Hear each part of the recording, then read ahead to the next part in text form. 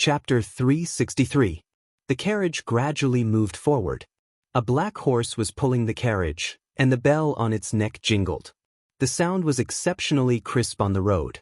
Nie Chinyu and Little Orange, who were in the carriage, were in a bad mood. They didn't say anything and were too lazy to pay attention to everything outside the carriage. They knew that after a while, the young man who was holding a long sword and leaping into the air would ride his David's deer and part ways with them. In this vast sea of people, they didn't know when they would meet again. They even faintly felt that this mysterious young man might not say goodbye to them when he left. Yes, goodbye, goodbye. It was a simple sentence, but it was filled with deep expectations. Sure enough, after the time of 2 meals, the curtain of the carriage hadn't been pulled open. The interior of the carriage was dusky. From time to time, light would penetrate through the gaps of the carriage, sweeping across the two's tightly stiff little faces. He really did leave. He left without saying goodbye. The two of them thought at the same time. However, when the crisp sound of the bell rang, it was like a deafening bell. Both of their delicate bodies trembled violently. Their gazes collided in the dusky carriage, and both of them were filled with surprise and disbelief. Almost at the same time, they whispered, "Why didn't I hear him talking to the bodyguard? Why are we outside the city?" Right now, it was quiet outside the carriage. Even the occasional sound was soft. Where was the impetuosity unique to Tanha City? If that bell was in the city, how could it have such a heavenly sound? The two of them seemed to have woken up from a dream and rushed to pull open the curtain in front. Wasn't the shoulder that wasn't very broad, the back view that had been deeply engraved in their hearts, right in front of them? Little Orange rushed to say, "Ren Xiaoyao, why didn't you leave?" Nie Chinyu also asked, "Big brother Ren, why didn't you send us to the escort agency? Why did you send us out of the city? Where is this place?" Zhang Xiaohua turned her head to look at the two girls who were overjoyed. Her heart also felt warm. It felt good to be protected by someone. Not to mention a man who could protect a girl. At this moment, Zhang Xiaohua truly felt like an adult. Zhang Xiaohua smiled and said, "This is the west gate of Tanha City. We are already some distance away from Tanha City. What are you two doing? Are you afraid of running into bad guys? Are you hiding inside and not daring to come out?" The two of them nodded tacitly and said, "That's right. If we're discovered in the city, we won't be able to escape. There's no need for that now. They've all gone to the east gate and are chasing after you on the way we came. No one should be able to discover you for the time being." "Oh." Little Orange didn't quite understand. Nie Chinyu instantly smiled and said, "So it was planned by Big Brother Ren. I really admire you." Zhang Xiaohua shook her head. "Miss Nie thinks too highly of me. I just casually killed a few bad guys. How could I think so far ahead?" Big Brother Ren is too modest." Nie Chinyu was not stingy with her words. Little Orange was puzzled and said, Young Master Ren, I still don't understand. Why didn't you send us to the escort agency?" Hearing Little Orange calling herself Young Master and calling herself a maid, Zhang Xiaohua frowned slightly and explained, "Little Orange, do you think I didn't want to send you to the escort agency? But even if I wanted to, they wouldn't dare to accept this mission." Little Orange was curious and asked, "Why is that, Young Master Ren?" Nie Chinyu smiled and said, "I see." This smile was very sweet. "Miss Nie, you're really smart and very impressive." Zhang Xiaohua couldn't help but praise her. Nie Chinyu waved her hands and said, "It's useless to be smart." In front of Big Brother Ren's powerful martial arts, any little trick is just a small trick. At this moment, Little Orange also understood. Looking at her Mrs. excited face, her expression changed slightly. Then she immediately returned to normal and said, "Miss is really amazing. I really admire you." Zhang Xiaohua told her about how she went to the escort agency to find bodyguards. Then she shrugged and said, "I didn't have a choice. I couldn't just watch you fall into the hands of the bad guys.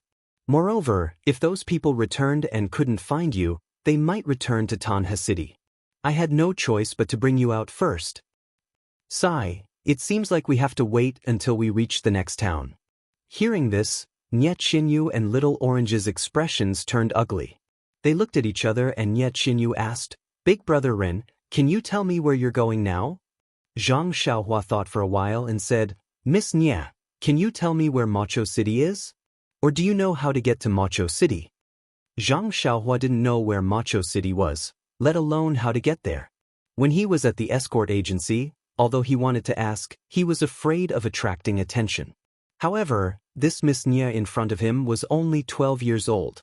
In his imagination, she might not know how to get there. Who would have thought that Nie Qinyu would only ponder for a moment before she explained the route from Tanha City to Carefree City clearly without any hesitation? Zhang Xiaohua was speechless. The thought of, why is there such a big difference between people, flashed into his mind again. He thought about how he had only just found out how to get to Pingyang City. Look at this 12-year-old girl. She was so much better than him. However, immediately, a little person appeared in his mind and advised earnestly, "Don't compare yourself with others, silly boy. You're the son of a farmer. Being simple is your true nature." Zhang Xiaohua spat on the ground. He had Nie Qinyu's charm. He thought to himself, do nobles and generals have guts? Seeing Zhang Xiaohua's behavior, the two people in the carriage were surprised. They thought in unison, is this habit also contagious?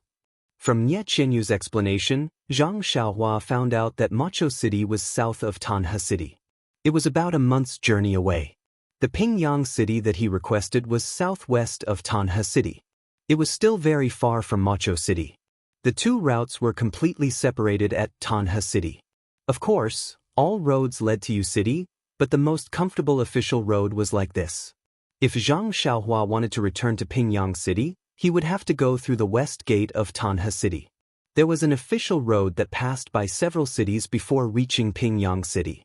This was also the route that Ji Xiaohua had drawn for him. If he wanted bodyguards to escort Nie Qinyu, he would have to go through the south gate of Tanha City.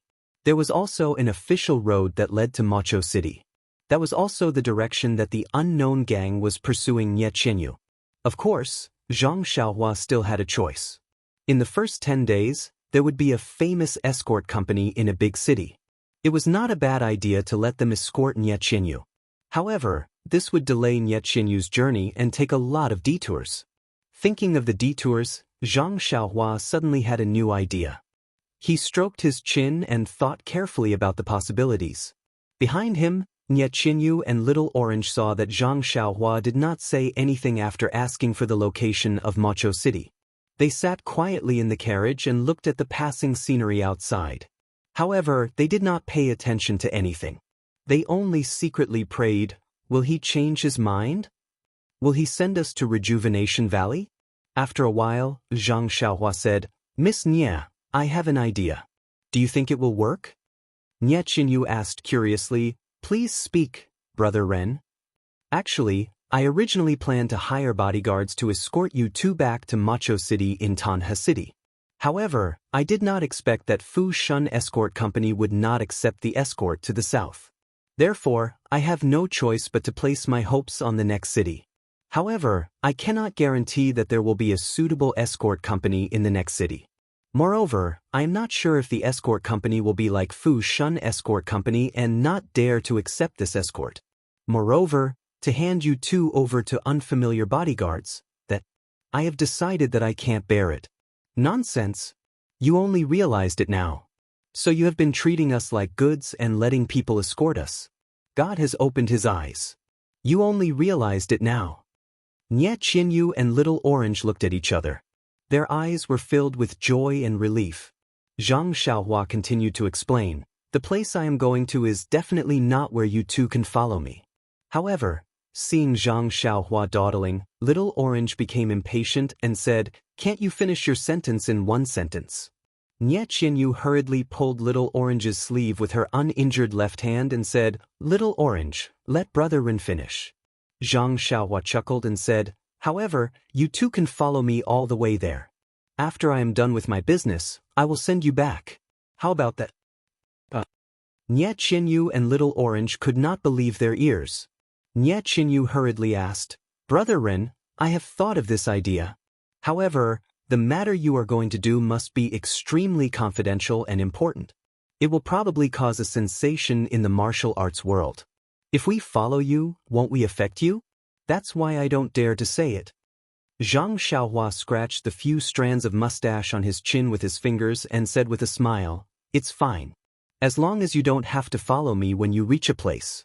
When I'm done, I'll meet you at that place and send you off." "Oh yes, Miss Nia, are you in a hurry to go back to Mocho City?" Nie Qianyu smiled and said, "Even if we are in a hurry, we need to be alive to go back. The place Brother Ren is going to is definitely not in the same direction as Mocho City. It might even be very far away. The further we go, the harder it will be for those bad guys to find us. Brother Ren, you are so smart. What a brilliant plan. You can achieve 2 goals with 1 stroke. I admire you." After hearing this, Zhang Xiaohua raised his invisible tail high. He was just short of a feather fan to show the elegance of a wise man. Actually, as long as people get along with each other, it is inevitable that they will want to protect each other, let alone 2 budding girls. Since Zhang Xiaohua had the ability to send the 2 girls home after visiting the Guizhuang house, as a man, how could he refuse such a cushy task? Everything was caused by male chauvinism. Chapter 364. Faint snowflakes drifted down like salt grains, covering the mountains and rivers, and even dyeing the boundless fields white. A thin layer of snow had already accumulated on the straight and wide road. The road was slippery in the snow, and there were very few people on the road. At this time, there was a clear, ding-ling sound, and a carriage came from afar. Pulling the carriage was an ordinary black horse, and there was nothing special about it. But what was strange was that the carriage didn't travel in the middle of the official road. In the middle of the road, parallel to the black horse pulling the carriage, there was a glossy and spirited mule. On the carriage pulled by the black horse sat a skinny young man. His eyes were closed as he rested. His hands were in an extremely mysterious position. It seemed that he had already fallen asleep. Everything seemed so normal. However, if one were to pay close attention, one would be able to clearly see that although the snowflakes that filled the sky and became bigger and bigger stained everything, they did not seem to disturb the young man's beautiful dream at all.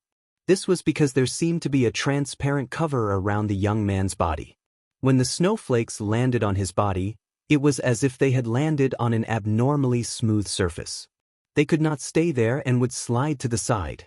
Therefore, the snowflakes that filled the sky could not leave a single mark on the young man's body. Right at this moment, a soft and clear voice sounded out. "Big Brother Ren, the snow is getting heavier and heavier. Aren't you going to take shelter in the carriage?" Wasn't it Nie Qianyu's voice? The 3 people in the carriage were none other than Zhang Xiaohua, Nie Qianyu, and Little Orange, who had come out of Tanha City. Upon hearing the voice, Zhang Xiaohua opened his eyes, loosened his hands, and released his divine sense. Immediately, a faint smile appeared on his face. At this time, Zhang Xiaohua was different from before. Although he had not seen him for more than a month, his youthful face seemed to have matured a lot. His smile also had a mature charm. Zhang Xiaohua said with a smile, "Little fishy, it's okay. I like to see the scene of snow staining the earth. This snow can make me think of vitality and hibernation. Why don't you come out and have a look?" "Big Brother Ren, I've said it hundreds of times. Don't call me Little Fishy. My name is Little You." "Really?" Nie Qianyu's reproachful words came from the carriage. Zhang Xiaohua raised his eyebrows and said, "You two, one is Little Orange, and the other is Little Fishy. Aren't you a good match? Luckily, I'm smart enough to think of such a good name. Little Fishy, aren't you going to give me more money for the name?" "Bah," Nie Qianyu spat and said, "Shameless." Another voice sounded, "Miss, I think you'd better take out those few golden leaves, lest young Master Rin keeps thinking about them." "What?" "The food and drink expenses along the way, the hotel expenses, and Huanwan's expenses, which one of them didn't use my money? How can he have the nerve to say that?" Zhang Xiaohua felt very refreshed when he heard this. Of course, he didn't spend a single cent of his own money and rushed over from Tanha City. How could he not be happy? Upon hearing Zhang Xiaohua's laughter, the people in the carriage also laughed. Nie Qinyu smiled and said, "Big brother Ren, the sky is going to be dark soon and the snow is getting heavier. I'm afraid we won't be able to make it to the town." Nie Qinyu felt very strange. They had been traveling for more than a month. Zhang Xiaohua was unusually cautious and never spent the night in the wilderness. Even when he saw that it was still early, he stayed in an inn and didn't move forward. Logically speaking, with his superb martial arts, why would he be afraid of some petty thieves? However, since Zhang Xiaohua didn't explain, she didn't feel right to ask. Zhang Xiaohua smiled and said, "It's okay. Pingyang City is about 4 to 5 miles ahead. If we speed up, we should be able to make it by the time the sky turns dark. We've already passed the first day of the new year on the road, and we'll have to pass the 5th day of the new year in Pingyang City." Nie Qinyu said in surprise, "Big brother Ren, aren't you always bad at directions? How did you know that we're reaching Pingyang City today? It's all white outside the carriage. How can you tell?" Upon hearing this, Zhang Xiaohua only laughed and didn't explain. Nie Qinyu in the carriage also seemed to be used to it and didn't pursue the matter. Zhang Xiaohua shouted habitually, "Hiya!" The deer immediately swung its tail and hit the black horse's buttocks. The black horse's hooves tightened again and it galloped forward quickly into the boundless snow. After Zhang Xiaohua left Tanha City, she told Nie Qinyu about her thoughts. Although Miss Nie was young, she was much more experienced than Zhang Xiaohua when she was the same age 5 years ago. She was also insightful about the ways of the world. How could she not quickly cozy up to Ren Baqian? Naturally, she didn't have any objections. Wasn't it just a detour? Even if she had to go out to sea for a round, as long as she could return to Carefree City safely, she was willing to do so. Moreover, besides, there was another small thought. Let's not expose other people's privacy. From Tanha City to Pingyang City, it was only a short curve in Xiaohua's scroll. Zhang Xiaohua drove the carriage for almost a month to pass through the few cities in between. Even the first day of the new year was spent hurriedly on the road. In the end, Zhang Xiaohua didn't return to Guizhuang House during the new year. In the beginning, Zhang Xiaohua used the whip on the carriage to drive the black horse. However, after a long time, she got tired of it. Huan, the deer, was indeed the spirit beast that Zhang Xiaohua mentioned. It actually understood its master's thoughts and caught up with Zhang Xiaohua. It only stopped when it reached a fork in the road and waited for Zhang Xiaohua's instructions. Along the way, Zhang Xiaohua was overjoyed and thanked Xiaohua even more in her heart. When Nie Qinyu and Little Orange saw that the deer was so intelligent, they were also very surprised and liked it. Both of them had reared the deer before and had a deep understanding of its diet. Nie Qinyu's carriage didn't lack money, so along the way, although Huan was a little different from the Rejuvenation Valley's deer, it was also well-fed and shiny. It was no longer as ugly as it was in Songning Town. As for Nie Qinyu and Little Orange, after interacting with Zhang Xiaohua for more than a month, they went from being in awe and fear at the beginning to gradually getting to know him. They knew that this young man with powerful martial arts was not unapproachable and unapproachable. If his mysterious behavior and powerful martial arts were covered up, the Ren Xiaoyao in their eyes at the beginning was his true self. Speaking of mysterious behavior, Zhang Xiaohua had to sleep well every night. Even when sitting in the carriage, he had to close his eyes to rest. Sometimes, he was obviously terrible with directions, but sometimes he could point out the road ahead. Sometimes, he even had the feeling that he could foresee things ahead. This really puzzled Nie Qinyu. What annoyed Nie Qinyu the most was that this guy didn't even take out a single penny along the way. He always stretched out his hand to her to pay for everything. This wasn't the style of a martial arts hero. However, Nie Qinyu was also very gratified by the benefits brought about by this most annoying thing. From Tanha City to Pingyang City, they had encountered all kinds of bandits, robbers, and other evil deeds. However, at this time, the value of a martial arts man was fully displayed. This guy didn't care how many robbers there were in front of him. He just looked left and right and came over with his long sword. He randomly found an extremely thick tree or a huge rock. He took a deep breath and swung his sword down. No matter how thick the tree was or how hard the rock was, it would collapse at the touch of his sword. Then, Zhang Xiaohua leisurely got into the carriage while all the robbers were dumbfounded. He shouted, "Go!" and the black horse automatically drove away, leaving behind the admiring gazes of the robbers. Of course, there were also some who felt good about themselves because they had more people. Zhang Xiaohua didn't hold back. No matter how many people there were, she killed them all with one strike and then used the second strike. Nie Qinyu and Little Orange were starry-eyed when they thought of that. Then they spat and laughed. This guy is really barbaric. At the same time, they hid in the carriage and covered their mouths. How much money would it take to hire such a brave and fierce bodyguard? It was a tiring but joyful journey for more than a month. Unknowingly, they were close to Pingyang City. Nie Qinyu was so smart. Ever since they left Tanhe City, she didn't mention where they were going. She only followed Zhang Xiaohua's wishes. Occasionally, when Zhang Xiaohua couldn't make up her mind, she would raise her own opinions. Her tone didn't show any intention of inquiring about Zhang Xiaohua's destination. However, Nie Qinyu was very familiar with the distribution of each city. Zhang Xiaohua's route was also very clear. As early as more than 10 days ago, she already knew that Pingyang City was on her route. She just didn't know that this Pingyang City was Zhang Xiaohua's destination. 5 days ago, on the first day of the new year, the three of them spent it in a very small town. Zhang Xiaohua didn't mind. She hadn't spent time with her mother and father for many years. Although she really wanted to, she gave up the idea when she saw that it was still far away from home. She only felt a faint longing in her heart. However, Nie Qinyu was different. It seemed that she hadn't spent the new year outside since she was young. That night, her eyes were red and she didn't eat much. Zhang Xiaohua didn't know how to persuade her. She only comforted her and accompanied her silently. Fortunately, Little Orange took his young mistress out for a walk.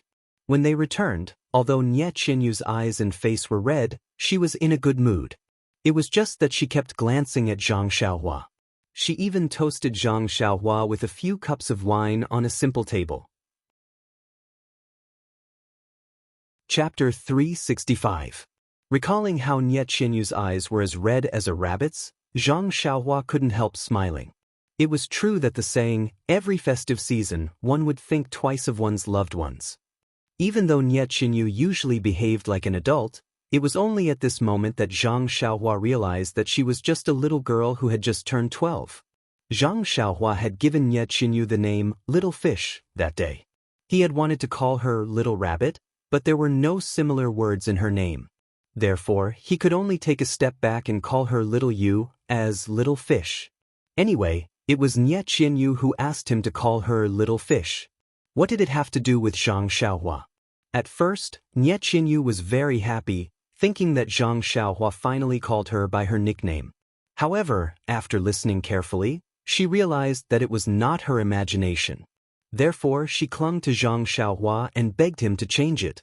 However, until now, didn't Zhang Xiaohua still call her Little Fish? Thinking of Nie Qinyu's red eyes, Zhang Xiaohua could not help but think of the occasion when he celebrated Nie Qinyu's birthday. Before the three of them entered Tanhe City, they had told each other their ages. At that time, Nie Qinyu said that she was going to celebrate her 12th birthday in a month. At that time, Zhang Xiaohua only felt that this little girl who was not even 12 years old had more experience than him. He could not compare with her at all. However, on that day, he suddenly had this idea on a whim. After counting the days, wasn't it the little girl's 12th birthday? That day, when they passed by a rural town, Zhang Xiaohua saw that Nie Qinyu and Little Orange seemed to have forgotten about it. Therefore, he got off the car at the last minute and went to an inn to buy 12 red eggs for Nie Qinyu. Yes, I remember when I was in Guozhuang house, didn't my mother cook eggs for me on my birthday? Since today is Nie Qinyu's birthday, I naturally have to buy her boiled red eggs. This was also the only thing Zhang Xiaohua bought with her own money along the way. Thinking back to the time when he saw Nie Qinyu's face full of surprise and gratitude, Zhang Xiaohua felt happy in his heart. After all, the price of 12 copper coins was reduced to 11 copper coins by him, and he even won the little girl's laughter. How could he not be happy? That day, Nie Qinyu was tearing up while eating the eggs, as if the eggs were the most delicious thing in the world. Thinking of her teary eyes, Zhang Xiaohua curls her lips secretly. Eating 6 eggs at one time? Isn't she afraid of choking? No wonder her eyes turned red when she cried. It would be a pity if she wasn't called Little Rabbit. As Zhang Xiaohua thought of the interesting things that happened along the way, the silhouette of Pingyang City appeared in her vision. In the snowy twilight, Pingyang City was still as majestic as ever. However, the people had changed. Zhang Xiaohua's eyes couldn't help but turn red. Galloping into the city, Zhang Xiaohua didn't dare to be careless. She found an inn in a more remote area of Pingyang City. It was the new year now and the inn's business wasn't very good. Seeing that there were guests, the innkeeper was very happy. This was the first business of the new year and they had booked an independent courtyard. According to the coachman, they were going to stay for a few more days. Naturally, the innkeeper was very attentive to them and tried his best to flatter the 2 ladies. However, after a while, seeing that the 2 ladies were following Zhang Xiaohua's lead, he realized that he had misjudged them. He immediately changed his attitude and walked towards Zhang Xiaohua. Zhang Xiaohua didn't have the patience for this. She drove the carriage to the courtyard and left the odd beasts and the black horse in the care of the innkeeper. She unloaded the items from the carriage and put them in a room. She didn't need the innkeeper to find help. Seeing this, the innkeeper naturally knew what to do. He instructed the shop assistants to do what they were supposed to do and quickly left, so as not to disturb the 3 of them in the courtyard. Seeing that Zhang Xiaohua had unloaded the items from the carriage, unlike in the past where she would leave everything in the carriage for the night in order to make it easier for them to travel in the morning, Nie Qinyu and Xiao Juzi's hearts skipped a beat. Could it be that Pingyang City is the place where he is going to do his business? Indeed, after Nie Qinyu and Xiao Juzi had finished packing and were waiting for their meal, Zhang Xiaohua pushed the door open and entered. She smiled and said, "It's the 5th day of the Lunar New Year now. I have already asked the inn to make dumplings for you. You must eat your fill later." Nie Qinyu stood up and asked, "Big brother Ren, from what you said, it seems that you don't intend to eat with us later?" Zhang Xiaohua nodded and said, "I still have something to do and will go out for a while. I may be back late tonight. You guys can eat by yourselves." "Back tonight? Big brother Ren, are you going to do something?" Nie Qinyu asked anxiously. Zhang Xiaohua smiled and didn't answer. Nie Qinyu blinked and said, "Big brother Ren, be careful." Zhang Xiaohua nodded and turned to leave the room. She walked into the snowy night in a few steps. 2 pairs of concerned eyes followed him from inside the house until his figure disappeared into the darkness. Nie Qinyu turned around and asked, "Xiao Juzi, do you think Big Brother Ren is going to do something tonight?" Xiao Juzi smiled and said, "Miss, how would I know? But seeing that he didn't answer you, it seems to be the case. But from what he said, he will be back tonight. Does that mean that we can continue our journey to Carefree City tomorrow? But since we can leave tomorrow, why should we unload the things in the carriage?" Xiao Juzi smiled bitterly and said, "We don't have to worry about these things. Miss, you just focus on eating dumplings. I heard that the dumplings in the north are different from those in Carefree City. You have to try more dumplings later." Nie Qinyu looked disappointed and murmured, "No matter how delicious it is, can it be better than red eggs?"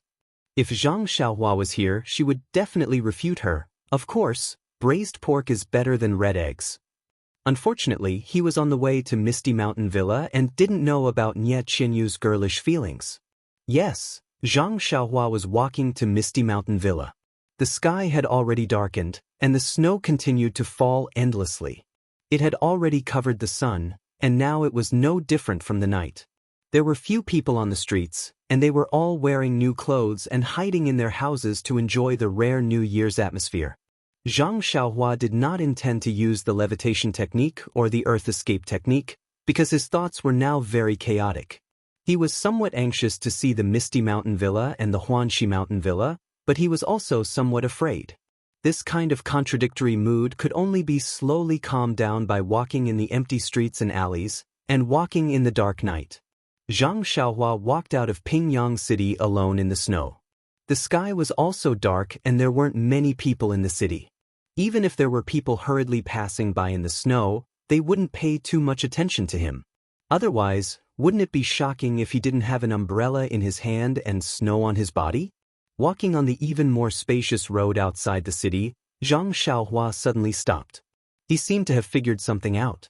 He looked up at the dark night sky and the snowflakes that floated in from time to time. He turned back to look at the footprints he had left on the snow. They had already been covered by the rapidly falling snowflakes.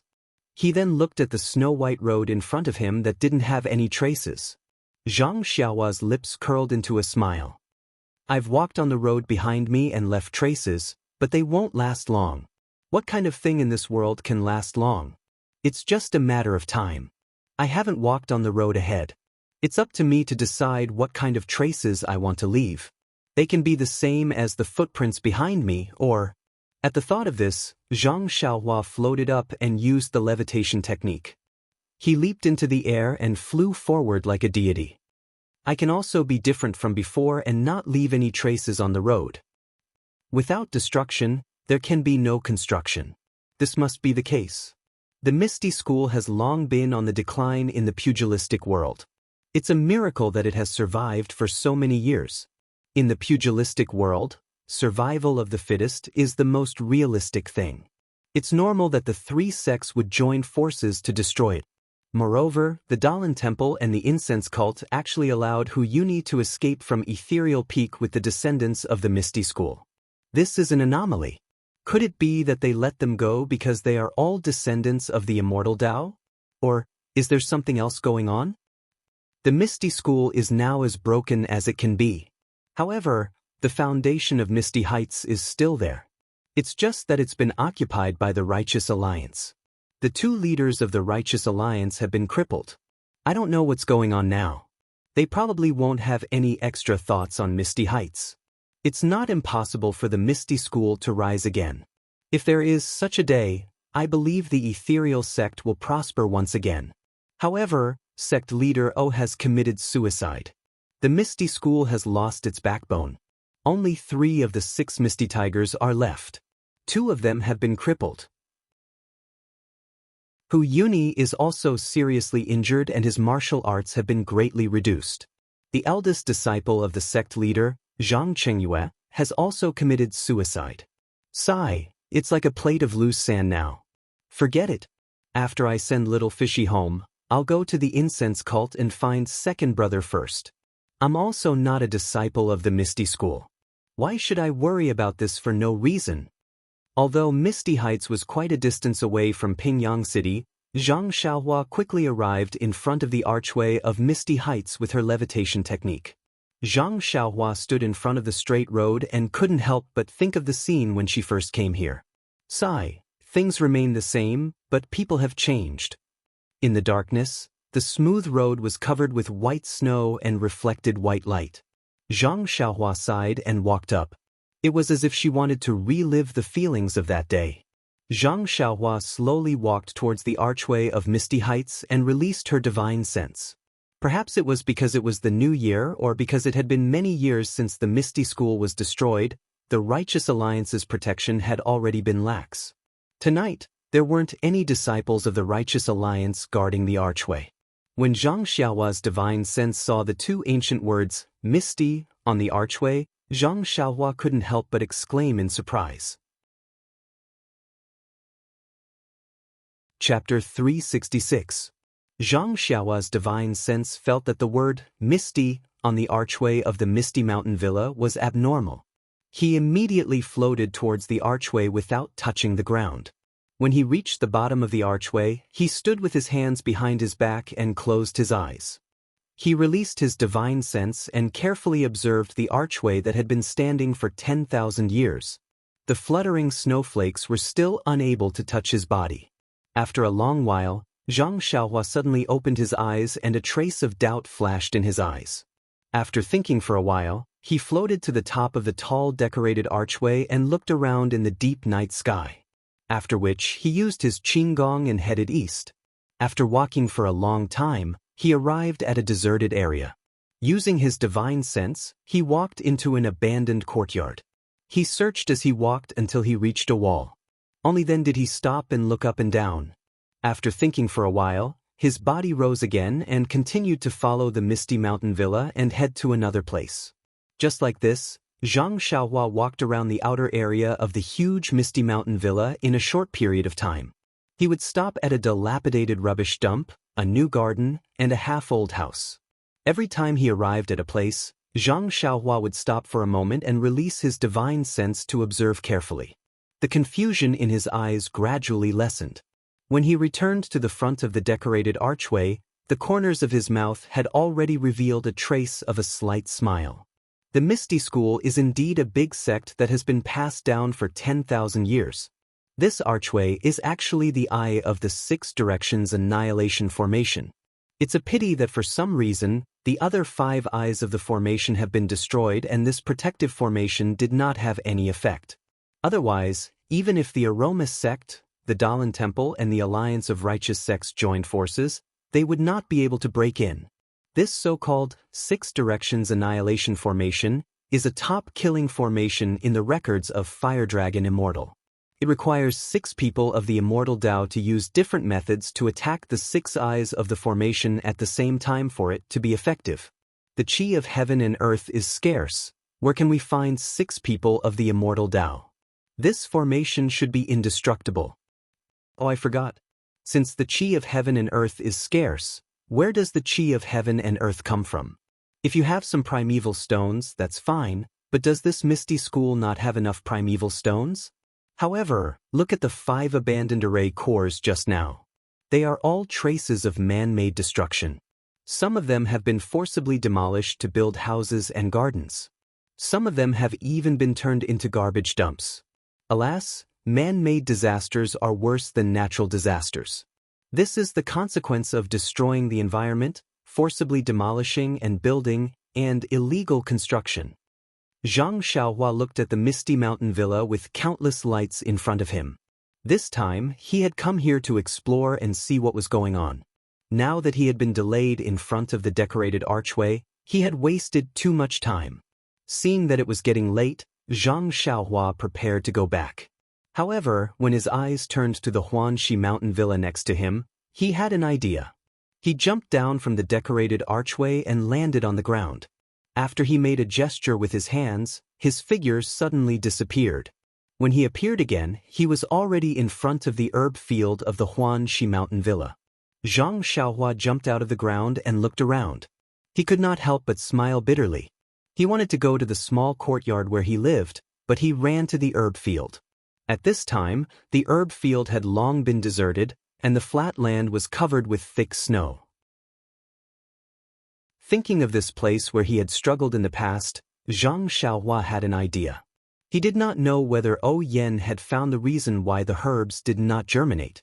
Thinking of the problem of the herbs not germinating, Zhang Xiaohua now had an incomplete idea. The growth of the herbs needed to absorb a certain amount of qi of heaven and earth. Those herbs that did not germinate must need more qi of heaven and earth. The lack of qi of heaven and earth in the herb field naturally could not provide enough qi of heaven and earth for the herbs to germinate. Of course, the herbs would not germinate. However, the spring water of the Guizhuang house was rich in qi of heaven and earth. If he could use the spring water of the Guizhuang house to water these herbs, there might be some effect. Of course, the qi of heaven and earth in the spring water from the Guizhuang house had long disappeared between heaven and earth. But where did the qi of heaven and earth in the spring water come from? Wasn't it provided by the small pieces of primordial stones at the bottom of the well? Speaking of primordial stones, how much qi of heaven and earth did the primordial stone in Zhang Xiaohua's purse provide? Therefore, in Zhang Xiaohua's mind, if he could put a piece of primordial stone in the water and use the water to water the herbs that did not germinate, it should be possible. However, this idea was just an idea now, and there would be no day for it to be put into practice. Didn't the Decent Alliance say that they would not interfere with everything in the Huanxi villa? Why is the herb field deserted? Zhang Xiaohua was a little depressed. Immediately, he spread out his divine awareness and carefully observed. Of course, he did not want to look at the misty villa. The Huanxi villa was his old place and his first step in Jianghu. How could he not have deep feelings for it? Suddenly, Zhang Xiaohua's mouth showed a smile again. his body did not move, but suddenly, like a gust of wind, he flew to his own small courtyard.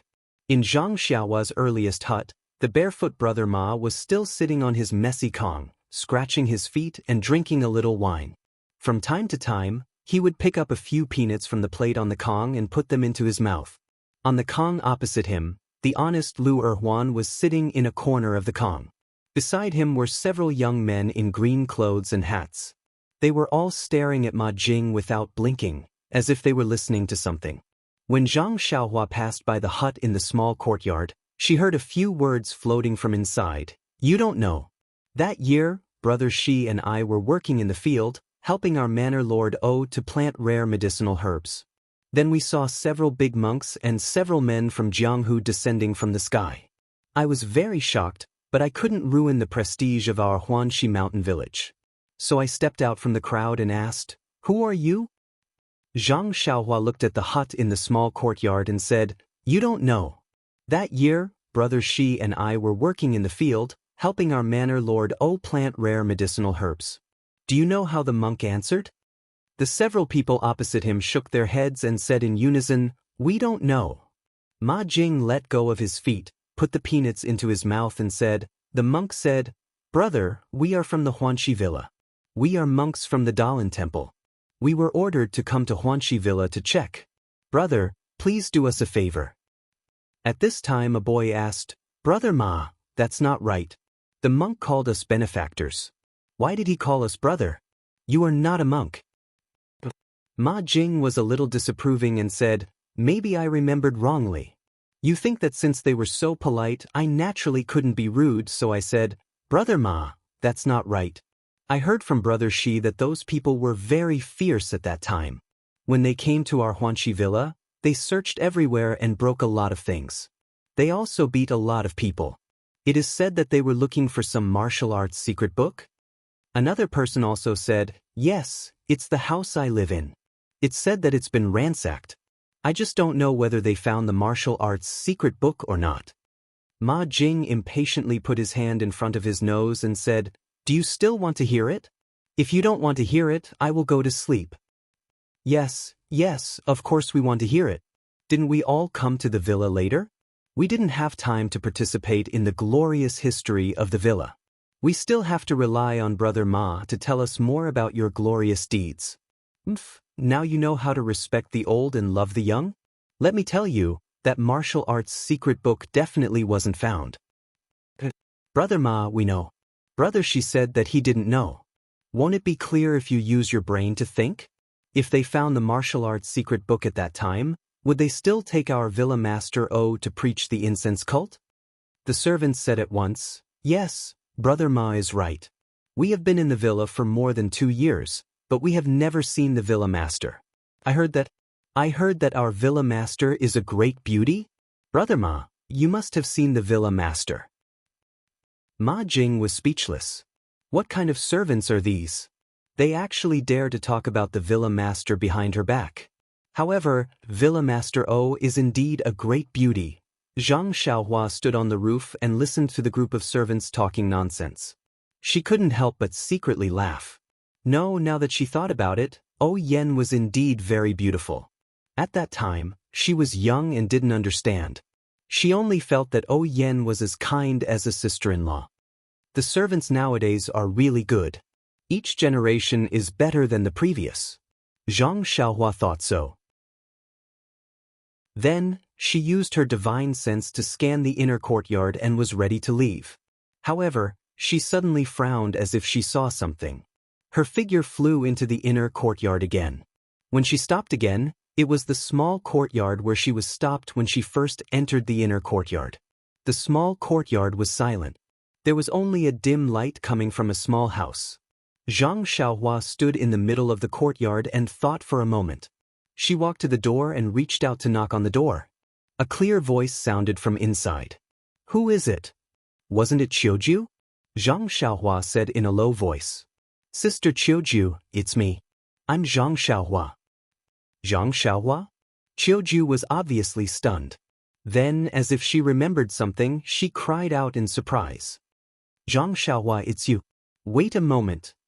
Then she heard the sound of hurried footsteps from inside. The door of the small house opened with a chila sound, revealing a face full of surprise. Qiuju opened the door. Although she was fully prepared, she was still stunned for a moment. The tall young man in front of her had the same face as the young man in her memory. It was just that the shape of his face was a little elongated, but he had grown a lot. However, thinking about it, it had already been 4 or 5 years. Why hadn't this young man's face changed? She asked hesitantly. Are you really Zhang Xiaohua? Zhang Xiaohua touched her face and smiled. Why, Sister Qiuju, I heard that my face didn't change much. Don't tell me you can't recognize me? No, it's just… At this moment, Zhang Xiaohua said, Sister Qiuju, I even hung clothes for you in the past. Don't you remember? Chapter 367. How could Qiuju not know that the young man in front of her was Zhang Xiaohua from back then? She covered her mouth and laughed. She moved aside and said, Xiaohua, come in quickly. Zhang Xiaohua smiled and entered Qiuju's room. The layout of the room in the inner courtyard was obviously different from the small room Zhang Xiaohua used to live in. If the room was a brick bed to sleep on, Qiuju would not have let Zhang Xiaohua in so late at night. This was obviously a small room similar to a living room. A small table was placed in the middle and chairs were placed around it. Zhang Xiaohua entered the room and found a chair to sit on. Qiuju picked up the teapot from the side and poured a cup of hot tea. She smiled and said, Xiaohua, drink a cup of hot tea to warm your body. Zhang Xiaohua reached out to take the cup. He took a sip and was about to put it down when Qiuju said, Don't put it down. Just hold it like this. It can warm your hands. Zhang Xiaohua was stunned. He smiled and said, Sister Qiuju is indeed attentive. Although he was not afraid of cold or heat, he still held the cup with both hands. He was about to speak when Qiuju said, Xiaohua, where have you been these years? I remember 5 years ago, I heard from Sister Qiutong that you went missing and were killed by a group of bandits. Hee, I'm not talking about you. Xiaohua, you learned a lot of martial arts from Captain He, but you couldn't even beat a group of bandits. Seeing that Zhang Xiaohua had returned safely without missing an arm or leg, Qiuju naturally mocked him without holding back. Zhang Xiaohua smiled and said, Sister Qiuju is wrong. There were hundreds and thousands of bandits. I was just one person. How could I beat them? Unless I had 3 heads and 6 arms. Qiuju said, with your small body back then, you wouldn't be able to beat them even if you had 9 heads and 36 arms, let alone 3 heads and 6 arms. At this point, she covered her mouth and laughed. Then she said, Oh right, tell sister what happened at that time. Gang leader O sent a lot of people to look for you, but there was no news of you. Miss and Sister Qiutong thought that you couldn't come back, so they were sad for a long time. Alas, if they could see you coming back to Huanxi Villa today, they would be very happy. Zhang Xiaohua thought for a moment and said, Actually, there's not much to say about my story. At that time, I encountered bandits who were doing bad things and kidnapped a girl. I thought that I could be considered to have learned martial arts, so I went with second brother to the bandits' stronghold to save her. We did manage to save her, but we were discovered by the Tenryu sect and were captured. Tenryu sect? Qiuju was puzzled. What sect is that? I don't think I've heard of it before. Zhang Xiaohua said, there are countless sects in Jianghu. It's normal that Sister Qiuju hasn't heard of them. Then what? The Tenryu sect actually captured you for 5 years? You're just a child. They're too inhumane. Zhang Xiaohua giggled and said, Sister Qiuju, I'm not that young. Qiuju smiled and didn't say anything. Zhang Xiaohua continued, Actually, not long after they captured me, I found a chance to escape. However, I didn't escape on land, but on the vast sea. I drifted to an island alone and didn't return to land until recently. Qiuju widened her eyes in surprise and asked incredulously, Xiaohua, you actually went to sea and spent 5 years alone on a deserted island? Yes, Sister Qiuju. Actually, it's nothing. I wasn't used to it at first, but I got used to it after a while. Really? Alas, poor child. Qiuju's motherly love burst forth in an instant. She felt that Zhang Xiaohua's experience was unfair. She said, Fortunately, you're finally back. Well, that's good. Stay in Huanxi Villa from now on and don't go anywhere else. By the way, when did you return to the villa? Why didn't I hear Qiuxiang mention it? I met Tian Zhongxi in the afternoon, but he didn't mention it. You didn't just come back, did you? Several questions in a row fully showed Qiuju's concern. Qiuxiang? Zhang Xiaohua was also surprised and couldn't help asking, who is Qiuxiang? Seeing this, Qiuju said with a smile, you really just came back to the villa. You haven't seen Sister Qiuxiang, right? Well, I guess Tian Zhongxi wants to take you to see her tomorrow morning. Speaking of this, there was a trace of sadness on her face. She said, Tian Zhongxi must have told you about the Misty School. Since Miss and Sister Qiu Tong went to preach the incense cult with Madame Gang, our Huanxi Villa has been temporarily taken over by Qiuxiang. Alas, she has been in charge for 3 years. However, Xiaohua, don't worry. Although you haven't seen Qiuxiang, you're still a senior in Huanxi Villa. I have a good relationship with Qiuxiang. Tomorrow morning, I'll tell her in advance in case she refuses when Tian Zhongxi goes to report to her, or it will be too late for me to go there. Hearing Qiuju's words, Zhang Xiaohua felt warm in her heart. She had only met Qiuju a few times, but she took good care of her because she used to be a manservant in Huanxi Villa. Her true feelings were rare. Zhang Xiaohua said with a smile, let's talk about these things later. I want to ask, Sister Qiuju, do you know the whereabouts of my second brother, Zhang Xiaohu? Is he dead or alive? Qiuju thought for a moment and sighed, I'll tell you the truth about your second brother's whereabouts. Xiaohua, I really don't know. When the Misty School was besieged by the 3 factions, I only heard the faint sound of fighting in the villa. I don't know the specific situation of the enemy. Moreover, in the end, the disciples of our Misty School were taken back by Madame Gang and brought back to preach the incense cult. I didn't see them, so naturally, I don't have any news about Zhang Xiaohu.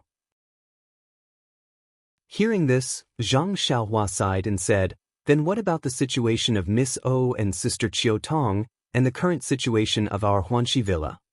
Qiuju's face showed a worried expression again and said, our Huanxi Villa and Piaomiao Villa have always been one, and we are related to each other. The Misty School was destroyed by the incense cult, the Daoist Temple, and the Righteous Alliance. Half of the disciples died on the spot. Although elder who escaped, the rest of the disciples were mediocre in martial arts, and some of them were destroyed. They were all taken back by the incense cult. Although our Huanxi Villa was protected by Nun Jingyi of the incense cult, and the other 2 factions had no choice but to yield, Miss was taken away by them. Sister Qiu Tong couldn't bear to part with Miss, so she went with them. The other sisters and I also wanted to go, but Miss didn't allow it, so we stayed. Hearing this, Zhang Xiaohua asked, Sister Qiuju, do you know where the incense cult is? This? Qiuju shook her head and said, I don't know about this. That day, there were many of them and they set off together. When I bid farewell to Miss, I didn't hear her mention it. I reckon that Miss herself might not know about it. However, their carriage was heading towards the south. How is the villa now? Is it the same as before? Zhang Xiaohua asked. Qiuju still smiled bitterly and said, Huanxi Villa has left the Misty School. How can it be the same as before? Although the 3 factions have an agreement that they can't interfere with Huanxi Villa, the Righteous Alliance is right next to Huanxi Villa and has occupied Piaomiao Villa. Every move of our villa is under the surveillance of the Righteous Alliance. According to our guards, a few years ago, the villa was surrounded by their disciples, and they were monitoring both openly and secretly. It's only this year that they relaxed their vigilance. However, when you came back today, you must have been interrogated at the entrance of the villa. Even now, it's the new year, they still left people to not let our villa have a peaceful time. Is that so? What about inside the villa? Zhang Xiaohua asked again. There's no change in the villa. Some people saw that Huanxi Villa has no future and quietly ran away. These people are really heartless. Mistreated them so well in the past, but they abandoned their conscience and ran away. Xiaohua, you don't know, many of them have sold themselves to the villa. However, under the intervention of the Righteous Alliance, nothing is settled. Zhang Xiaohua smiled faintly and didn't say anything. Looking at Zhang Xiaohua, Qiuju smiled and said, you still have a good conscience. Knowing that the villa is in such a state, you still came back. Miss and elder sister Qiu Tong treated you well in the past. However, the medicinal field in our villa has long been deserted. They are preparing to plant crops. Xiaohua, you came from a farming family, so you must be very proficient in this aspect. Let me talk to Qiu Xiang tomorrow.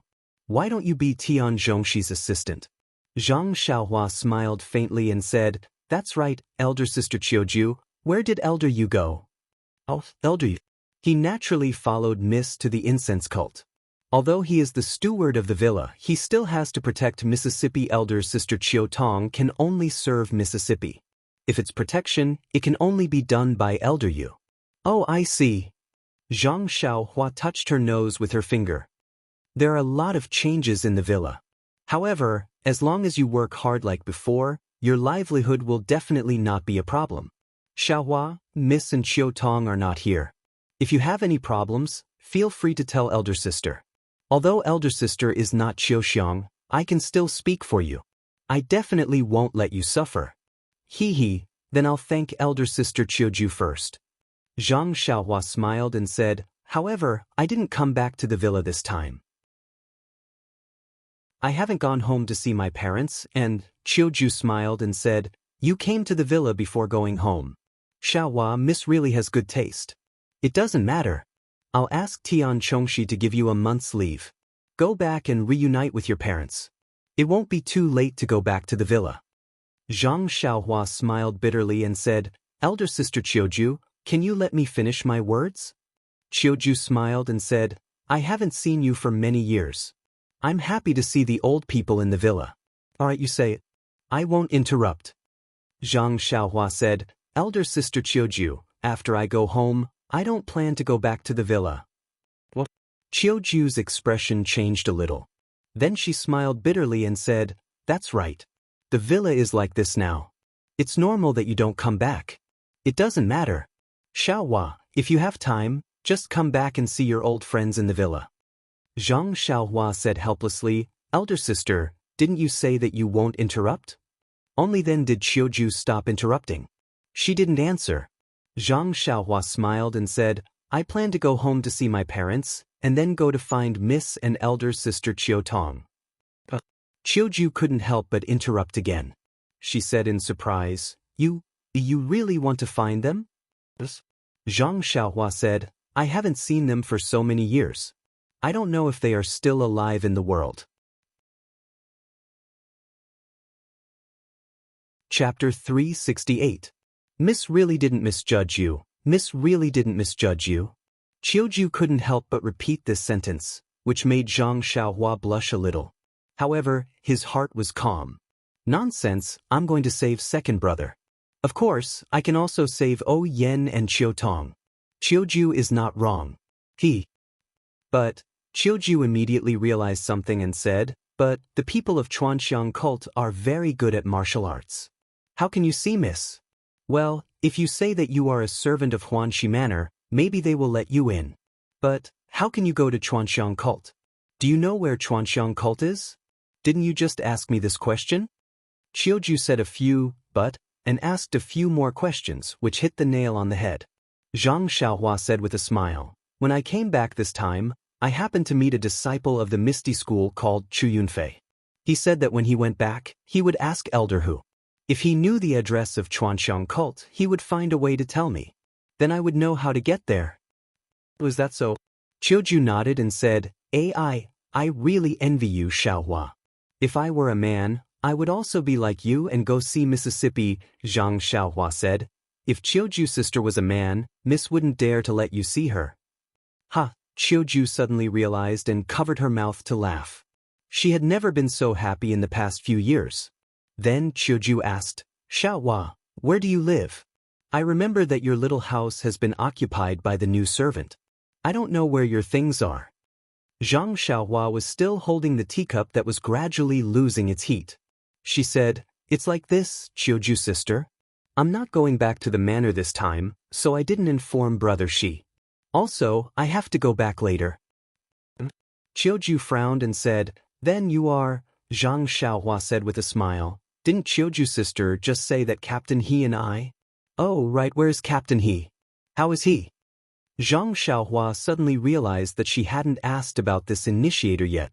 Perhaps he had already subconsciously regarded He Tianshu as a martyr in the Misty School. Well, Chiuju also shook her head and said, Captain He was not in Huanxi Villa at that time. There were many casualties in the Misty School, so I don't know where Captain He is. Moreover, when the fragrance cult left, the disciples of the Misty School were divided into many small teams, which were all guarded by the disciples of the fragrance cult.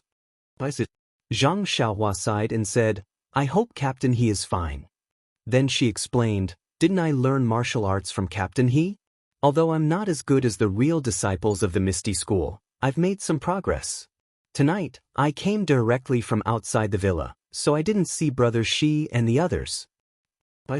Chiuju understood and advised, it's probably the new year now, and it's snowing heavily tonight. The disciples of the Righteous Alliance have all returned to the villa, so they didn't keep watch outside. Xiaohua, I heard that the disciples of the Righteous Alliance are very powerful. Be careful when you go out later. Also, next time when you enter the villa, don't walk around arrogantly. Just come directly from the main door and say that you're looking for me. You're not a disciple of the Misty School, so they probably won't make things difficult for you. Remember? Zhang Xiaohua nodded and said, I know, Sister Chiuju. The next time I come in, I'll use your name. Oh right, Sister Chiuju, don't tell anyone about me entering the villa this time. If the people of the Righteous Alliance find out, they might. Chiuju smiled and said, I know that. Actually, there might be people from the Righteous Alliance in the villa. Sister, you're not that stupid. Zhang Xiaohua put the teacup on the table and stood up. Since that's the case, I'll go back first. After I see Miss O and Sister Chiu Tong, I'll go back to the villa and tell you about their situation. Chiuju also stood up and said, Okay, Xiaohua, if you see them, say hello to them. Tell them that I miss them a lot in the villa. I'll definitely say hello. Sister Chiuju, I'll go now. Okay, Xiaohua. Why didn't you bring an umbrella or something like that? It's snowing so heavily, don't freeze your body. Wait, I'll find you an umbrella. Seeing that Chiuju was still treating him as the youth from 5 years ago, Zhang Xiaohua felt warm inside. He said, There's no need, Sister Chiuju. When have you ever seen a person walking around with an umbrella in his hand? Chiuju patted her forehead and smiled. I didn't know about that. Zhang Xiaohua walked to the door and turned back. Sister Chiuju, you don't have to come over. It's windy outside. Don't catch a cold. Chiuju said, Xiaohua hasn't been here for 5 years. I have to send you to the door. As she spoke, she was about to walk over. However, as soon as she took a step, she suddenly shouted, Oh, Xiaohua, wait a moment. When I saw you just now, I was so focused on talking to you that I forgot about something. Alas, but it's just a passing cloud. With that, she turned and walked into the inner room. Zhang Xiaohua was surprised. She walked back to the table and waited in confusion.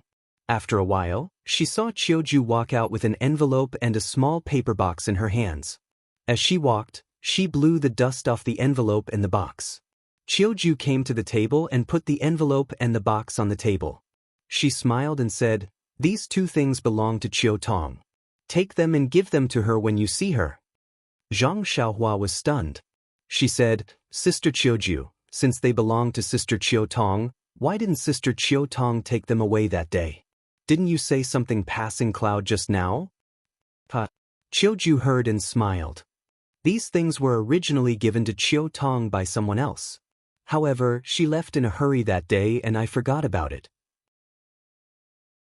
If you didn't mention that you were going to see Chiu Tong today, I wouldn't have remembered. Alright, I'll tell you in detail. Actually, the matter was very simple. On the day that the Misty School was besieged by the 3 factions, Misty Mountain Villa was facing a formidable enemy.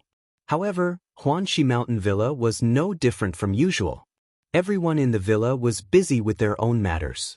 Chiuju was in the kitchen preparing something for her young mistress when she saw a rather handsome male disciple of the Misty School come to her with these 2 things. He wanted her to help him pass these 2 things to Chiu Tong. At that time, Chiuju was very puzzled. Chiu Tong was just at the main hall of the inner manor. Couldn't he just go there himself? Why did he have to do it? However, when she saw the male disciple's face that was so red that it was about to drip blood, Chiu somewhat understood. Moreover, the male disciple also said that this was a birthday present that he had prepared for Chiu Tong. Chiu Tong's birthday was 2 weeks later and the male disciple was about to leave for some matters. He probably wouldn't be back for a while. Hence, he asked Chiu to pass it to him. He especially said that he wanted Chiu to pass it to Chiu Tong on her birthday. This way, he could show his sincerity and perhaps give Chiu Tong a surprise. Naturally, Chiu agreed to this kind of thing immediately. Moreover, she even teased the male disciple at that time. At that time, the male disciple was even more embarrassed. However, Chiu was so busy that she didn't have time to spare. Hence, she asked the male disciple to put the letter and the box on the shelf in the kitchen first. When she was done, she would take it back to her room. The male disciple thanked her happily and left the box behind. He even specially told her that he would personally pass it to Chiu Tong on her birthday. How could Chiu forget such a thing? Of course, she waved her hand and told him not to worry. However, things were far beyond her expectations. Before she finished her work in the kitchen and was still wondering when Chiu Tong found a lover from the Misty School, the news that the Misty Mountain Villa was attacked by the 3 factions came. This kind of news was like a thunderbolt. Of course, Chiu forgot some small things. She hurriedly put down her work and ran to find Yen. At that time, Yen had already been taken to the Misty Peak by Peng. Naturally, Chiu couldn't see Yen. At this time, the Huanxi Mountain Villa, which was part of the Misty School, was also attacked by the 3 factions. Chiu and the others were forced to return to their rooms and couldn't go anywhere. After a long time, a group of female disciples from the Fragrant Religion, a few monks, and a few disciples from the Righteous Alliance came like wolves and tigers. They searched everyone's rooms and turned everything upside down. No one knew what they were looking for. Chiu didn't dare to ask and just let them do what they wanted.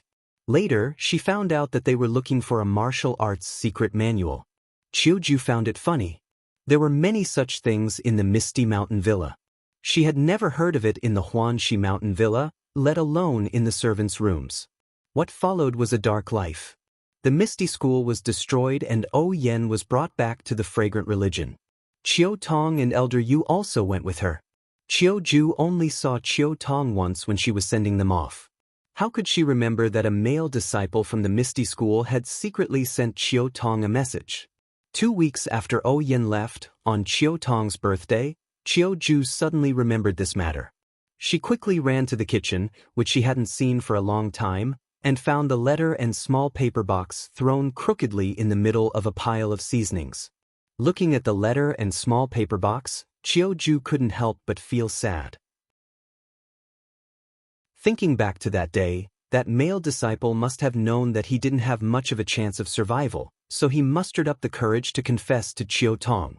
Chiu Tong, on the other hand, didn't know that there was a male disciple from the Misty School who secretly admired her. No matter whether that male disciple was dead or alive, Chiu Tong had to know of his feelings. Hence, Chiu still took these 2 things back. She wanted to personally hand them to Chiu Tong when she saw her in the future. However, she waited for 3 years and Chiu Tong never came back. Chiu also forgot about the letter and paper box, and only covered with dust every day. After hearing Chiu's story, Zhang Xiaohua looked at the letter that didn't seem old and smiled. This is an interesting story.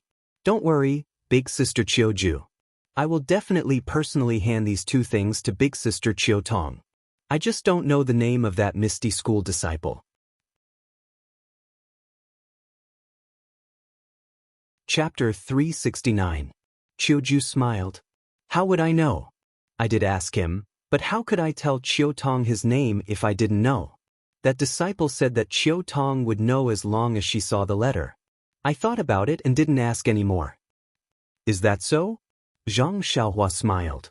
Hee, won't we know if we see it now? Chiu glared at Zhang Xiaohua and said, Xiaohua, you're not the child you used to be. Why are you still saying such irrelevant things? Not to mention that this is Sister Chiu Tong's privacy. Without her permission, you can't open it. Also, you know that this might be a suicide note left behind by a disciple who died for the sect. If you don't give it to Sister Chiu Tong and open it yourself, aren't you insulting her spirit in heaven? Zhang Xiaohua was taken aback. Then he straightened his face and said, Big Sister Chiu Ju is right. Although I was just joking, I didn't think too much about it. Don't worry, I will definitely keep these 2 items well. When I see Big Sister Chiu Tong, I will personally hand them to her. Zhang Xiaohua carefully took the letter and the small paper box. He put them in his arms and said, Sister Chiu Ju, it's late. I'm leaving. Chiu Ju smiled. But be careful. If possible, come back and tell me about them. Okay, Sister Chiu Ju. Don't lose them. I know. No problem. After saying that, Zhang Xiaohua waved his hand and walked into the snowflakes floating in the dark night. Chiu Ju walked to the door and watched as Zhang Xiaohua walked to the door and disappeared. She closed the door and sighed deeply. Not long after, the lights in Chiu Ju's house went out. Everything fell into darkness. Zhang Xiaohua came out of Chiu Ju's room and went around the wall. First, he used the earth escape technique to walk for a while. Then, he jumped out of the ground and used the levitation technique to go back to the inn. When he came out of the Huanxi mountain villa, he used his divine sense to observe for a while. There was no one watching the entrance of the Huanxi mountain villa. Perhaps, as Chiu Ju said, it was the New Year's night and the people of the Righteous Alliance must be tired of it. After returning to the small room in the inn, Zhang Xiaohua first carefully took out the letter and paper box from her bosom. Then, she used her divine sense to put them into the space of her money pouch. Only then did she sit down cross-legged and digest the information she had just received. She took out some primeval stones and began to cultivate the Carefree Heart Sutra. The next morning, after practicing the Fist of the North Star outside, Zhang Xiaohua led Huan to the courtyard and returned to her room to comprehend the way of heaven. It was not until the sky was bright and she heard some noises in the room next door that she went out and knocked on Ye Qinyu's door. Xiao Orange, who opened the door, was very happy to see Zhang Xiaohua. She asked, Child Ren, have you finished your business? Zhang Xiaohua smiled and said, No, I haven't done it yet. I just went out for a walk yesterday. After letting Zhang Xiaohua into the room, Ye Qinyu asked, In that case, is Brother Ren going to do it today? Zhang Xiaohua nodded and said, Yes, Miss Nye is smart. I'm here to say goodbye. How many days will Brother Ren be gone? Nye Qinyu asked anxiously. Well, Zhang Xiaohua frowned and said, It's a little complicated and I'm not sure. I estimate that it will take at least 10 days.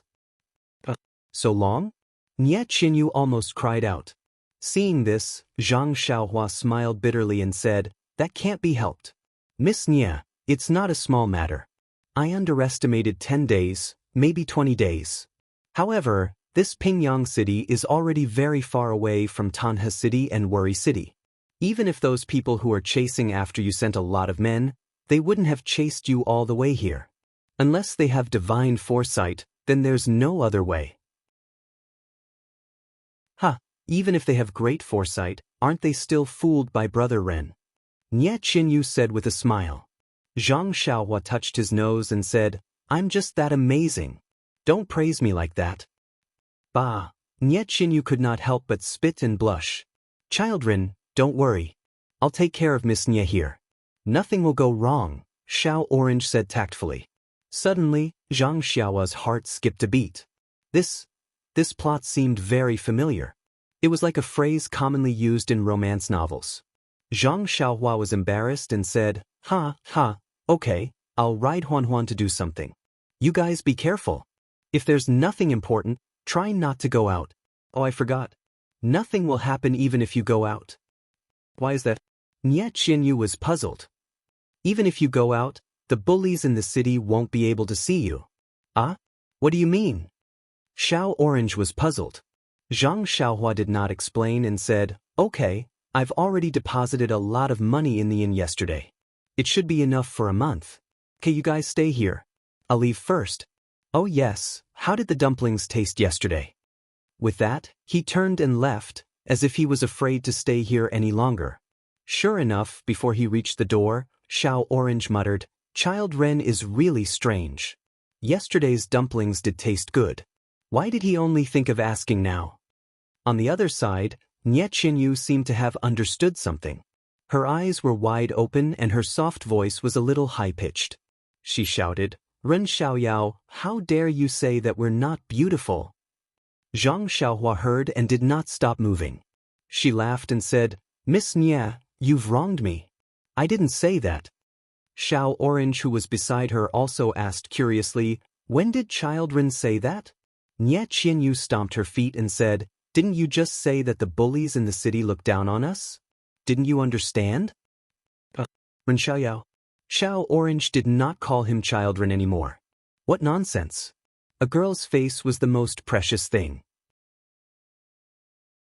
How could she not be angry when you said that? The two of them chased after him to the door. Zhang Xiaohua had already urged the deer to leave a trail of footprints on the thick snow. A burst of laughter could be heard from afar. Surprisingly, the two people who chased after him did not look angry. They were both muttering to themselves, "Look at what Xiaoxia did. Even a joke is so profound. Even his laughter is so charming." Sigh. If Zhang Xiaohua heard this, wouldn't she fall off the deer directly? The road from Pingyang City to Lu Town was not short. Although the deer could run fast, it was still snowing heavily. It would take at least 3 to 4 days to get back. Therefore, Zhang Xiaohua was not in a hurry. The Guizhuang house was just ahead. 4 to 5 years had passed. Why should she be anxious now? Therefore, amidst the snowflakes, on the quiet road, Zhang Xiaohua sat cross-legged on the deer. She closed her eyes and started to cultivate. At this moment, what Zhang Xiaohua wanted to cultivate the most was the Heaven Dao. The feeling of understanding the Heaven Dao was so good that it was hard for Zhang Xiaohua to give up. However, ever since he had reached the 9th level of the Big Dipper magical fist, there would be a bone-honing flow every time he practiced it. He did not have a target for his future cultivation. At that time, he had a sudden inspiration and thought of practicing it from the end to the end again. However, there was no need to recite the reversal of the fist technique. He only needed to read it word by word. Therefore, he did not have the time to think about it carefully. This journey from Pingyang City to Lu Town could be made use of. The 108 forms of the Big Dipper magical fist had left a deep impression in Zhang Xiaohua's mind. The little man who knew how to perform the fist technique had not appeared for a long time. However, it was not difficult to recall it again. Therefore, Zhang Xiaohua disassembled all the 108 forms in her mind. She wanted to recombine these forms. She wanted to take out the last form of the form first and then connect the other 107 forms to this form one by one. However, after going through all the forms, there was not a single form that could be connected. Zhang Xiaohua could not help but frown. Could it be that her idea was wrong? Or could it be that she had to find a new fist technique form from the many martial arts fist manuals? Yes, it was possible. Didn't sect leader O say before that the stellar fist had 360 forms? Her Big Dipper magical fist only had 108 forms. There were still many forms missing. However, in this way, there was a problem. Since there were still forms that could be extracted from the fist manuals, why couldn't she find them the first time? This was really a problem. Zhang Xiaohua could not help but open her eyes and use her fingers to rub the space between her eyebrows. At this time, there was a sudden rush of ding-dang from behind. A horse carriage caught up from behind. Zhang Xiaohua slightly turned her head.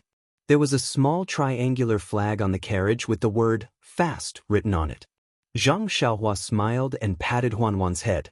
Huan obediently walked to the side of the road and made way for the horse carriage. As soon as Huan made way, the horse carriage caught up. When it was walking side by side with Zhang Xiaohua, the coachman glanced at Zhang Xiaohua and nodded gently. Zhang Xiaohua also smiled in return. However, at this moment, she heard a cat scream from below the horse carriage. Zhang Xiaohua used her divine sense to scan the area. It was a dirty cat that had been run over by the horse carriage's wheel and was rolling around under the horse carriage. The coachman seemed to have heard it. He frowned and tightened the reins in his hand. He was about to pull the horse carriage, but immediately he released his hand. With a flick of his wrist, he shouted, "Jia!" The horse carriage continued to roar and did not stop for even a moment. On the snowy ground, the pitiful cat rolled left and right. Finally, it stopped moving. Its dirty white belly was facing up. Its two hind legs were curled up and twitching. One of its front legs was placed in front of its chest while the other was raised high. It seemed to be trying to grab something. Chidian Chinese website welcomes readers to read the latest, fastest, and hottest series of original works at Chidian. Chapter 370. Seeing the hatred in the cat's eyes, Zhang Xiaohua's heart felt as if it had been struck by a heavy hammer. Looking at the dark red blood flowing from the corner of the cat's mouth and its four legs gradually stopping moving, Zhang Xiaohua suddenly felt a wave of sadness in his heart. When the cat had completely stopped moving, Zhang Xiaohua looked around and carefully picked up the pitiful and light little thing from the ground. He walked step by step to the side of the road until he reached the wasteland by the side of the road. After looking around, he put the cat down. Huan also obediently followed him. Zhang Xiaohua took the long sword from Huan's back and quickly dug an extremely deep hole in the wasteland. Zhang Xiaohua picked up the cat and carefully placed it into the deep hole, as if he was afraid of disturbing the cat's beautiful dream. Then, his heart filled with sadness, he sprinkled the soil on the cat bit by bit and murmured something. Only when all the soil was filled into the hole did Zhang Xiaohua stop.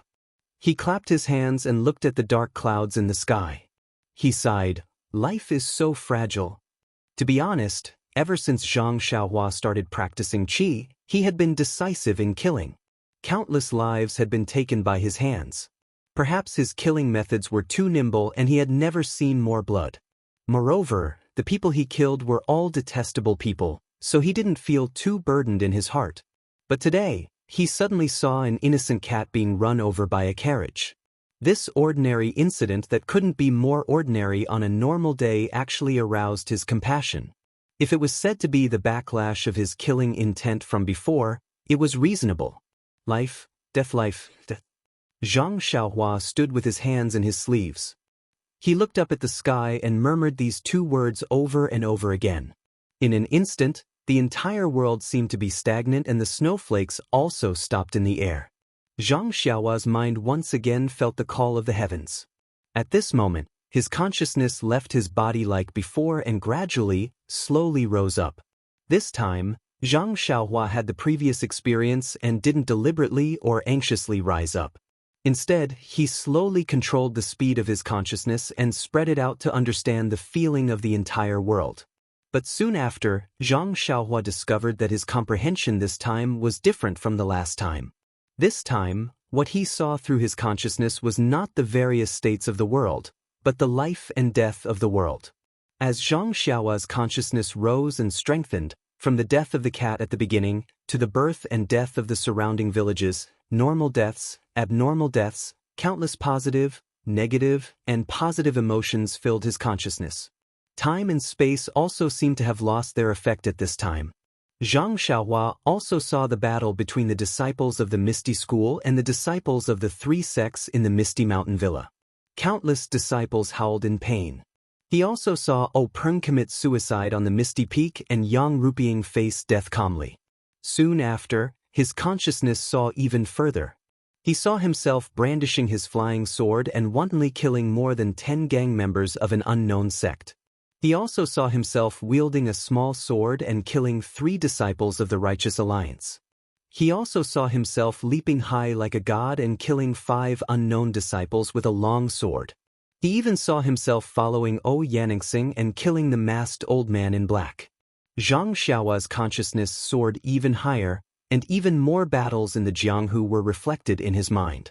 Even more new lives were reflected in his mind. All sorts of emotions revolved around him, tempering him. It was as if the cycle of reincarnation was tempering his consciousness. At the same time, the marks left behind by the heavenly Tao became even clearer and deeper. The sky above Zhang Xiaohua's head was no longer covered in red clouds at some point in time. Instead, it was a night sky dotted with countless resplendent stars. In the distance, the sun that emitted endless light and heat was like a special star. It hung there, no different from the other celestial bodies. The starry sky became clearer, more complete, more vivid, and more lively. Zhang Xiao's consciousness was still rising. Although he was deliberately controlling it, it was still rising. The land that he looked down on was still endless. However, in his eyes or in his perception, there was only endless life and death, and the cycle of life and death. Perhaps it was an instant, or perhaps it was a long time. Zhang Xiaohua suddenly had a kind of enlightenment. Life, death, reincarnation, cycle. Pa! Like lightning, it instantly lit up his entire consciousness. He seemed to understand something, but also seemed to not understand something. At this moment, his consciousness accelerated once again, high up. This time, it was different from the previous time. Previously, it was a feeling of being at a loss and not knowing what to do. However, this time, he had a feeling that he had grasped something. Although he did not know what it was, he had a feeling that somewhere in the high, endless starry sky, there must be a place where he could find this feeling. However, at this moment, he forgot that at this moment, he did not seem to have the ability to search the entire starry sky. The only outcome he could face was only to be lost in the unpredictable starry sky. At this critical moment, in the distance where Zhang Xiaohua was standing, which was also the direction that Zhang Xiaohua was heading in the high starry sky, there suddenly appeared a super strong storm. This storm was not simply a storm of air, but a storm formed by the endless yuan qi of heaven and earth. The endless yuan qi of heaven and earth seemed to have appeared from an inexplicable point and immediately filled the space. The yuan qi of heaven and earth condensed continuously, and not long after, it formed two lifelike images. Auspicious dragon and phoenix. Zhang Xiaohua's ascending consciousness could not help but cry out, and once this cry came out, his consciousness fell rapidly like the last time. However, at this time, Zhang Xiaohua did not recall the feeling of falling, but only stared at the distant dragon and phoenix formed by the yuan qi of heaven and earth. He watched as the dragon and phoenix intertwined and danced in the starry sky, and slowly fell. Zhang Xiaohua's rapidly falling consciousness landed on his body, who was standing on the ground with his hands in his sleeves. Immediately, he opened his eyes as if he had been enlightened. He instantly released his consciousness, wanting to explore the yuan qi of heaven and earth in the sky. Unfortunately, although Zhang Xiaohua felt that his consciousness had improved greatly, he was still too far away from the dragon and phoenix, and could not see anything useful. With a sigh, Zhang Xiaohua withdrew his consciousness, and used his eyes to look at the sky in front of him, which was still covered with dark clouds and snowflakes. He could not help but shake his head, and said to himself, "I don't know what happened in front, which could cause a change in the yuan qi of heaven and earth, and even affect the change in the way of heaven. The way of heaven is really unpredictable." Then, ignoring the snow on the ground, he sat cross-legged, and checked his gains from the oneness of heaven and man again. Sure enough, the starry sky that demonstrated the way of heaven was incomparably bright, clearer, and more inexplicably full of vitality. The way of heaven left a deeper outline in Zhang Xiaohua's consciousness, and at the same time, left a greater accumulation. After a long while, Zhang Xiaohua opened his eyes with a smile. This smile was so vivid, and seemed to be the same as a moment ago, but also seemed to be different. It seemed to have more understanding of life and death. Clapping his hands, Zhang Xiaohua stood up and looked deeply at the soil that had been covered by a thin layer of snow. There was a stray cat's body buried deep there. Yes, there was a cause and there was an effect. If he had not coincidentally witnessed the cat's death and buried its body, how could he have such an opportunity? Life and death, how could it be so easy to understand? How could the way of heaven be so easy to approach? Looking at the David's deer that was standing quietly beside him, Zhang Xiaohua floated up and patted its head calmly. Huan raised its head and let out a long neigh, and happily ran back to the main road from the ground. It then walked to the center of the main road, and walked forward. Zhang Xiaohua sat on Huan's back, and unconsciously looked back at the place where the cat had been knocked down. A thought rose from the bottom of his heart. If I could turn back time, maybe I could reach out and rescue this poor cat from under the carriage. Thinking of this, his heart suddenly moved, as if he had thought of something. After thinking about it carefully, his eyes unconsciously lit up, and he thought to himself, Cat, I really have to thank you. I just simply buried you, and you actually gave me endless benefits. If it was said that Zhang Xiaohua's cat's death, combined with his murderous aura, triggered another form of prying into the way of heaven, which was a deeper level of contact with life and death than the hundreds of forms of life, it was a guide for Zhang Xiaohua's future cultivation. What he had just learned was a direct guide for the difficult problem of practicing the Fist of the North Star in his heart. Of course, it's impossible to turn back time, but the moves of the fist can be performed in reverse. The second stage of the Fist of the North Star should be practiced from the end to the end, but this from the end to the end is not simply linking the last move to the first move. This has been tried before, but it doesn't work. Instead, every move has to be performed in reverse. This way, from the last move to the first move can be smoothly performed. Understanding the key point, Zhang Xiaohua could not help but think, should I erect a tombstone for the cat, or give it a proper burial? But then he smiled.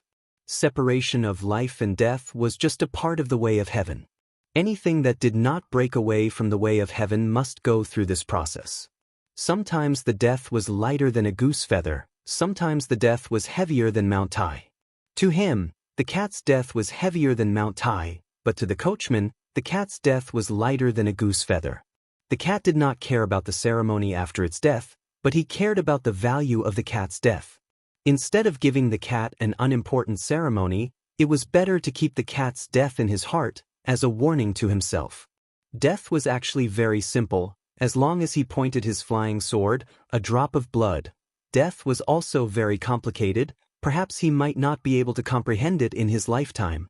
This sword was related to life and death, so he must not use it lightly in the future. Alas, who in this world could understand everything? In this wilderness, the life and death of a stray cat, except for the current Zhang Xiaohua, who knew? But such a cat's death was exchanged for the lives of countless Jianghu people in the future. Even Zhang Xiaohua himself could not explain the cause and effect of this. Chapter 371. On the morning of the 9th day of the first lunar month, in a forest about 10 miles away from the east gate of Lu Town, a thin and tall young man stood on the crown of a big pine tree covered in white snow, facing the rising sun. He narrowed his eyes and stared at the distant morning sun with a faint smile on his lips.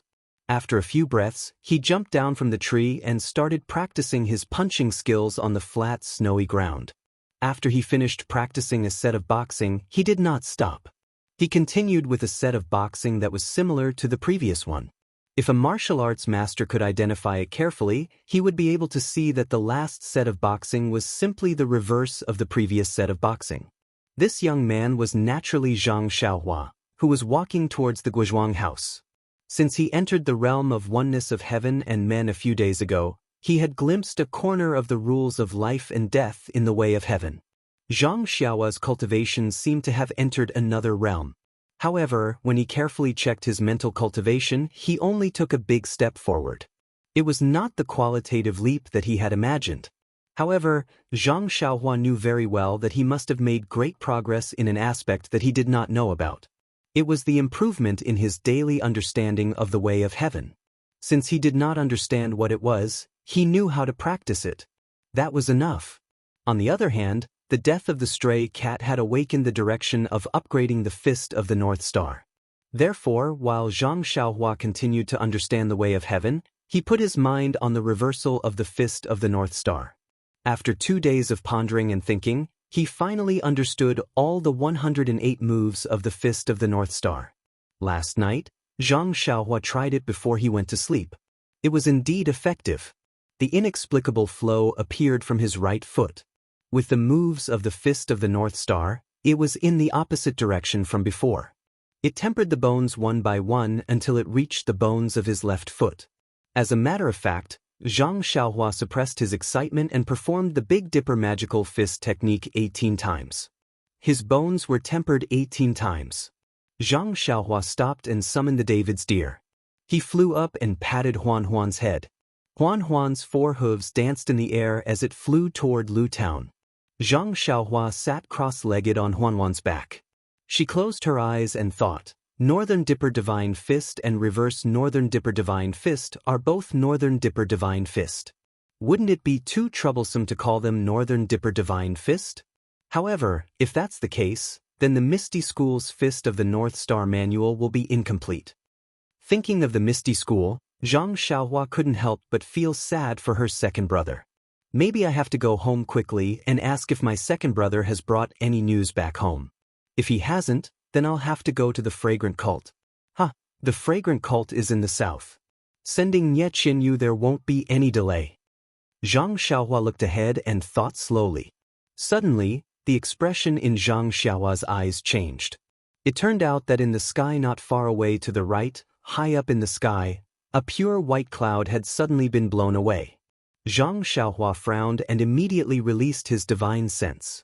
Sure enough, under the white cloud, the originally sparse qi of heaven and earth seemed to have been blown in, becoming denser and denser. Zhang Xiaohua's dragon and phoenix bringing prosperity was instantly equivalent to the qi of heaven and earth phenomenon that he saw when he entered the unity of heaven and man realm a few days ago. Could it be? Zhang Xiaohua was a little confused. Something strange is happening in front? Thus, Zhang Xiaohua urged his mount and quickly moved forward. In her divine sense, the yuan qi of heaven and earth in that direction slowly became denser. When Zhang Xiaohua arrived at Lu Town, she could already see part of the body of the dragon and phoenix. This, Zhang Xiaohua really didn't understand. However, when she arrived at Lu Town, Zhang Xiaohua had to turn east, which was the direction of the yuan qi of heaven and earth. She wasn't afraid of delaying her journey back to the Guizhuang house.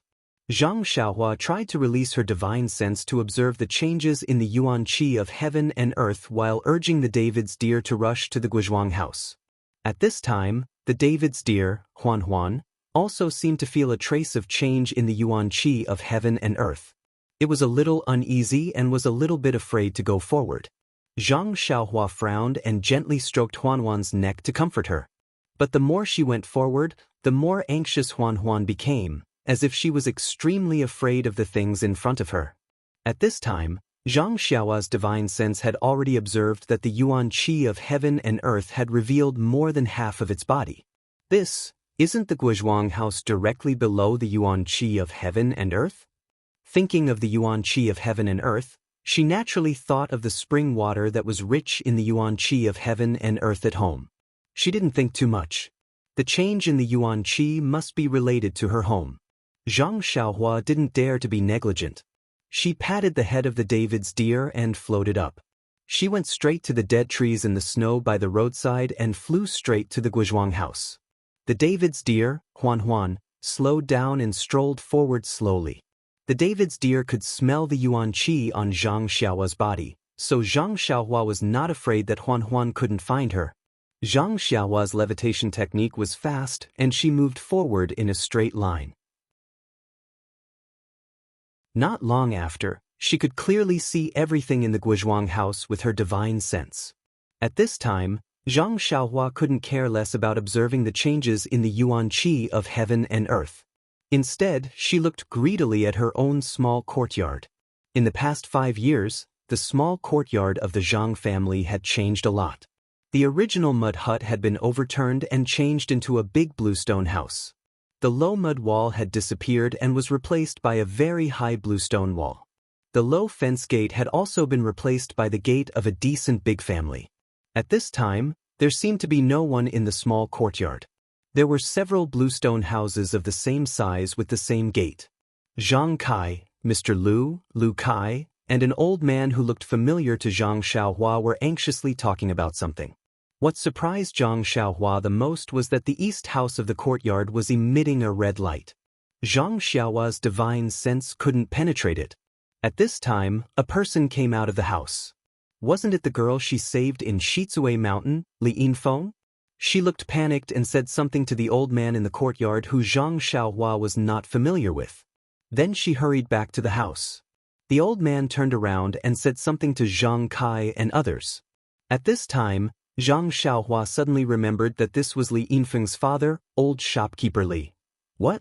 What's going on? What's in the room? What? Li Yinfeng, old shopkeeper Li, why are they in my house? Zhang Xiaohua was completely confused.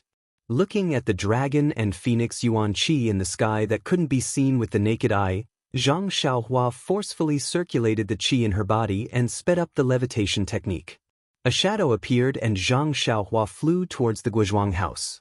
When Zhang Xiaohua was about to reach the Guizhuang house, she saw that there were too many villagers in the village and it was no longer suitable for levitation. Zhang Xiaohua twisted her body, made a hand seal, and drilled into the ground. She thought she would get lost, but once she went underground, she felt a strong yuan qi fluctuation in front of her. It seemed like she had a direction to guide her.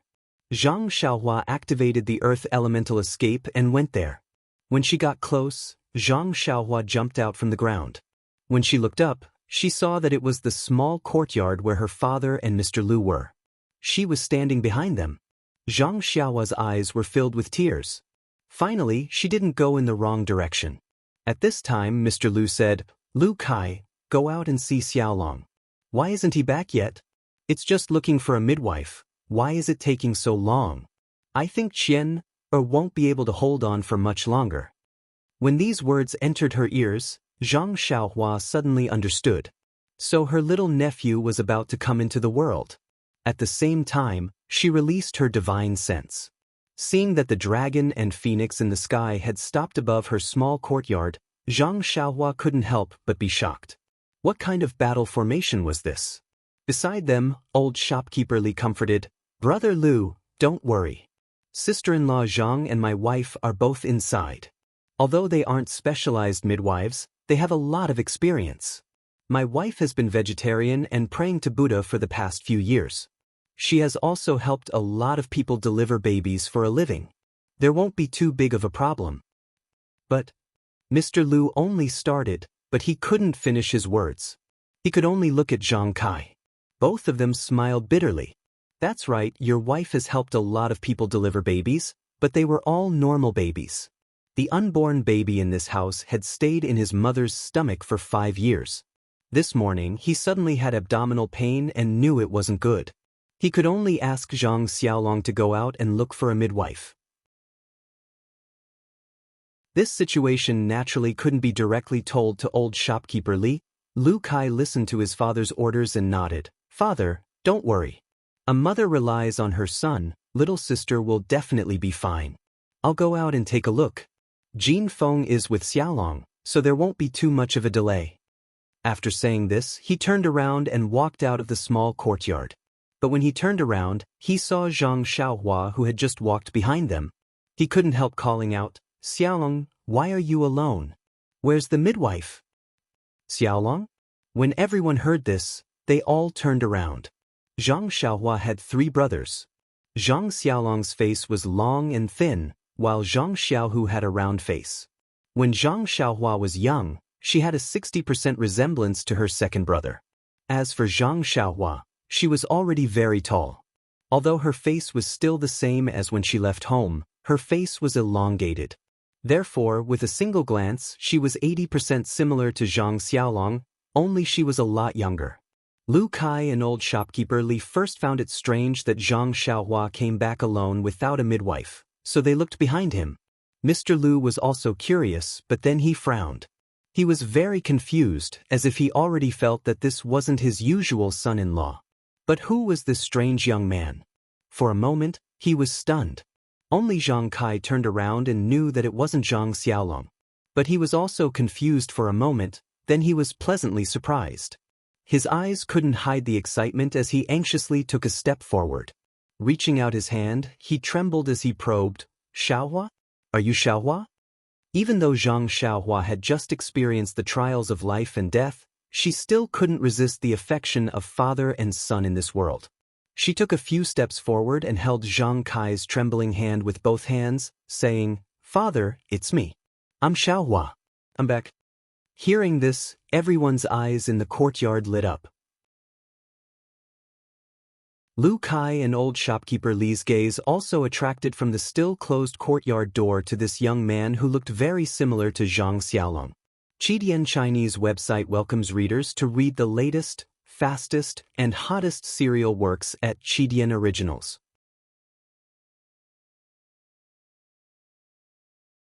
Chapter 372. Zhang Kai's hands tightly grasped Zhang Xiao's hands. His right hand rubbed his eyes in disbelief, using the opportunity to wipe away some of the moisture in his eyes. He looked up and down at Zhang Xiaohua, smiling so widely that he couldn't close his mouth. He only said, "Good, good. It's good that you're back. It's good that you're back." But then, he turned his head and quietly wiped away his tears. He seemed to be very happy, but also seemed to have thought of something. Before Mr. Lu and Lu Kai could speak, old shopkeeper Li hurried forward from the side. He saluted and said, "Xiaoxia Zhang, do you still remember this old man?" Zhang Xiaohua hurriedly returned the salute and said, "Uncle Li, please don't be so polite. You are Li Jinfeng's brother Li's father. You are my elder. I really can't accept your courtesy." Seeing Zhang Xiaohua respond so politely, Zhang Kai also pulled old shopkeeper Li's hand and said, "Old brother, Xiaohua is only a child. You don't have to be so polite with him." Old shopkeeper Li repeatedly waved his hand and said, "Old brother Zhang, I will never forget the favor of saving my life. Moreover, Xiaoxia Zhang saved the lives of our family of 3 in one go. He even almost lost his life because of it." Zhang Xiaohua was greatly embarrassed and said, "Uncle Li, just call me Xiaohua. I really can't stand being called Xiaoxia Zhang." Mr. Lu also smiled at the side and said, Zhang Xiaohua, it's better to call you Xiaohua. Let the people of the Jianghu call you Xiaoxia Zhang." Hearing this, Zhang Xiaohua also hurried forward and saluted. Mr. Lu chuckled and helped him up. Then, Zhang Xiaohua and Lu Kai both saluted each other. Only then did they stand still. Just as they were about to speak, suddenly, Zhang Xiaohua's nose smelled an extremely rich and light fragrance descending from the sky. At this moment, all the pores on his body didn't wait for him to circulate his energy. They all opened up and absorbed this extremely strange fragrance as if they were absorbing starlight at night. At this moment, the people in the courtyard seemed to have noticed something different. They looked at each other and twitched their noses, searching for the source of the fragrance. Only Zhang Xiaohua released his divine sense. He clearly saw that the dragon and phoenix Yuan Qi in the sky had already descended to the sky above the small house. The dragon and phoenix formed by the Yuan Qi seemed to be real, dancing in the sky. After a long while, the dragon and phoenix flew towards the sky above the small house from different directions and silently collided. The dragon and phoenix instantly disappeared and turned into countless petals that floated down. "Heavenly maiden scattering petals," this phrase inexplicably flashed in Zhang Xiaohua's mind. As early as when Zhang Xiaohua used the oneness of heaven and man technique, he saw the majestic dragon and phoenix Yuan Qi in the starry sky. At this moment, it turned into a rain of petals and fell down, covering the entire sky above the Guizhuang house. Only a small part of the rain of petals seeped into the small house in the courtyard. Seeing this, Zhang Xiaohua released his divine sense with all his strength. Other than the Yuan Qi that directly fell into the small house, he didn't disturb it. Most of the scattered Yuan Qi were drawn into his small courtyard by him and absorbed with all his strength. At this moment, Zhang Xiaohua was already in the 6th layer of the Qi refining realm. He could already control the Yuan Qi to the smallest detail. In addition to his powerful divine sense and the help of his Dantian's core, he absorbed all the scattered Yuan Qi outside the small house into his own meridians like a whale swallowing seawater. As for the Yuan Qi above the small house, Zhang Xiaohua didn't dare to act rashly. Of course, he wouldn't compete with his little nephew. However, the small house was still covered by the red light that couldn't be seen by the naked eye. His divine sense couldn't know the use of the Yuan Qi. After a while, the scattered Yuan Qi of heaven and earth had become sparse. Suddenly, an inexplicable sound of music entered his mind, as if it was ringing in his heart. Zhang Xiaohua was about to use his divine sense to look when he heard a burst of exclamations in the small house. The red light that covered the small house immediately changed to a brilliant golden brilliance. Zhang Xiaohua frowned. When he was hesitating whether he should use his divine sense to look or not, he heard the door of the small house open. Li Yinfeng ran out with a pale face and whispered, oh no, Sister Qin, if she gave birth to a monster. Zhang Xiaohua was stunned at first. Sister Qian? But then he was even more stunned. A monster? It wasn't just Zhang Xiaohua. Everyone in the courtyard was shocked. They all asked, what monster? A big lotus. Qian gave birth to a big lotus. It's true, a big lotus. Ah? Everyone was dumbfounded. Lotus? Little Feng, are you seeing things? Lu Kai stepped forward and held Li Yinfeng's hand. He asked anxiously. Seeing this, Zhang Xiaohua was stunned. These two were so intimate. Could it be? Sure enough, Li Yinfeng's hand trembled. She couldn't finish the sentence and said, it's true, husband. I really saw it. Mother and Antigua were so scared that they couldn't move. That lotus, it could open and close as if it was blooming. At this time, Li Yinfeng also saw Zhang Xiaohua. She shouted, Xiaolong, why don't you go in and take a look?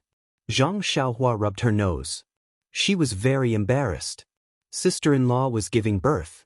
How could she dare to go in? Seeing this, Mr. Lu didn't have time to explain.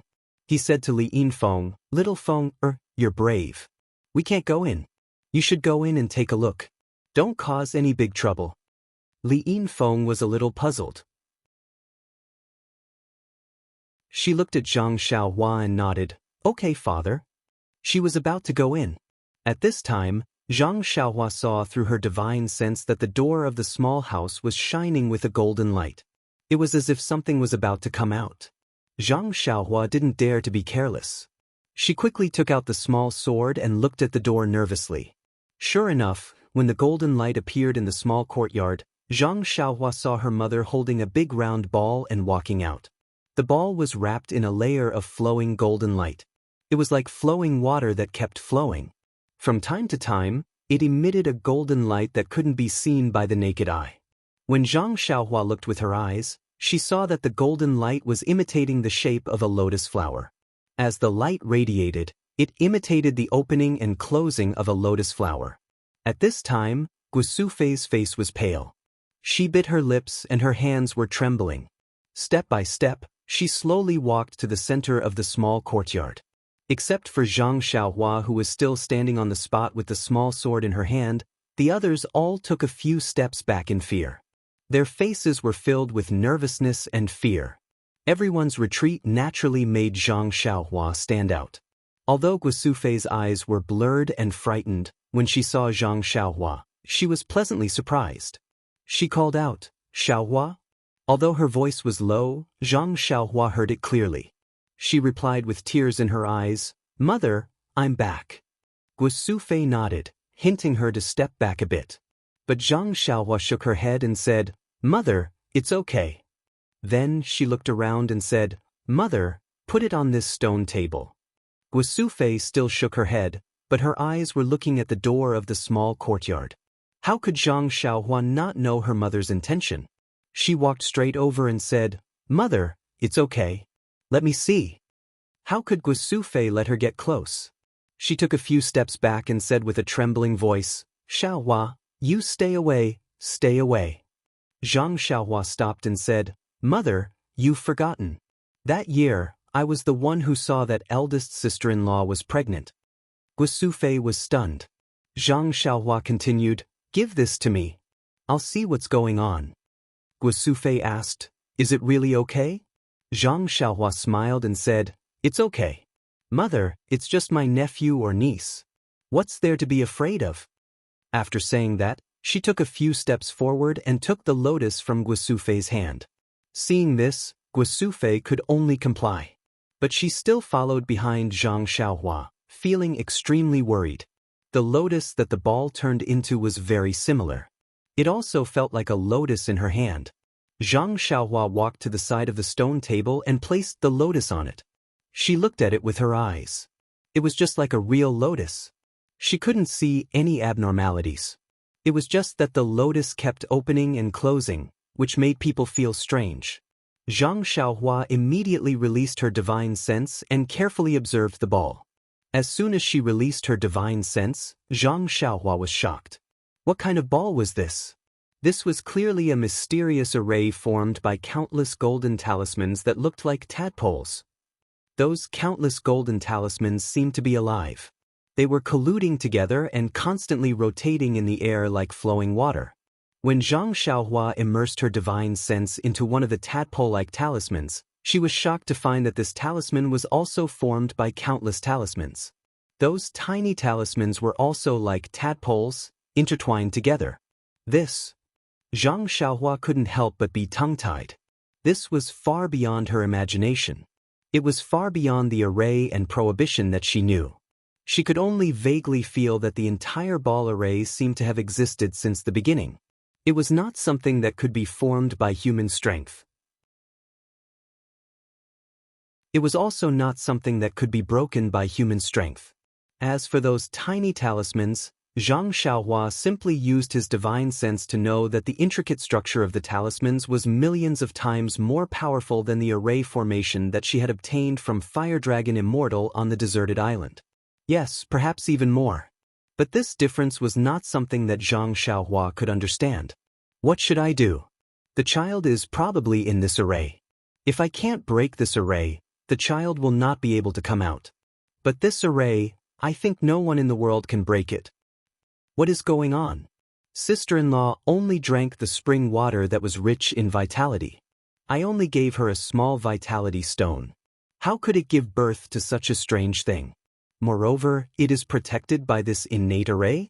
That's right, the dragon and phoenix bringing prosperity in the morning, and the heavenly maiden scattering flowers just now, and even the sound of a musical instrument, they were all for this child, right? But since there was a natural phenomenon, the vine should have fallen when the melon ripened, and the vine should have fallen when the time was ripe. Thinking about this, Zhang Xiaohua turned to look at her mother who was standing beside her. Guosufei's expression seemed to have calmed down. Perhaps it was because she saw another son, or perhaps it was because she believed in her son's ability. When the others saw this, they all took a few steps forward. Other than Zhang Kai and Mr. Liu who stood beside Zhang Xiaohua, the others still kept a distance. Zhang Xiaohua sighed. Just as she was about to tell her mother, the golden array happened to turn in a direction. Zhang Xiaohua inadvertently looked at it with her divine sense and could not help but be happy. There are many stories that have yet to be told. The interest of the faction is paramount. This is the rule of survival for every faction in the Jianghu. If there is a faction that selflessly helps the Misty School, that would be strange.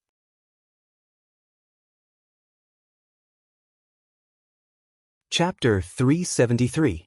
In her divine sense, there was a narrow slit in the flawless, perfectly round and seamless array formed by golden tadpole-like talismans.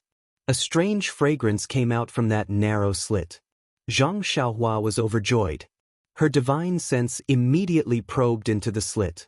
Only then did she discover that the array was only a thin layer, but inside this thin space, there were hundreds of millions of arrays made up of countless tadpole-like talismans.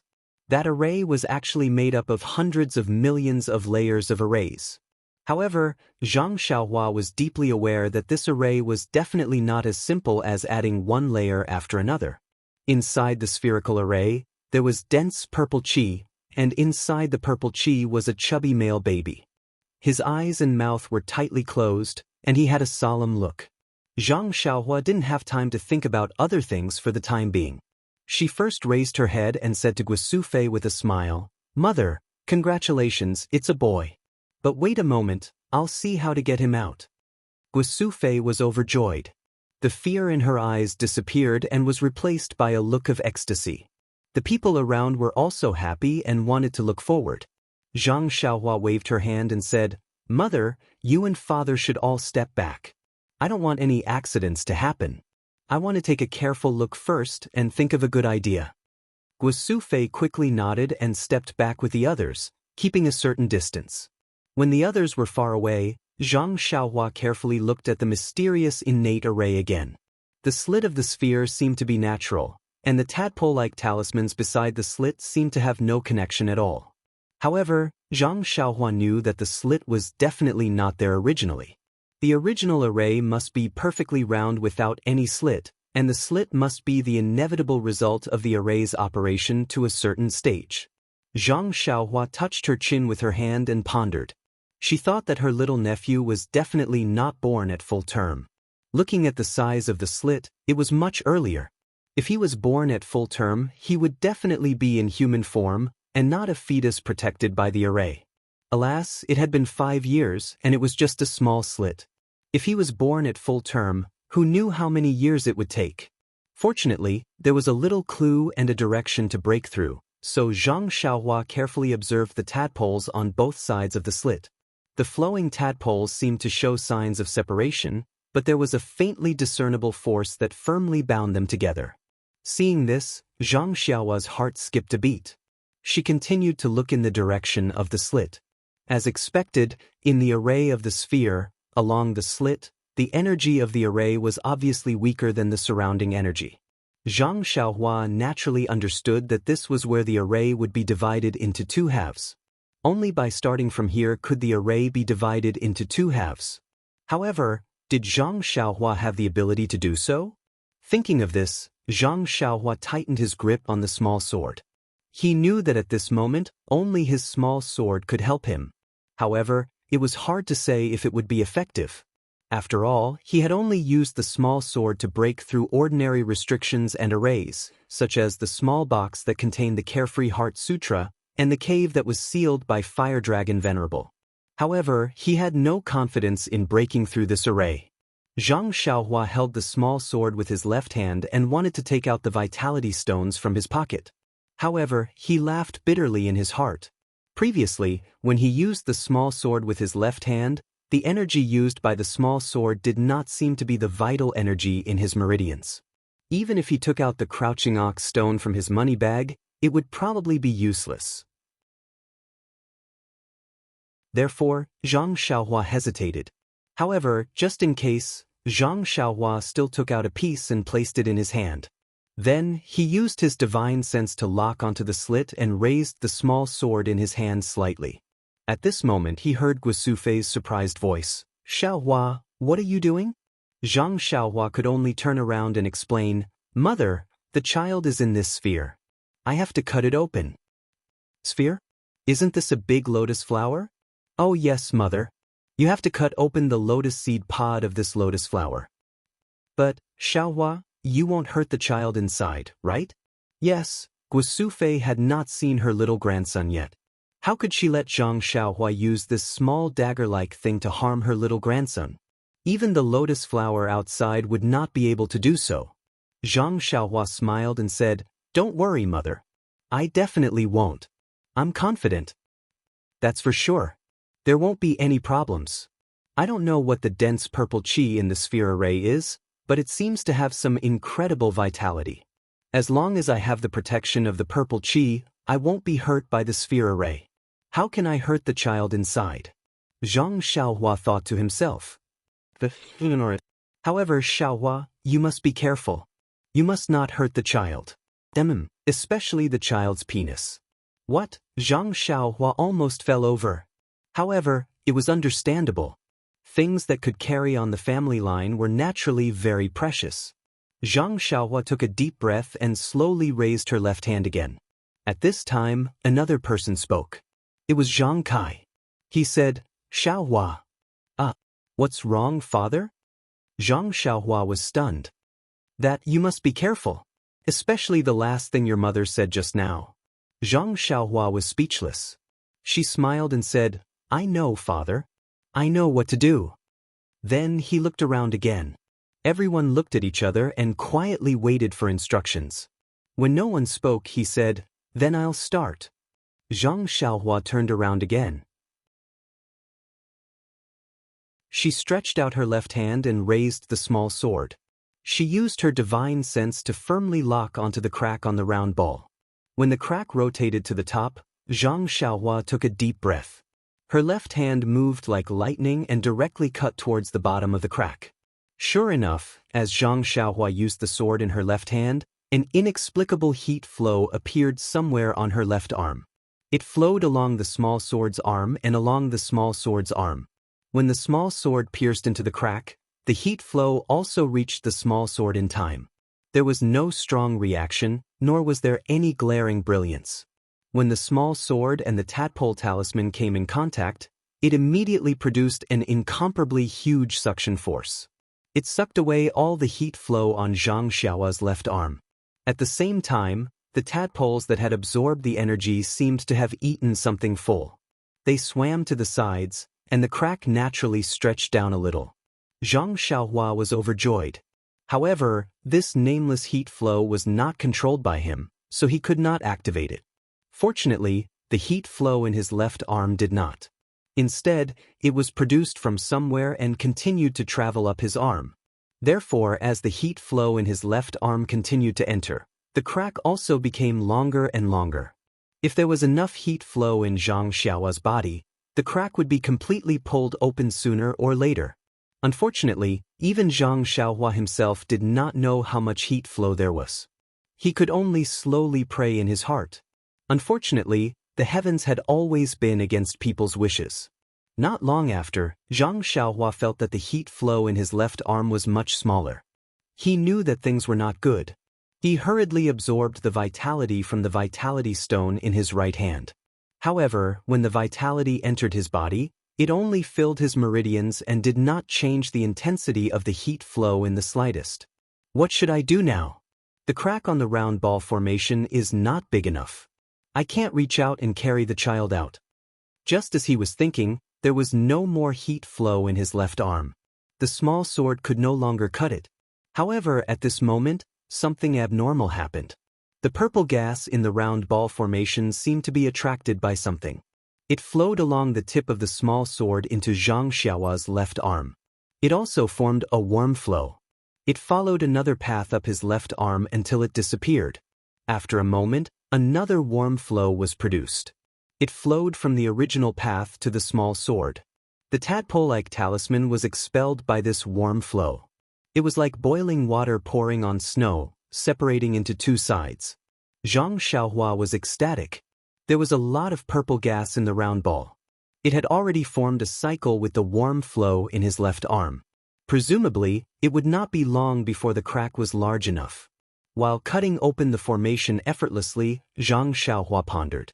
The purple gas must be the key to breaking the formation. However, to directly use the purple gas to break the formation, it would take a long time. This period of time might be the time when the baby was gestating in his sister-in-law's body. Now that the baby was born prematurely, with the purple gas alone, it might be possible to break the formation in a few decades. However, it was not in his sister-in-law's body. It was unknown whether it would harm the baby's growth. Now, the purple gas could be used to break the formation in a short period of time. It must be a special method. Again, she did not know whether it would harm the baby's growth. However, since things had come to this point, this was the only way. It was inconceivable to let the round formation of the lotus stay in the Zhang family's small courtyard in the Guizhuang house for several decades. After the time it took to drink a cup of tea, the crack was large enough. Zhang Xiaohua wanted to withdraw the small sword and carry her little nephew out of the formation. However, the formation seemed to have a strong suction force. No matter how hard Zhang Xiaohua tried, she could not pull it out at all. Left with no choice, Zhang Xiaohua could only continue to absorb the purple gas and use the warm flow to break open the round ball. In the eyes of Zhang Kai, Guisufei, and the rest, Zhang Xiaohua's inconspicuous small sword pierced into the lotus. The lotus stopped opening and closing and bloomed little by little. Everyone held their breaths and watched carefully, afraid that they would disturb Zhang Xiaohua's actions. As Zhang Xiaohua's small sword broke the formation, the lotus bloomed more and more. After the time it took to eat a meal, the entire round ball was split into two. In everyone's eyes, the lotus bloomed completely. In an instant, the entire small courtyard was filled with a strange fragrance. At this moment, the baby in the purple gas suddenly opened his eyes. His eyes were looking straight into Zhang Xiaohua's eyes. When their eyes met, Zhang Xiaohua instantly felt like she was being sucked into darkness.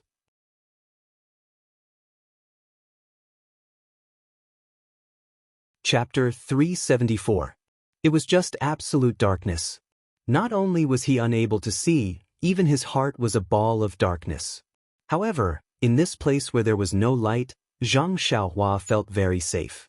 It was as if the surrounding darkness was filled with an extremely familiar yet absolutely unfamiliar existence. Zhang Xiaohua thought carefully. Wasn't this existence the heavenly Tao that he had sensed when he was in the state of the union of heaven and man in Songning Town and outside Pingyang City?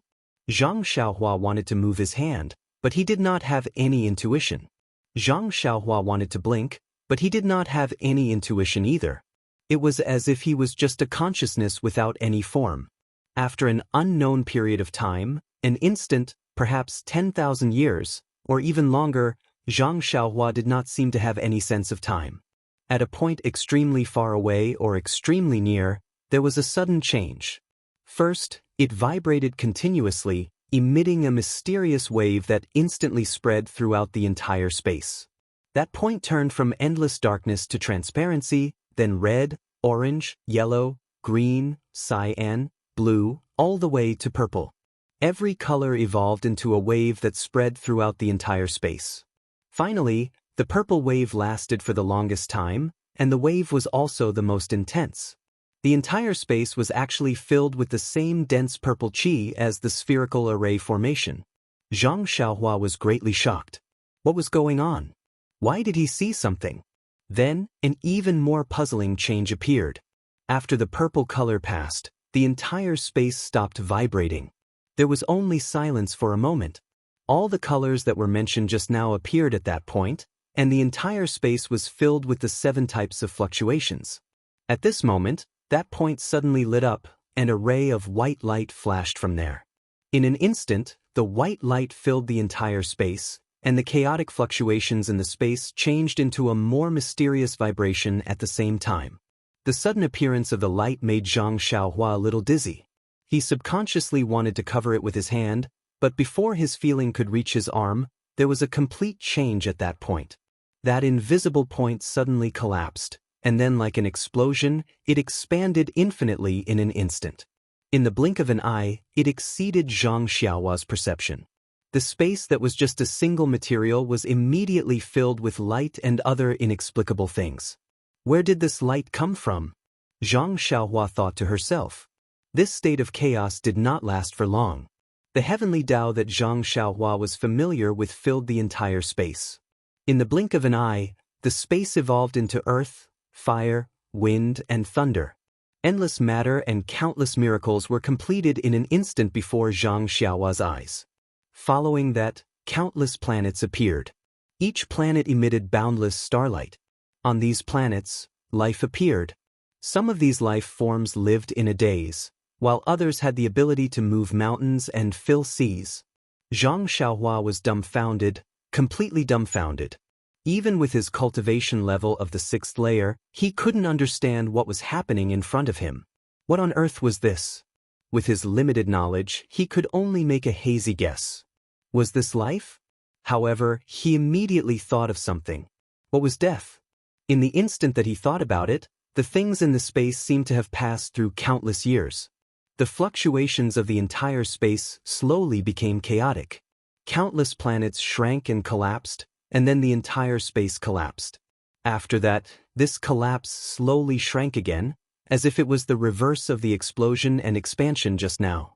It shrank again into a small point, and the light also returned to this point. 7 colors flashed, and then it returned to endless darkness. Was this death? Zhang Xiaohua thought. However, before he could think further, his eyes lit up. The scene in front of him changed, and he returned to the small courtyard of the Guizhuang house. In front of him was still that newborn baby, whose bright eyes were staring at Zhang Xiaohua. At this moment, Zhang Xiaohua felt that his spiritual sense could move freely again. He unconsciously released it, and it enveloped the entire stone table. On the stone table, the formation that had already been cut in half was closing up at a speed visible to his spiritual sense. As it closed up, the dense purple qi in the original sphere was also divided into two halves, each of which enveloped the baby. The faint purple qi that covered the baby's body also seemed to seep in, shrinking into the baby's skin. Zhang Xiaohua roughly scanned the baby's body with his spiritual sense.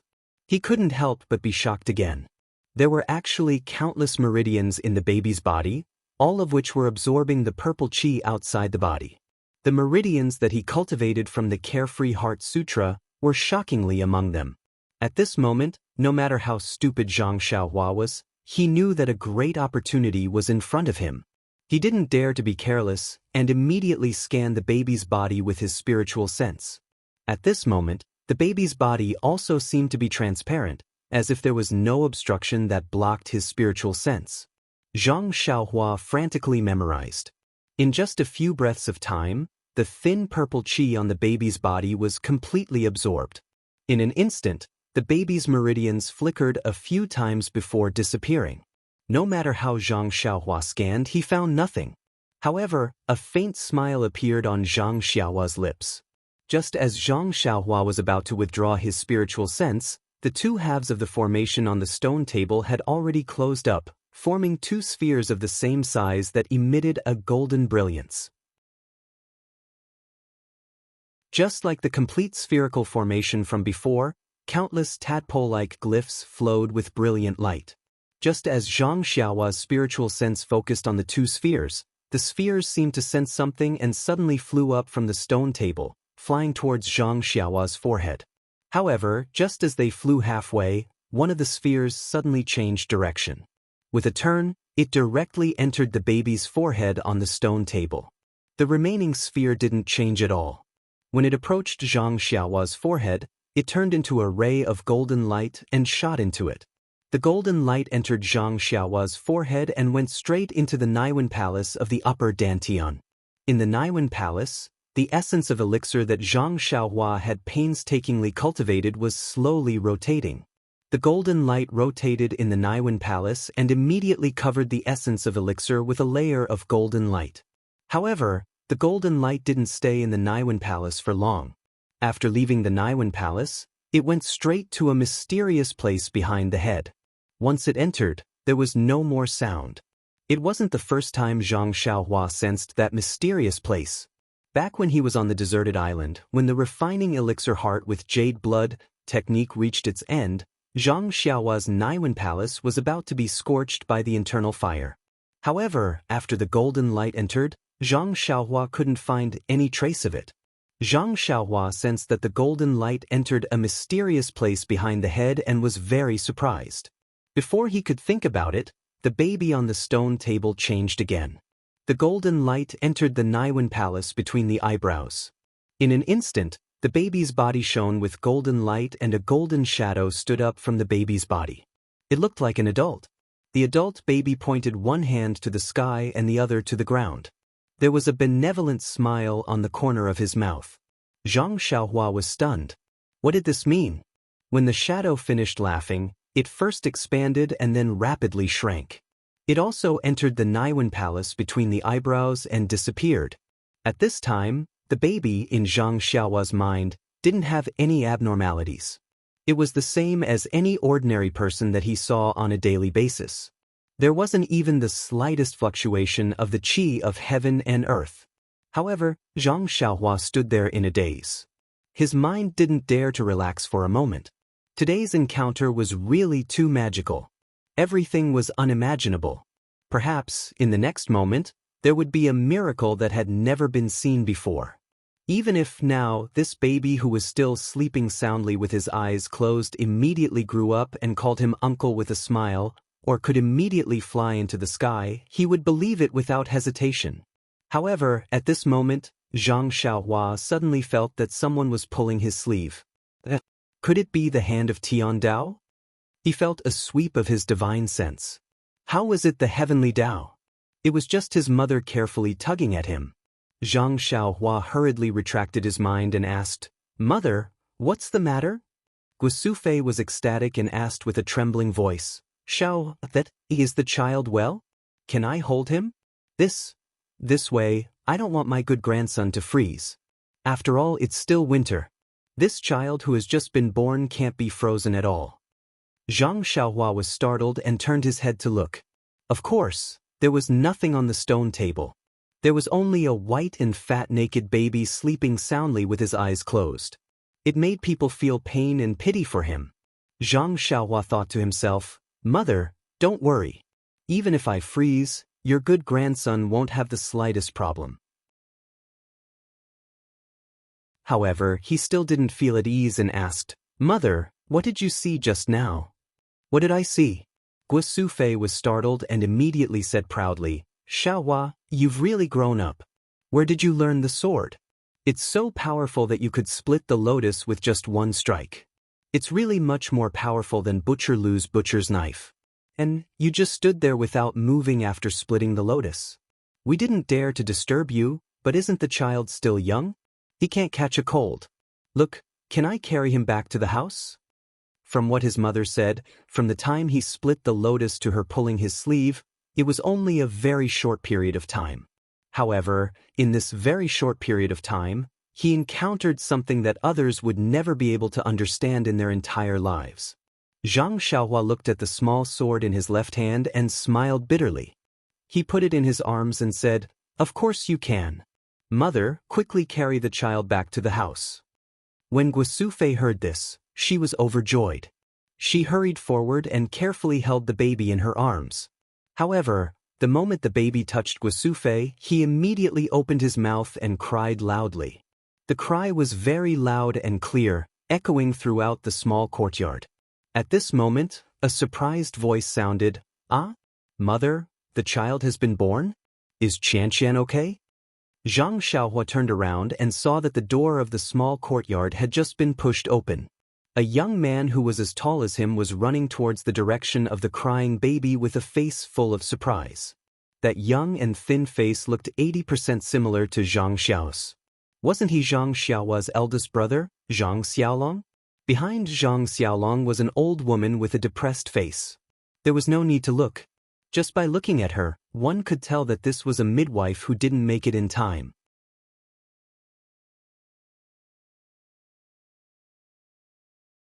Chapter 375. Hearing the child's cries, Zhang Xiaolong rushed into the small courtyard. Ignoring the people in the courtyard, he ran straight to his mother's side and looked at his child with concern. When he saw the child, he couldn't help but frown and ask, "Mother, why didn't you wrap the child in a quilt when you took him out? It's so cold. Won't the child freeze?" Guo Sufei smiled bitterly and was about to say something when the depressed midwife who had rushed over from behind revealed a happy expression. She said in an exaggerated tone, "Oh, look at you. You don't have any experience at all. In such a cold day, you actually carried the child out without a blanket. Based on my experience, this child will definitely be in constant pain in the future. Quick, give it to me and let me see." Hearing this, Zhang Xiaolong's face was also full of worry. He wanted to say something, but when he looked at his mother, he swallowed his words back. The midwife walked forward and was about to take the baby. Just as she reached out, she immediately retracted her hand in shock and shouted, "Oh, this? Why is this baby like this?" Zhang Xiaolong was stunned. He carefully looked at the child in front of him, but he couldn't see any abnormalities. Zhang Xiaohua was also puzzled. Could it be that the midwife could see some clues? But at this moment, even her divine sense couldn't detect any abnormalities. In the end, the midwife said in fear, "I've delivered babies my whole life. Newborn babies are all wrinkled like little old men. They're extremely ugly. It's only after they're a month old that they'll slowly grow white and plump. They're completely unlike your baby, who was born so beautiful. She's an evildoer, an evildoer." After saying that, she didn't even have time to say the reason she wanted to stay. She quickly turned around and ran away, leaving only Zhang Xiaolong behind. He opened his mouth and said, "This? Granny Li, you haven't received the money."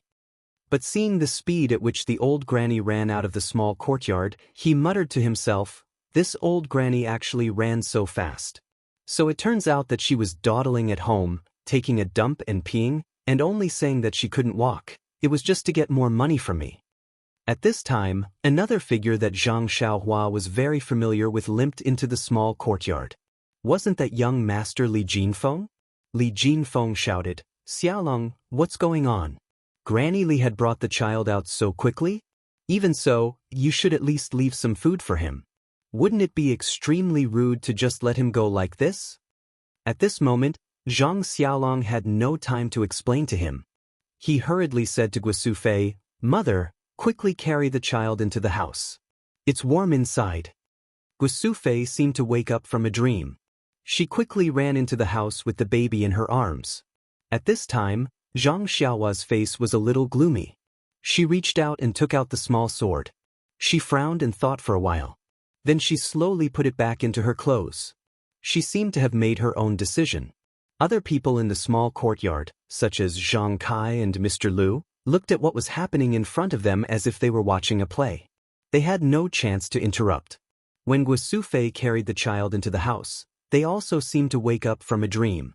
Zhang Kai asked, Xiaolong, what's going on now? Why did you take so long to invite Granny Li over? When Zhang Xiaolong saw his father blaming him, he helplessly replied, Father, when my own child was born, how could I not be anxious? Young Master Li and I had already arrived at Granny Li's house, but this old thing just kept dawdling. One moment she said her stomach hurt, the next moment she said her feet hurt. I gave her more money, but she still said we were all from the neighboring village, so I didn't need to be polite. I didn't know what she meant until I accidentally said the wrong amount of money, saying it was 3 coins. Li Jinfeng next to him also laughed. Uncle Zhang, don't blame Xiaolong. You see, when I fell from the donkey, Xiaolong didn't even bother to help me. He only pulled Granny Li and hurried on. Zhang Xiaolong asked apologetically, Young Master Li, I'm really sorry. How are your injuries? Li Jinfeng waved his hand and said, It's fine, it's fine. No matter what, I'm still a rider. This is just a small accident. Zhang Kai wanted to speak again, but Mr. Liu next to him laughed and said, It's really a lucky hit. Old brother Zhang, Xiaolong's delay is really wonderful. If that Granny Li came in time, even if Xiaohua came back in time, the strange phenomenon just now would be known by outsiders. Maybe that's for sure. This Granny Li will definitely spread the news of the strange phenomenon just now. If this was known by outsiders, this child's life will be in big trouble. Everyone in the small courtyard suddenly understood. Only Zhang Xiaolong and Li Jinfeng were confused, asking, Strange phenomenon? What strange phenomenon? Immediately, Zhang Xiaolong's eyes widened, asking loudly, Xiaohua? Father said Xiaohua came back? Xiaohua came back? Where is he? Because of Granny Li's disturbance, Zhang Kai and the others forgot to tell him that Zhang Xiaohua came back. Hearing his big brother's question, Zhang Xiaohua came out from behind Lu Kai, smiling and saying, Big brother, I'm here. Looking at this younger brother who suddenly came out from behind Lu Kai, facing a faint smile, his height is the same as his, and his face is very similar to his own, Zhang Xiaolong's eyes were moist, there was an indescribable feeling in his heart. As the saying goes, an elder brother is like a father, it's exactly this kind of feeling. Zhang Xiaolong took a few steps forward, stretching out his long arms, and hugged Zhang Xiaohua tightly in his arms, just like when he hugged him when he was young. Zhang Xiaohua's eyes were also a bit hazy. Yes, father and big brother miss me. When father saw me, he only had scruples about his dignity, so he could only hold my hand and look at me carefully. He rarely hugs me in his arms. Big brother is the best, just like when he brought me up, he didn't hide his feelings. After hugging for a while, Zhang Xiaolong patted his younger brother's back and let him go. He looked up and down again, smiling, Xiaohua has also grown up, you're actually as tall as me. Zhang Xiaohua also smiled and said, Big brother, I'm a little taller than you. Then, he walked in front of Li Jinfeng, cupped his hands and said, Young Master Li, I trust you've been well since we last met? Li Jinfeng was even more excited, he quickly saluted and said, I've been well, I've been well, I've been well. I'm indebted to... Before he could finish, Zhang Xiaohua smiled and said, Young Master Li is my first teacher, there's no need to be so polite. Li Jinfeng was also an open-minded person. He smiled and said, "Great kindness can't be thanked with words. I'll thank you once today, I won't thank you again in the future." Finished speaking, he deeply saluted. Zhang Xiaohua also quickly returned the salute. Li Jinfeng got up and patted Zhang Xiaohua's shoulder. He said with a smile, "In the past, I was able to touch your head. After not seeing you for a few years, I can only pat your shoulder. AI, time is like water, there's no turning back. Good. She didn't know what kind of emotions this guy was feeling, sad one moment and admiring the next. Zhang Xiaohua looked at Li Jinfeng, who was already a little shorter than her, and sighed in her heart. Back then, they had met by chance in the carriage. She never thought that the situation would be like this today. Meeting by chance could be very strange. At this moment, Li Yinfeng, who had been staring at Zhang Xiaohua, walked up with Lu Kai. When Zhang Xiaohua saw her coming, she quickly waved her hand and said, "Big sister Li, oh, I should call you sister-in-law, but please don't salute me anymore. Uncle Li and brother Li have already thanked me just now. If you come over and thank me again later, I'll really blush." When Li Yinfeng heard this, her face turned a little red. Just as she was about to speak, Zhang Xiaohua interrupted and said, "Moreover, sister-in-law, who asked my character to be so good? The heavens have seen that I've worked hard to save people and have repaid me handsomely. You don't have to be so courteous anymore." Hearing Zhang Xiaohua calling her sister-in-law, Li Yinfeng's face had already turned red. Until Zhang Xiaohua nagged for a long time and stopped when her mouth was dry. She then said, "Zhang Xiaohua, I'm not thanking you this time." Zhang Xiaohua was stunned. "You should have said so earlier. Sai, you've been too evasive for so long, you've hurt my reputation." Zhang Xiaohua's face was a little hot. Li Yinfeng looked at Lu Kai's expression and asked, "Seeing that you're back, I'm finally relieved, but do you know where Xiaohu is? I heard from Big Brother that the Misty School had been destroyed and the Misty School outside Pingyang City had been taken over by another sect. But why hasn't there been any news from Xiaohu? Is he alive or—" She couldn't finish the last word. Xiaohu. Zhang Xiaohua was stunned, but she immediately understood a little. Looking at Lu Kai's awkward expression, she understood everything. She secretly laughed in her heart and also felt a little sad. She could only sigh and said, "Sister-in-law, I've also just returned and haven't returned to Ethereal Heights for 4 to 5 years. I really don't know the details of the Misty School. Although I went to Huanxi Heights a few days ago, I didn't get any useful news." Hearing this, everyone was stunned. Zhang Kai asked nervously, "Xiaohua, why did you go to Huanxi Heights for no reason? Are you looking for trouble? If that sect saw you, do you still want your life?" Zhang Xiaohua was also stunned. The Righteous Alliance didn't know that she had killed their disciple. Why would they find trouble with her? But immediately she understood that her father had misunderstood. She smiled and said, "Father, don't worry, I'm also not a disciple of the Misty School. Even if I went to Ethereal Heights openly, no one would recognize me. Moreover, I'm only going to Huanxi Heights and it has nothing to do with the Misty School." "I see." Zhang Kai seemed to understand and said, "Then you have to be careful and don't run around for no reason." At this moment, a trembling and shy voice sounded, "That, Xiaohua, did you see Qiu Tong?" Zhang Xiaohua looked over in surprise. Of course, Li Jinfeng's pale face was slightly red and he was looking at her with his dry lips.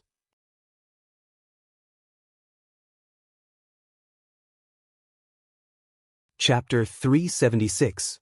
Li Jinfeng had only seen Qiu Tong once at the Lotus Escort Agency. It had been more than 5 years. Could it be that he still could not forget her? Zhang Xiaohua was really not sure. Was this the legendary love at first sight? Suddenly, Zhang Xiaohua's heart skipped a beat. Could it be that young Master Li is still unmarried? However, he wasn't foolish enough to ask in front of his face right now. He only smiled and said, "Big Brother is really an infatuated person. However, I don't know if you'll be happy or unhappy to hear this news." Li Jinfeng frowned and said, "Xiaohua, regardless of whether Qiu Tong is dead or alive, you have to tell me honestly. I think I am fully prepared." Zhang Xiaohua said, "Brother Li, why are you cursing Sister Qiu Tong so much? Look at my smile. Can I tell you the bad news? Then you mean, you saw Miss Chiu Tong at Huanxi Manor? Li Jinfeng was a little ecstatic. Zhang Xiaohua smiled bitterly and said, Big brother, calm down, calm down. You have to pay attention to your image. I only received news of Sister Chiu Tong at Huanxi Manor. I did not see her. Is that so? Li Jinfeng was obviously a little disappointed. However, his eyes lit up again. He said, It's good that you have news, it's good that you have news. How is she now? Where is she now? He seemed to have some questions that he was too embarrassed to ask. Zhang Xiaohua said, Sister Chiu Tong is said to be fine. Her life is not in danger. However, she is not in Pingyang City.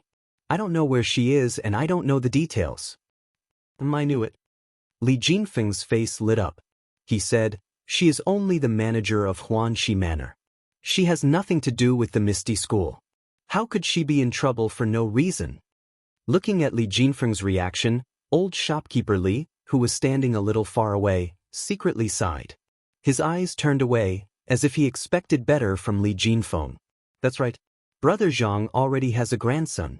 What about me? He didn't even know where his daughter-in-law was.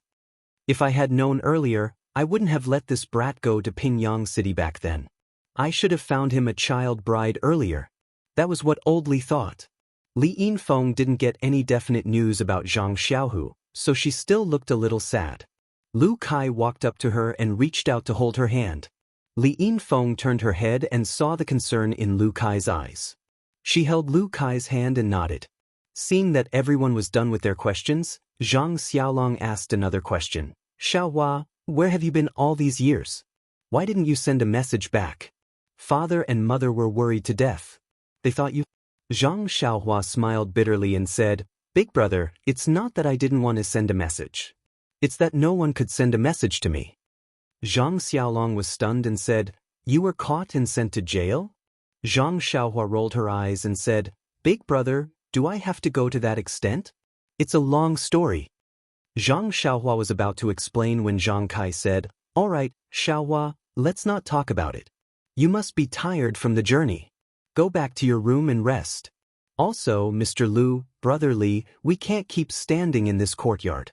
Anyway, the child has been safely born. We're all relieved. Let the women be busy. Let's go back to the room and have some tea. Everyone nodded in agreement. Therefore, other than Zhang Xiaolong and Li Yinfeng who entered the room, everyone else followed Zhang Kai out of the small courtyard and prepared to go back to the original Zhang family's small courtyard. Just as they left the small courtyard, they found that it was unusually lively outside the courtyard door. Why do you think? A group of 7- or 8-year-old children in the Guizhuang house surrounded something that looked very similar to a mule. They were laughing and playing. A few bold ones held a piece of grass in their hands and waved it in front of the mule, trying to lure it. However, the mule just lowered its head and didn't look at them. The grass was even more disdainful. The children didn't see the arrogance in the mule's eyes. They only regretted that their tried and tested method had failed. The timid children stayed far away and only looked at it enviously. Sometimes, they were narrow-minded and even threw 1 or 2 small stones to tease it. In the distance, there were a few idle people in the village who looked at it from time to time. They seemed to have their own plans. Wasn't this mule Zhang Xiaohua's odd beast mount, Huan Huan? This spirit beast really had a good nose. It smelled the entire way and found its way to the door. When he saw the strange thing in front of his door, Zhang Kai was also stunned. He looked at it in a fluster. Mr. Lu was first stunned, then confused. After that, he separated the group of urchins and looked at it from head to toe. He repeatedly exclaimed in surprise, Could this be the David's David that was written in the book? He smacked his lips a few times and raised his head to ask, Whose family's mule is this? Zhang Xiaohua smiled from behind and said, Mr. Lu, this is my mount. Seeing this, Mr. Lu slapped his forehead and said with a smile, I'm going to faint. When I saw this strange thing, I forgot about you. Our Guizhuang house has always had very few people coming. Today, other than you, there shouldn't be any outsiders. Naturally, I thought of you first. That's right, Is this animal an odd beast? Just as he finished speaking, Huan didn't agree. It hissed and bit Mr. Lu's clothes with its mouth. Mr. Lu was startled. Zhang Xiaohua patted Huan's head and said with a smile, "Mr. Lu, it's an odd beast. I call it Huan. Don't be fooled by its appearance. It's clear in its heart that if you call it Huan, it'll definitely be happy." Mr. Lu was even more surprised. Like a child, he called out in a low voice, "Huan." Huan seemed to understand and hissed again. However, its head was raised high. Mr. Lu clapped his hands in wonder. Zhang Xiaohua led Huan and followed the crowd back to the Zhang family's small courtyard. She took the long sword from Huan's back and gently placed it by the wall of the small courtyard. Then, she also led Huan to the corner of the courtyard and let it do as it pleased. Zhang Xiaohua originally wanted to accompany her father. However, she was chased to the side room by Zhang Kai. She said that she was travel-worn and should rest more. However, Zhang Xiaohua had just broken the innate formation of the round ball and obtained too many things. It was also too inconceivable. He indeed needed to further organize and digest them. Therefore, Zhang Xiaohua didn't insist. However, before she rested, she still went to the back of the room and stood in front of her grandmother's grave for a long time. She kowtowed a few times before returning to the courtyard. She walked to the room on the left and pushed the door open to enter. At this time, the original location of her grandmother's small room had been demolished and rebuilt. The area was much larger, but the furnishings and layout inside were also the same as before. Seeing this, Zhang Xiaohua felt extremely peaceful.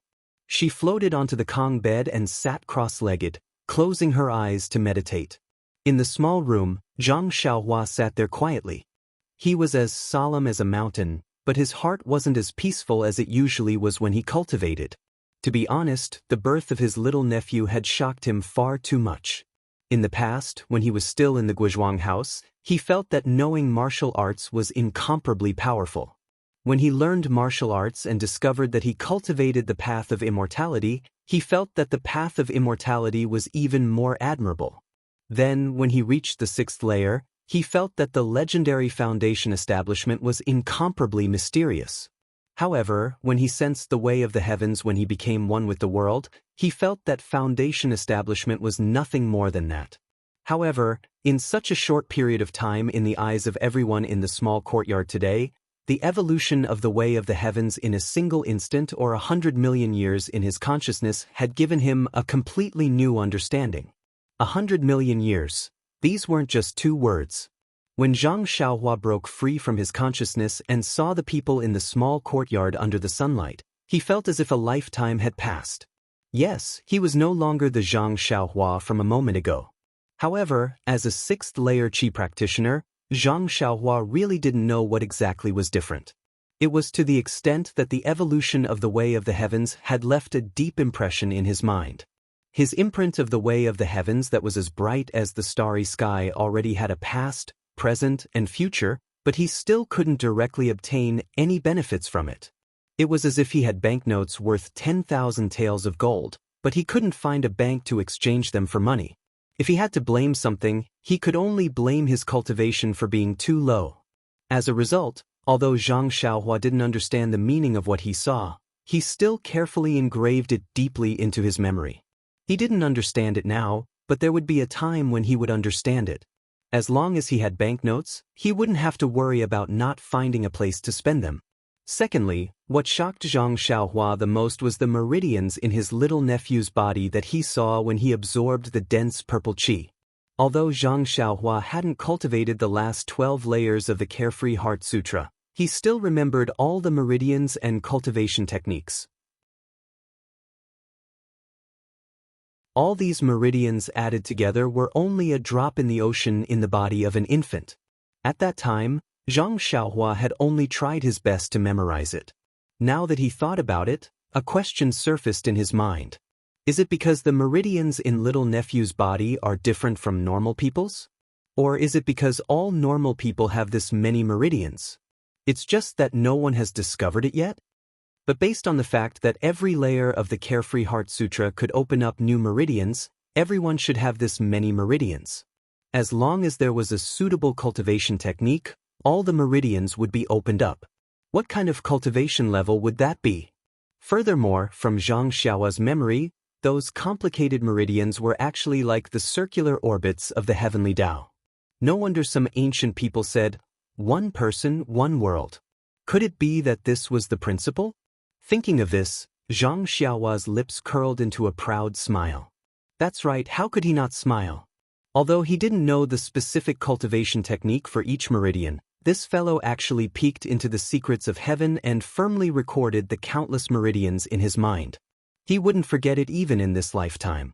As long as he could find the cultivation technique for each meridian, this fellow's immortal path really couldn't be estimated so easily. Then he took stock of the dense purple qi. This thing could only be sensed and couldn't be measured. It was all sucked into that nameless place on his left arm, so who knew where it went? However, it was fine as long as there was a warm current when he wanted to use it. Presumably, his sister-in-law wouldn't give birth to a baby that would require him to take out his little sword. Zhang Xiaohua pondered silently in his heart, but he had long forgotten about the bracelet under his left sleeve. A wrist guard was more appropriate. There were faint characters on the surface of the wrist guard.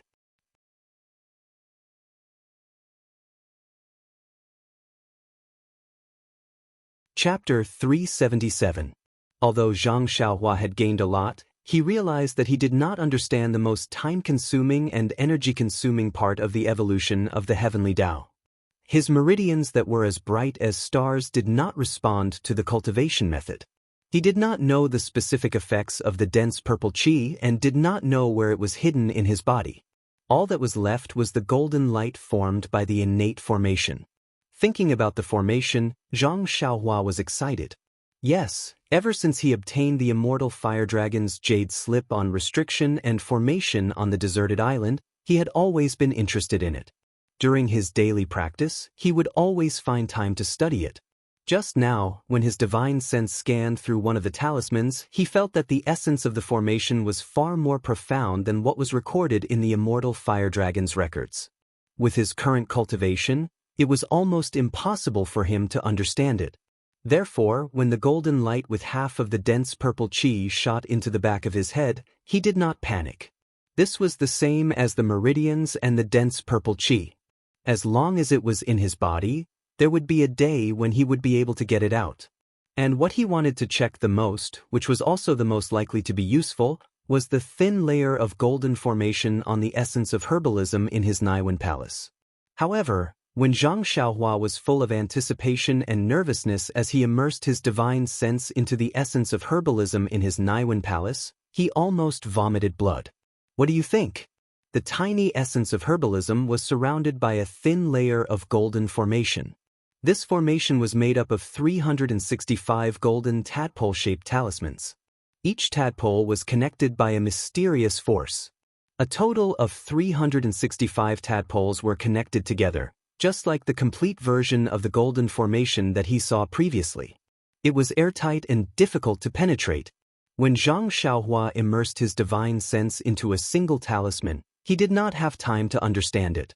A sense of exhaustion surged into his brain, forcing him to withdraw his divine sense. Zhang Xiaohua, who withdrew his divine sense, was depressed for a while. What was this? I gave you a mountain of gold, but I did not give you the power to move it. The most hateful thing was that this mountain of gold was cast into a lump. Even if you wanted to take a piece of it, you would not be able to do so. Under such circumstances, how could Zhang Xiaohua not vomit blood? As it turned out, after being busy for so long, it was all for something that was out of his reach. Draw a picture, draw a picture. Zhang Xiaohua muttered to herself, looking around in self-pity. However, after calming down for a while, Zhang Xiaohua also felt relieved. The cultivation of the immortal Tao paid the most attention to being down to earth. If one blindly took shortcuts and did not have a solid foundation, one would pay a painful price sooner or later. Take his state of mind as an example. He originally thought that repaying kindness and enmity quickly and killing decisively was a clear path. However, the death of the innocent cat caused him to feel uneasy. If he blindly killed anyone he saw, It was inevitable that he would fall into his own inner demons in the future. Although this kind of tempering was not cultivation, it was better than cultivation. With this roundabout way, the foundation of his state of mind was much more solid. It was the proper way to cultivate the path of immortality. Now that he thought about it, being able to rescue his little nephew from the golden ball was perhaps his greatest gain. Thinking of her cute, chubby little nephew, Zhang Xiaohua couldn't help but smile. However, who did this kid look like? Why couldn't she tell? After thinking about it, Zhang Xiaohua calmed down and started to comprehend Fire Dragon Jinren's Tao of Arrays. Of course, with a mountain of gold in front of her, she had to train her qi first. In fact, Zhang Xiaohua had been calculating for a long time. Just when she thought that she had gained nothing, she had neglected the part that she had gained the most from. Of course, Zhang Xiaohua did not understand all of this. It was basically playing the lute to a cow. However, as a bystander, watching coldly for hundreds of millions of years was not something that anyone could experience. It was very important for the cultivation of one's Tao heart. From then on, Zhang Xiaohua's immortal Tao heart was incomparably firm. To a cultivator of the immortal Tao, this was the greatest gain. Furthermore, these hundreds of millions of years seemed to have passed in an instant. It did not leave any marks in her heart. If Zhang Xiaohua knew about this, he would be laughing in his dreams for the rest of his life.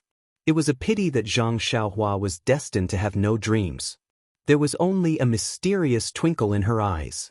He had no chance to laugh even if he wanted to. Today, Zhang Xiaohua was no longer a beginner in cultivation. For example, the first time he cultivated beside the farm in the Guozhuang house, he cultivated for 9 days and 9 nights. After he had comprehended the prohibition spell for a while, he opened his eyes and looked out of the window. As expected, the sun was setting. Immortal cultivation had no time. Zhang Xiaohua was very emotional. This little bit of comprehension would make a day pass.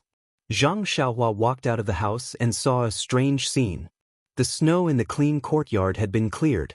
Everyone was surrounding the corner and no one noticed her appearance. Looking at the corner, wasn't it where the odd creature Huan Huan was? Zhang Xiaohua walked over. Li Yinfeng, who was standing outside, heard the footsteps and turned around. When she saw Zhang Xiaohua, she smiled and said, "Xiaohua, did you sleep well?" "No way, sister-in-law. In the morning, you were still calling Zhang Xiaohua. In the afternoon, you're acting like a sister-in-law and only call me Xiaohua?" Zhang Xiaohua's face was filled with righteous indignation. Li Yinfeng blushed and said, "This? Brother Kai said that I don't have to be polite with you. How about I call you benefactor?" At the end of her words, a trace of cunning flashed through Li Yinfeng's eyes. Zhang Xiaohua waved her hand and said, "Don't, sister-in-law. I'm just joking with you. If you call me Xiaohua, I'll be very happy to hear it. Don't go back to that. By the way, how are my sister-in-law and the child?" Li Yinfeng also smiled and said, Xiaohua, I'm just joking too. Xianxia is very good. She seems to have recovered very well. I think she can walk tomorrow. The child is also very good." "Yes, very good. When he entered the room in the morning, he cried and drank milk. After eating, he fell asleep. He might not even wake up now. Antigua and my mother are over there. You don't have to worry." "Oh, I see. Giving birth to a child is really tiring work. She can't walk for a day." "Yes, from what you said, this is still good. Could it be that her body is so weak that she can't walk for 3 or 4 days? Being a mother is really hard. Poor thing." Li Yinfeng's face turned red again. Zhang Xiaohua looked and felt very strange. This Miss Li, oh no, this sister-in-law, why is she so shy? When the people at the side saw Zhang Xiaohua coming over, they all smiled and turned around. When they heard what she said, they all laughed.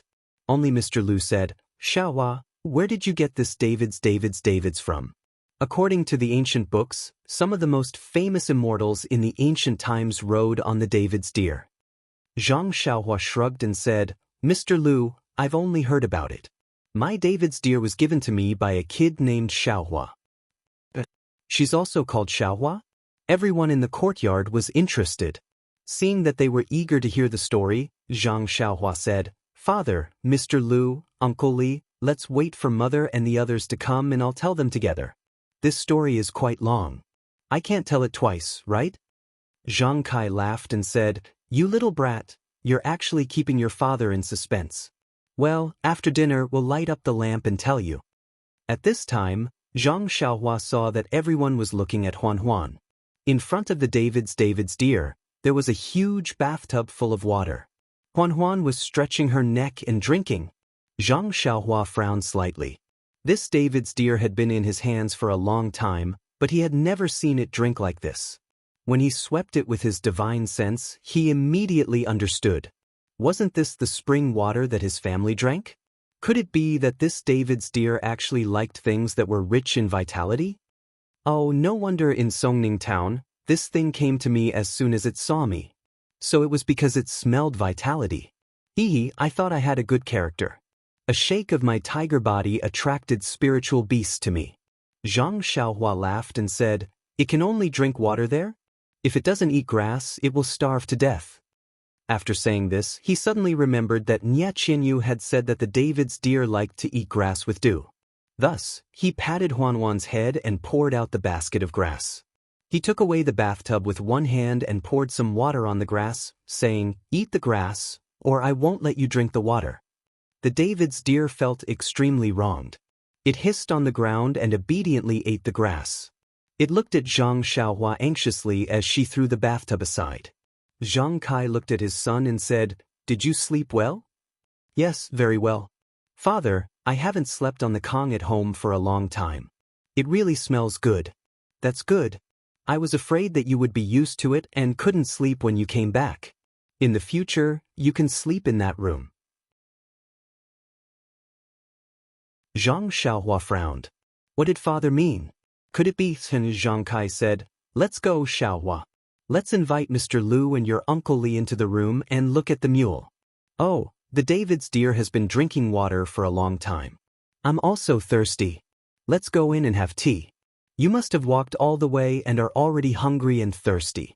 Drink some water first. Your mother has been serving her grandson all day and left her son aside. Let's go and have a meal." Zhang Xiaohua laughed and said, "It's okay, father. When I came back, I had already eaten and drunk in Lu Town. I don't feel hungry now. Let's go in and have tea first. We can cook after mother and the others are done. There's no hurry."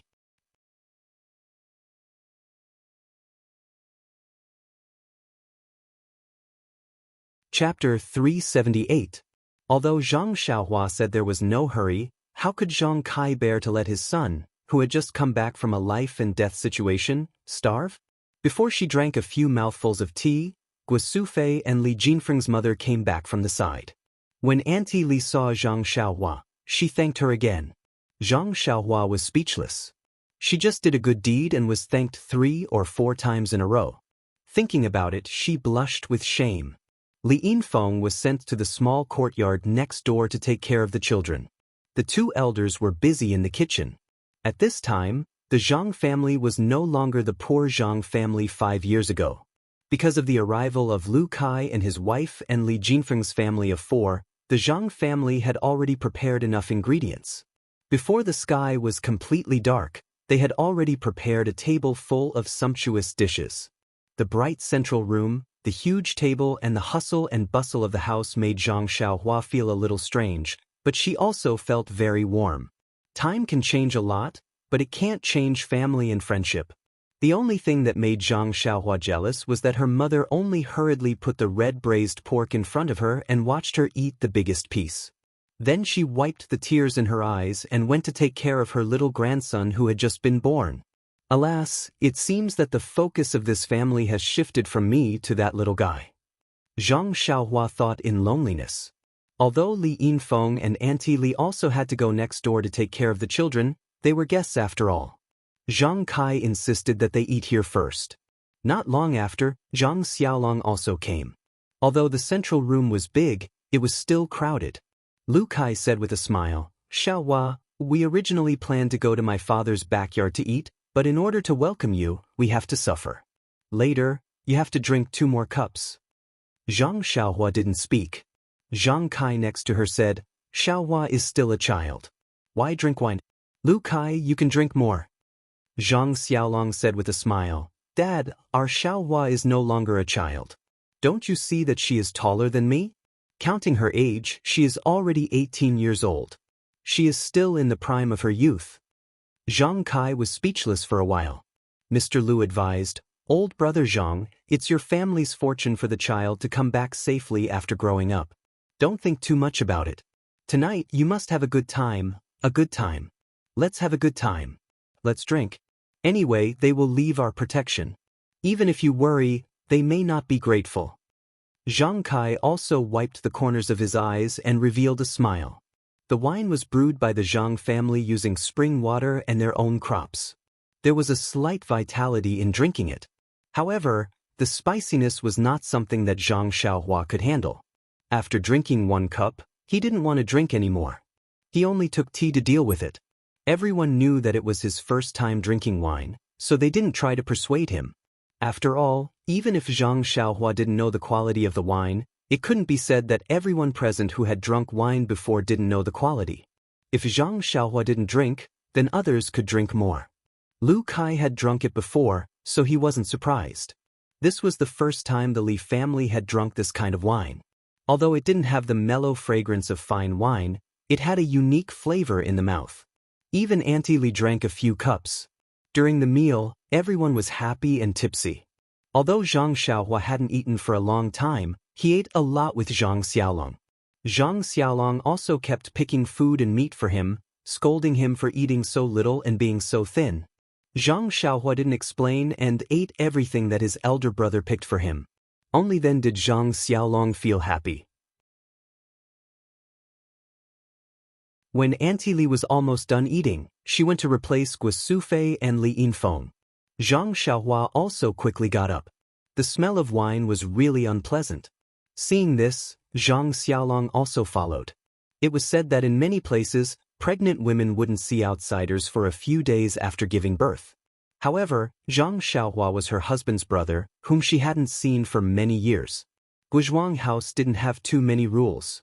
Moreover, if it wasn't for this little brat, her son might not have been born smoothly. Lu Qian, who was still lying in bed, naturally didn't care about anything. Under the dim light, Lu Qian was stunned when she saw Zhang Xiaohua at first glance. Although Zhang Xiaolong had told her about the changes of Zhang Xiaohua earlier, Lu Qian couldn't help but be surprised when she saw him.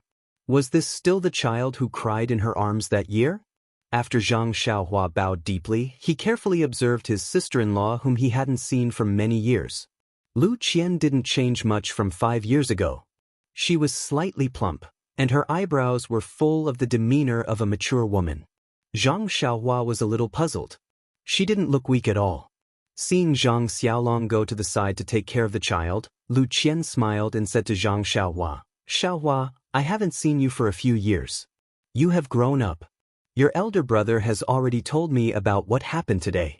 I didn't expect that after not seeing you for a few years, your skills have improved a lot. I still have to thank you. Zhang Xiaohua hurriedly said, Sister-in-law, the word, thank you, is very distant. The child is my little nephew. If I don't do something, who will? Besides, when I went home earlier, I saw that he was just pregnant. Now that I've just returned home, I saw that he was born. This shows that this child and I are destined to be together. Yes. Lu Qian was quite emotional. When she saw that Li Yinfeng and Auntie Li were not paying attention, she whispered, The small stone you gave me suddenly broke into pieces yesterday and turned into powder. This child was tossing and turning in my stomach and came out today. Zhang Xiaohua said thoughtfully, I see. At this time, they heard the baby crying on the Kong next to them. Didn't the little guy wake up? Zhang Xiaolong was about to pick him up, but he was pushed aside by Guosufei and said, The child has just been born. His body is still very weak. He can't withstand the rough hands of you men. You stay aside. When Zhang Xiaolong heard this, he just stayed aside and smiled foolishly. Perhaps he wants to drink milk. Mother, carry the child over, Lu Qian said softly. When Zhang Xiaohua saw this, she wanted to leave. However, When she walked past the baby, the white and fat baby's eyes saw Zhang Xiaohua. He stopped crying and stretched out his chubby little hands with difficulty, indicating that he wanted to be carried. Guo Sufei was stunned and said, "Didn't you say that the child can't see anything before 6 months? How can he recognize Xiaohua?" Xiaolong was beside him just now, but he didn't even open his eyes. Zhang Xiaohua looked at the cute little baby, but she turned her body sideways and prepared to leave. Of course, the child's father didn't even let her carry him. Why should she join in the fun? Of course, Guo Sufei had no intention of letting Zhang Xiaohua carry him.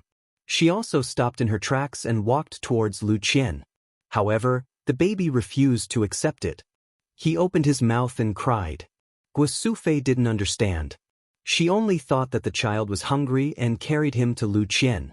Zhang Xiaohua walked to the door and was about to leave when she heard Lu Qian call out, "Xiaohua, wait a moment." Zhang Xiaohua was stunned. Sister-in-law was feeding him milk. Why did she ask him to wait?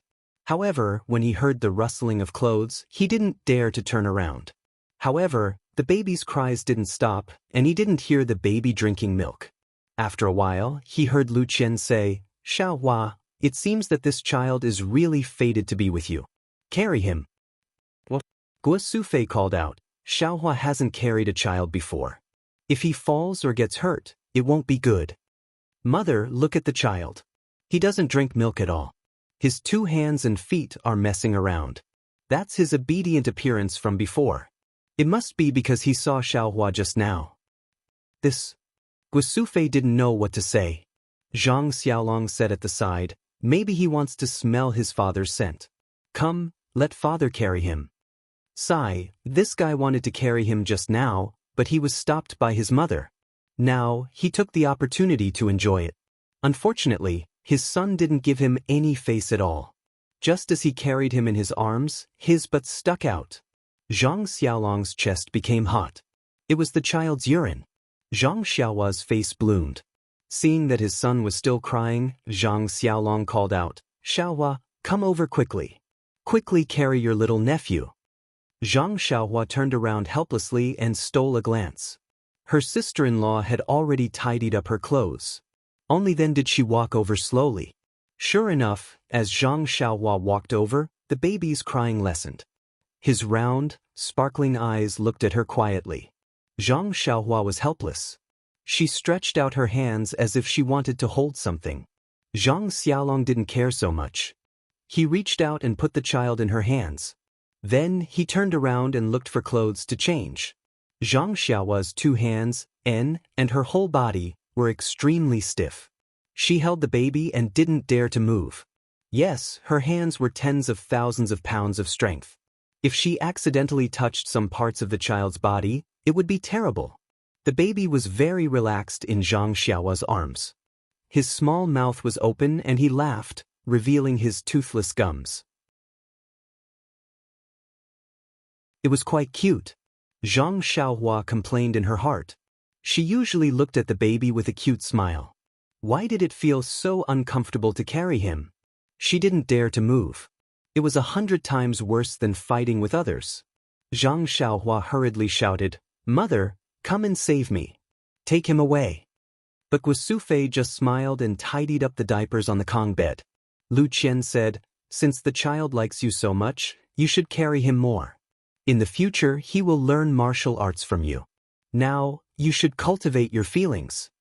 Zhang Xiaohua wanted to cry but had no tears. But the baby was very happy. His 2 hands made threatening gestures. One of his chubby little hands reached into Zhang Xiaohua's arms as if he had caught something. His laughter became louder. When he took his hand out of her arms, it was the small vitality stone that Zhang Xiaohua used for cultivation. The baby seemed to have gotten the best toy. One of his little hands kept moving, while the thumb of his other little hand reached into his little mouth and sucked on it with relish. At this time, Guo Sufei also finished tidying up the things. Seeing that the baby was no longer crying, she smiled and said, "It seems that he is really fated to be with his uncle. In the future, we don't need to find someone to take care of the baby. Just leave it to Xiaohua." After saying that, she took the baby and handed it to Lu Qian. She said, "Qian, take care of him for a while. Then she said to Aunt Li, I'll have to trouble sister to take care of him for a while. Seeing that Zhang Xiaohua was about to leave again, the baby was unwilling. He took out another hand that was full of saliva from his mouth and reached out to Zhang Xiaohua. Zhang Xiaohua's heart moved. She took out another small vitality stone from her arms and stuffed it into the baby's hand. Sure enough, the baby stopped crying and quietly closed his eyes. He seemed to be asleep. Alas, Zhang Xiaohua sighed in her heart. He was so young, but he had the potential to be greedy.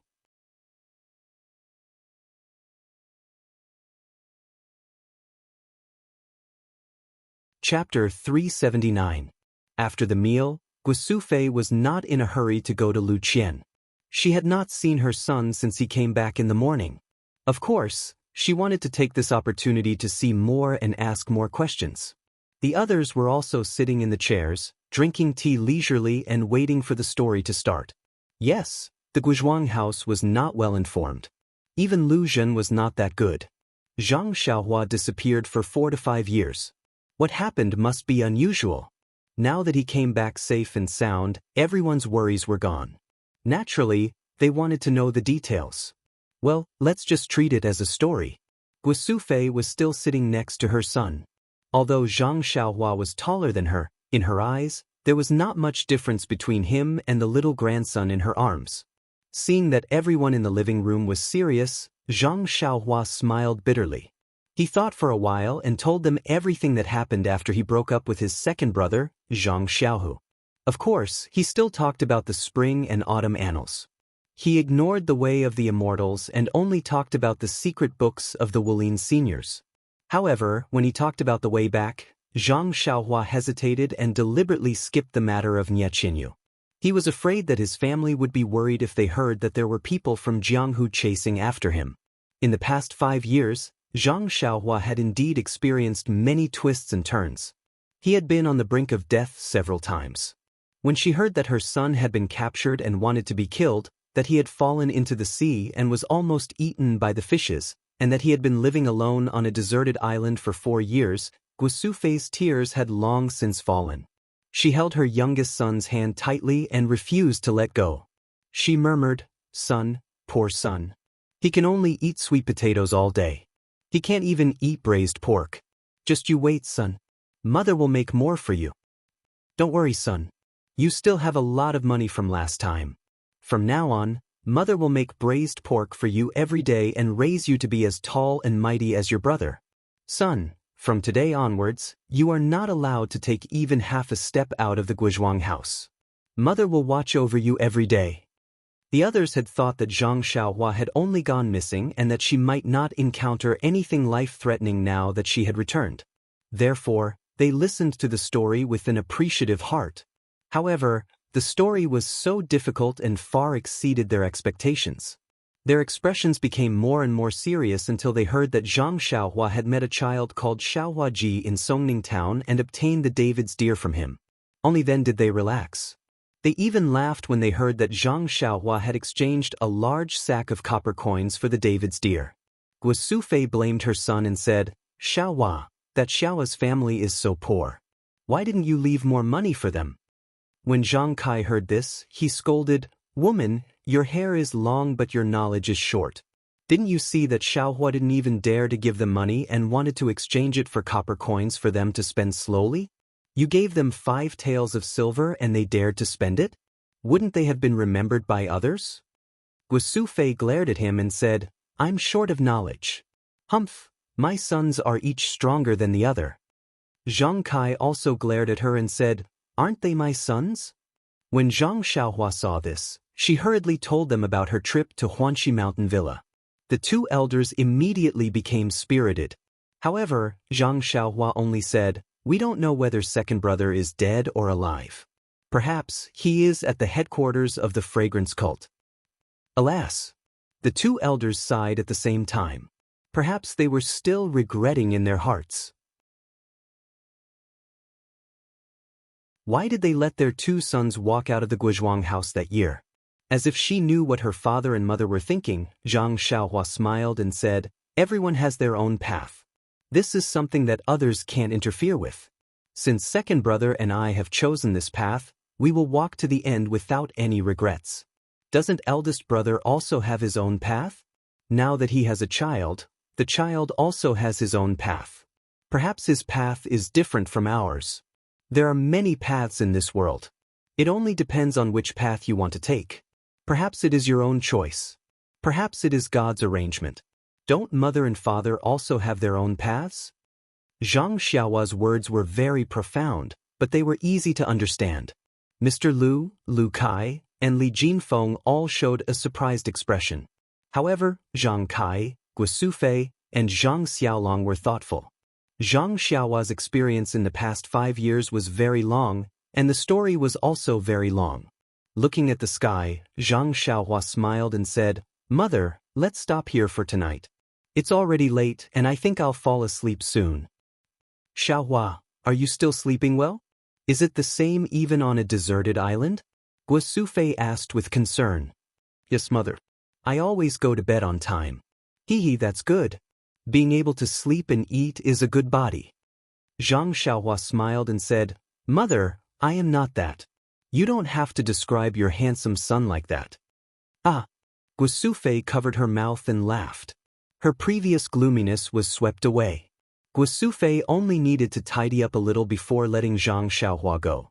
Young Master Li Jinfeng, insisted on sleeping on the same bed as Zhang Xiaohua so that they could have a long conversation. How could Zhang Xiaohua be willing? She pushed him out and closed the door with a bang. She thought to herself, isn't he just trying to find out more about Qiu Tong? I don't have her here either. He'll definitely bother me tonight. The night passed silently. The next morning, Zhang Xiaohua went to the bamboo forest behind the courtyard and practiced the Fist of the North Star. The 18 warm currents tempered her bones 18 times before she stopped. Then, she went to visit her grandmother's grave. When the sky was bright, she returned to the courtyard. Winter was the most relaxing season for farmers. Not to mention, it was only the 10th day of the first lunar month. Although it was already the 5th day, the atmosphere of the new year was still lingering. Early in the morning, Zhang Kai and Mr. Lu sat together and whispered. Yes, the child had already been born yesterday. He looked very healthy and lively. Although Granny Li's words were unpleasant, she made some sense. They understood their family's situation. Lu Qian gave birth after 5 years of pregnancy. Other than Zhang Kai, Guo Sufei, Mr. Lu, Zhang Xiaolong, Zhang Xiaohua, and Lu Qian herself, no one else could know. The Li family saw the child's strange condition when he was born. Lu Kai's family also saw it. If they were told, they would not leak it. Granny Li had already seen the child's different from other babies. Farmers' women were the most unrestrained. The news must have spread last night. The Zhang family could not cover it up, so there was no need to be calculative. But their family's life still had to be lived. The child also had to be raised like other children. Now, the most important thing to be on the agenda should be the child's name. This matter should have been considered yesterday. But didn't Zhang Xiaohua come back? No matter what, they had to show some concern for her, right? Although the focus was on the baby in the future, they also had to give Zhang Xiaohua some time to adapt. Early in the morning, the two grandfathers got together and started to chat while smoking. After breakfast, the sun was shining brightly outside and there was no wind. Zhang Xiaolong moved the table out of the central room and placed a tea set in the small courtyard. As usual, the woman went to Lu Qian's place to take care of the mother and daughter while imparting her parenting experience. Old shopkeeper Li and Li Jinfeng, who were sitting at the table, were surprised when they heard that they were going to name the child today. After all, in their impression, the child should only be given a full name after 1 month. Now, they could only give a nickname. However, after Li Jinfeng and the others listened to Mr. Lu's explanation, they realized that every place had its own customs. Lu Town was only a short distance away from the Guizhuang house. In terms of naming the child, there was a lot of difference. Not to mention that the 3 elders were discussing there, Zhang Xiaohua pulled Lu Kai and whispered. Even Zhang Xiaolong, the father, had no right to speak on this matter. How could he, the uncle, say anything? Zhang Xiaohua whispered, Brother Kai, how did you and sister-in-law know each other? You are in Balagu, and sister-in-law is in Lu Town. You are not related at all." When Lu Kai heard this, his face turned red. He opened his mouth, but in the end he did not say anything. He raised his eyes and looked at Zhang Xiaolong for help. When Zhang Xiaolong saw this, he wanted to ignore it. However, this was his brother-in-law. If he did not want to be kicked out of bed by Lu Qian, he could only extend a friendly hand. Zhang Xiaolong cleared his throat and began to narrate the story of their marriage in detail. Speaking of which, the two were really fated. After Zhang Xiaohua rescued Li Yinfeng, Zhang Xiaohu rode back to Lu Town with the three of them. After waiting for Zhang Xiaohua for a long time, they immediately went back to Lu Town and never entered the Li family again. At that time, the Li family was in a panic and forgot to ask for Zhang Xiaohu's address. It was only when Li Jinfeng returned home that he found out about this matter. He personally brought his family to Guizhuang House to thank them. At that time, Zhang Xiaohu had already left home and returned to Pingyang City. There was no news of Zhang Xiaohua's disappearance. Guisufei was worried about her son and was sick in bed. Seeing this situation, Li Yinfeng, who came with the intention of marrying Zhang Xiaohua, naturally stayed to take care of Guisufei. When Li Yinfeng was disheartened in the forest that day, she was rescued by Zhang Xiaohua and Zhang Xiaohu. She was very grateful to them. When she was rescued again at Shizue Mountain and returned with Zhang Xiaohu on the same horse, it could be said that they were very close and love was planted in her heart. Oh, that day she was even more grateful to Zhang Xiaohua. However, wasn't Zhang Xiaohua too young? The story of Li Yinfeng and Zhang Xiaohu was roughly the same as the marriage between Lu Qian and Zhang Xiaohu. If Zhang Xiaohu was at home, Li Yinfeng would probably become Zhang Xiaohua's second sister-in-law. Unfortunately, fate made fools of people. After Zhang Xiaohu left, Li Yinfeng stubbornly stayed in the Zhang family. She was even more stubborn than Lu Qian back then.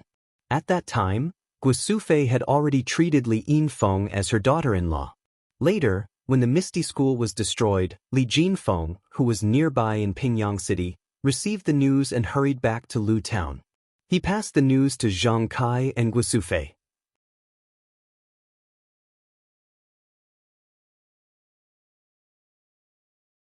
Chapter 380. This bad news seemed to have defeated the Zhang family, which had been immersed in the sorrow of Zhang Xiaohua's disappearance. Guisufei lay down again. Fortunately, at this time, Lu Qian's abdomen had slightly bulged. This third generation of the Zhang family was undoubtedly the spiritual pillar of the family at that time, and Li Yinfeng was facing an extremely awkward situation. She was not Zhang Xiaohu's wife, and even Zhang Xiaohu himself did not know. But now, in this situation, how could she leave?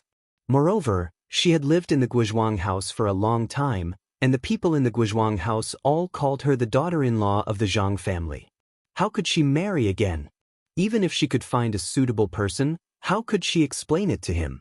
And just at this time, her destined son, Lu Kai, appeared.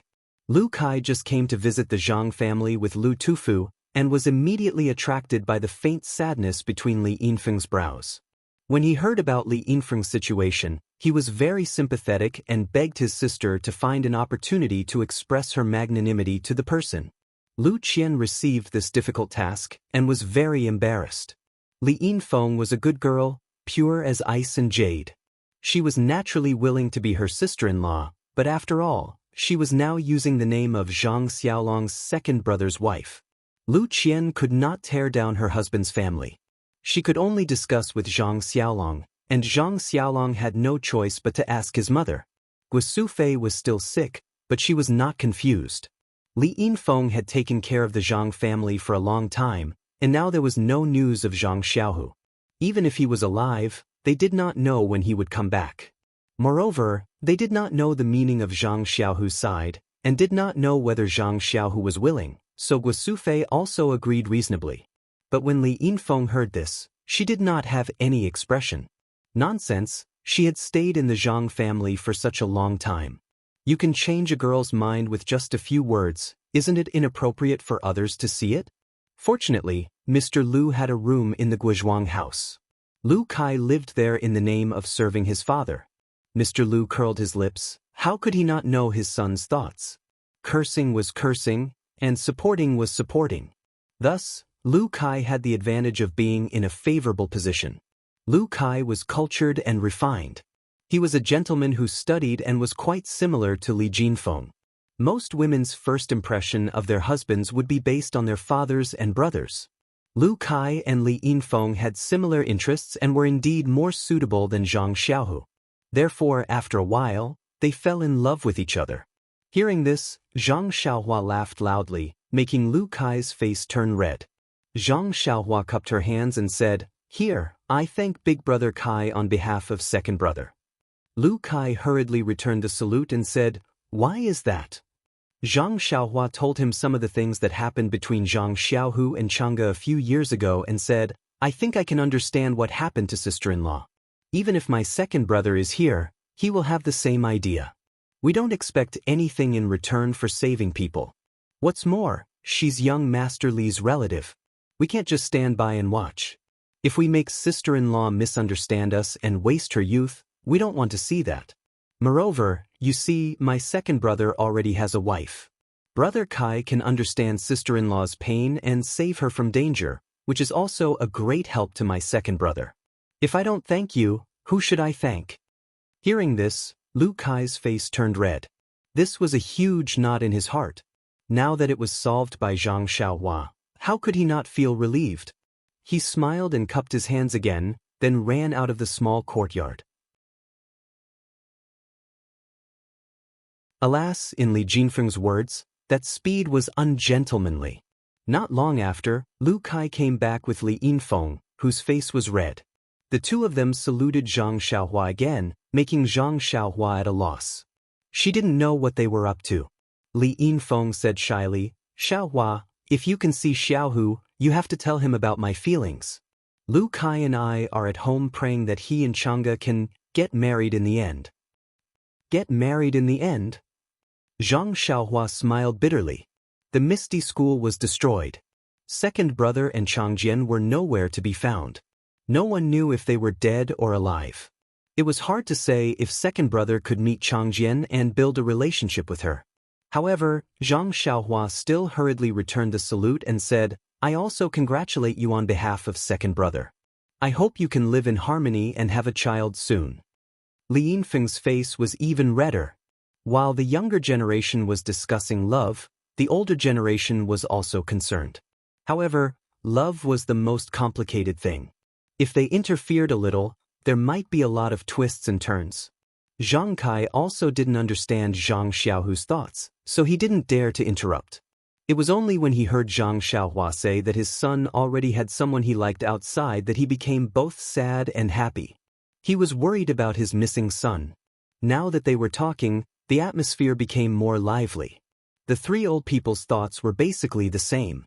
Zhang Kai shouted, "Xiang, go and call your mother over."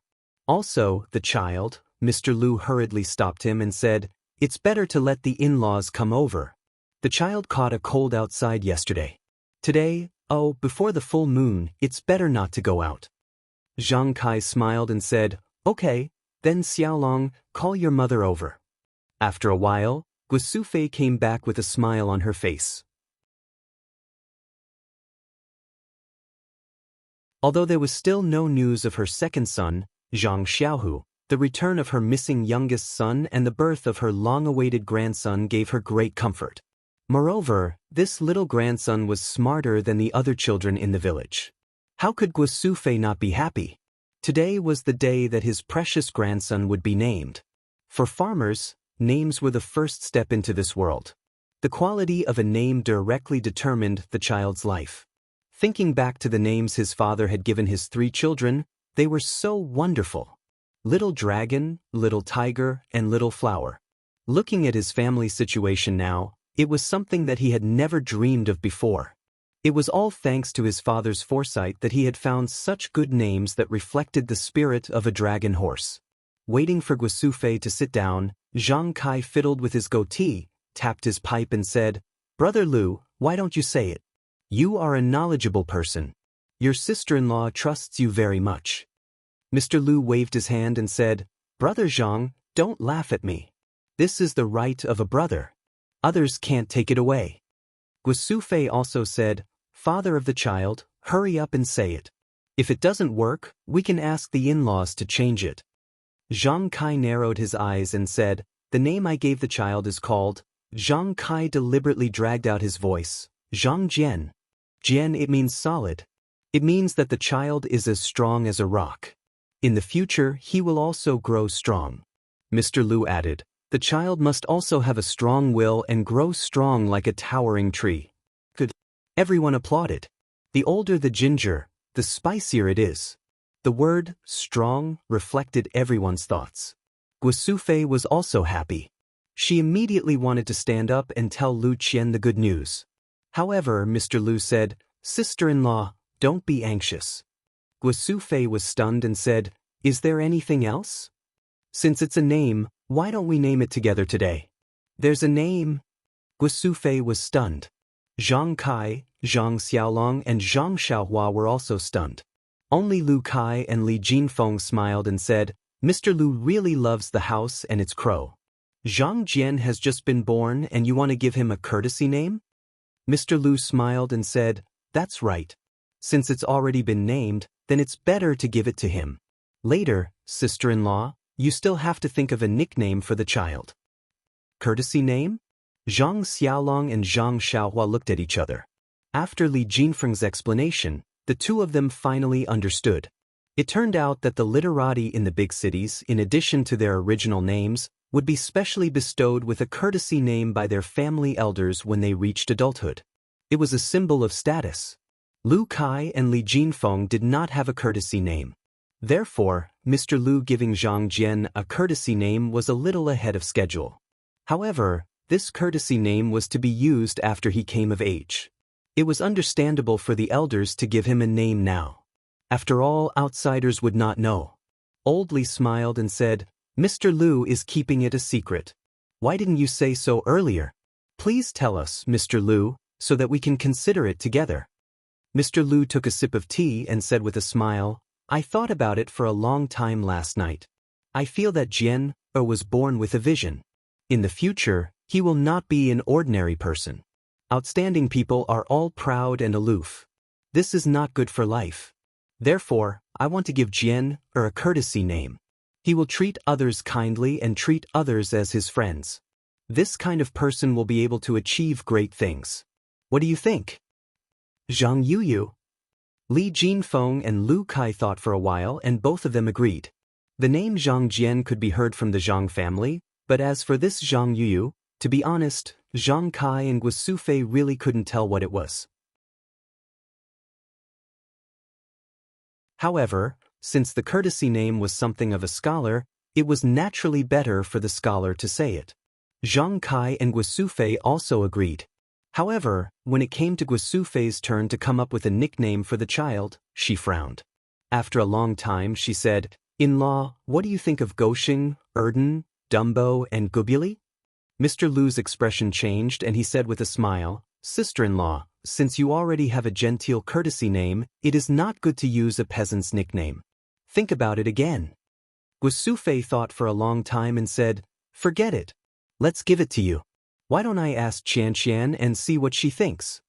At this time, Zhang Xiaohua, who had been silent all this time, said, Father, Mother, Mr. Lu, I have a nickname. Listen and see if it is okay?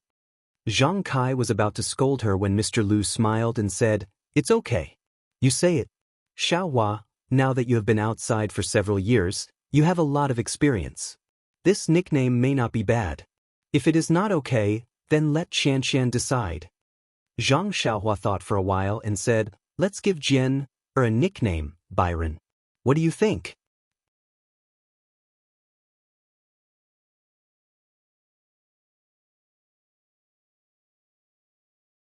Chapter 381. Byron. Guosufei was not the only one who was surprised. Everyone present frowned. Yes, it was understandable that Guosufei had nicknamed Jianchen, Goshing, or Dumbo. That was what farmers called him.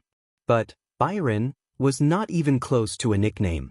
It was not as good as Yao Yao or Huan Huan. Seeing this, Zhang Xiaohua said with a smile, Mr. Lu has just said that Jian will be an extraordinary person in the future. But now, this news has been known by Granny Li. Maybe tomorrow, the rumor will spread to the Guizhuang house. Of course, what she saw was just the tip of the iceberg. What we know is the whole truth. Speaking of this, Zhang Xiaohua stood up and bowed deeply to old Li's family and Lu Kai's family. These people were even more surprised. The younger ones hurriedly returned the bow and asked, "Xiaohua, what do you mean?" Zhang Xiaohua said, "Granny Li only saw Jian grow up, but everyone saw Jian come out of the lotus. If this news were to spread, it would be a disaster for Jian. Who knows, it might attract the covetous eyes of some people. I beg everyone here, for the sake of Jian's growth, please don't tell anyone what you saw yesterday to outsiders. No one is allowed to do so." Zhang Xiaohua said sincerely and looked serious. Everyone was shocked. Although Zhang Xiaohua did not say anything threatening from his eyes, they did not doubt that if something was leaked, he might not be lenient because of his family relationship with them. In particular, yesterday, Zhang Xiaohua split the lotus with his small sword and carried Zhang Jian out of the lotus. He was already regarded as an extraordinary person. Moreover, as early as 5 years ago, he could safely rescue 3 people from the mountain bandits in Shizue Mountain. 5 years after obtaining the secret martial arts book, it was easy to imagine how high his martial arts skills were. Therefore, the two families agreed with Zhang Xiaohua's proposal from the bottom of their hearts. After all, wasn't Zhang Jian their relative? Why should they make things difficult for their own people? Seeing that everyone had solemnly agreed, Zhang Xiaohua continued, "But even Granny Li's rumors will definitely affect Jian. Jian will definitely be bullied or encouraged by other children as he grows up. However, according to my observation, the possibility of Jian being at a disadvantage is not high. However, it is precisely because of this that Jian has to restrain himself and keep a low profile. As the saying goes, the rafters that stick out first rot. I hope that our Jian will keep a low profile. Only by enduring what ordinary people can't endure can he accomplish what ordinary people can't." "Mr. Lu, do you think what I said makes sense?" Clap, clap, clap. Mr. Lu excitedly clapped his hands and said, "Xiaohua's words make a lot of sense. This is also what I wanted to say. But I didn't expect Xiaohua to see it so clearly. Good, it's better to travel 10,000 miles than to read 10,000 books. It's really not wrong." Zhang Xiaohua was very modest and said, "Mr. Lu is too polite. This little one has seen too many such precedents in the Jianghu. That's why this little one spoke out. It's just that this little one has seen too many such precedents in the Jianghu." Mr. Lu smiled and said, "Xiaohua, you don't have to be so polite. You don't have to be modest. That year when you followed Xiaolong to Bali village to fetch the bride, I could see that you were extraordinary. Now it seems that my eyesight was really not wrong. All right, do you still remember the bow you pulled in front of my house?" Zhang Xiaohua nodded and said, "Of course I remember. That was the first time I pulled the bow and shot an arrow. How could I forget?" Mr. Lu said, "That bow is very famous." Zhang Xiaohua was stunned and said, "I don't know about this. Please teach me, Mr. Lu." Mr. Lu said, "That year when I knew that your big brother's arm was injured, I specially got someone to borrow a soft bow from the village's hunter. But it was just for the occasion. Those 3 arrows were easily shot away by you. At that time, no one paid attention to it. They also knew some of my arrangements.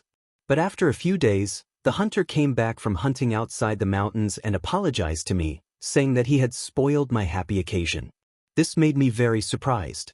Only then did I know that he had taken the wrong bow. Not only was it not a soft bow, but it was the hunter's ancestral 5-pickle strong bow. He had not pulled it out for many years." "Xiaohua, that's right. I knew that you were not a person of the small pond. So when you wanted to go to Pingyang City to see the world, I was also very supportive of it." "Ah." Zhang Xiaohua smiled and said, "So it's like this. I was saying that after shooting 3 arrows with that bow, all the strength in my body was gone. That's the secret." At this time, Li Jinfeng asked, "Xiaohua, at that time you were only 11 or 12 years old, but your strength was already extraordinary."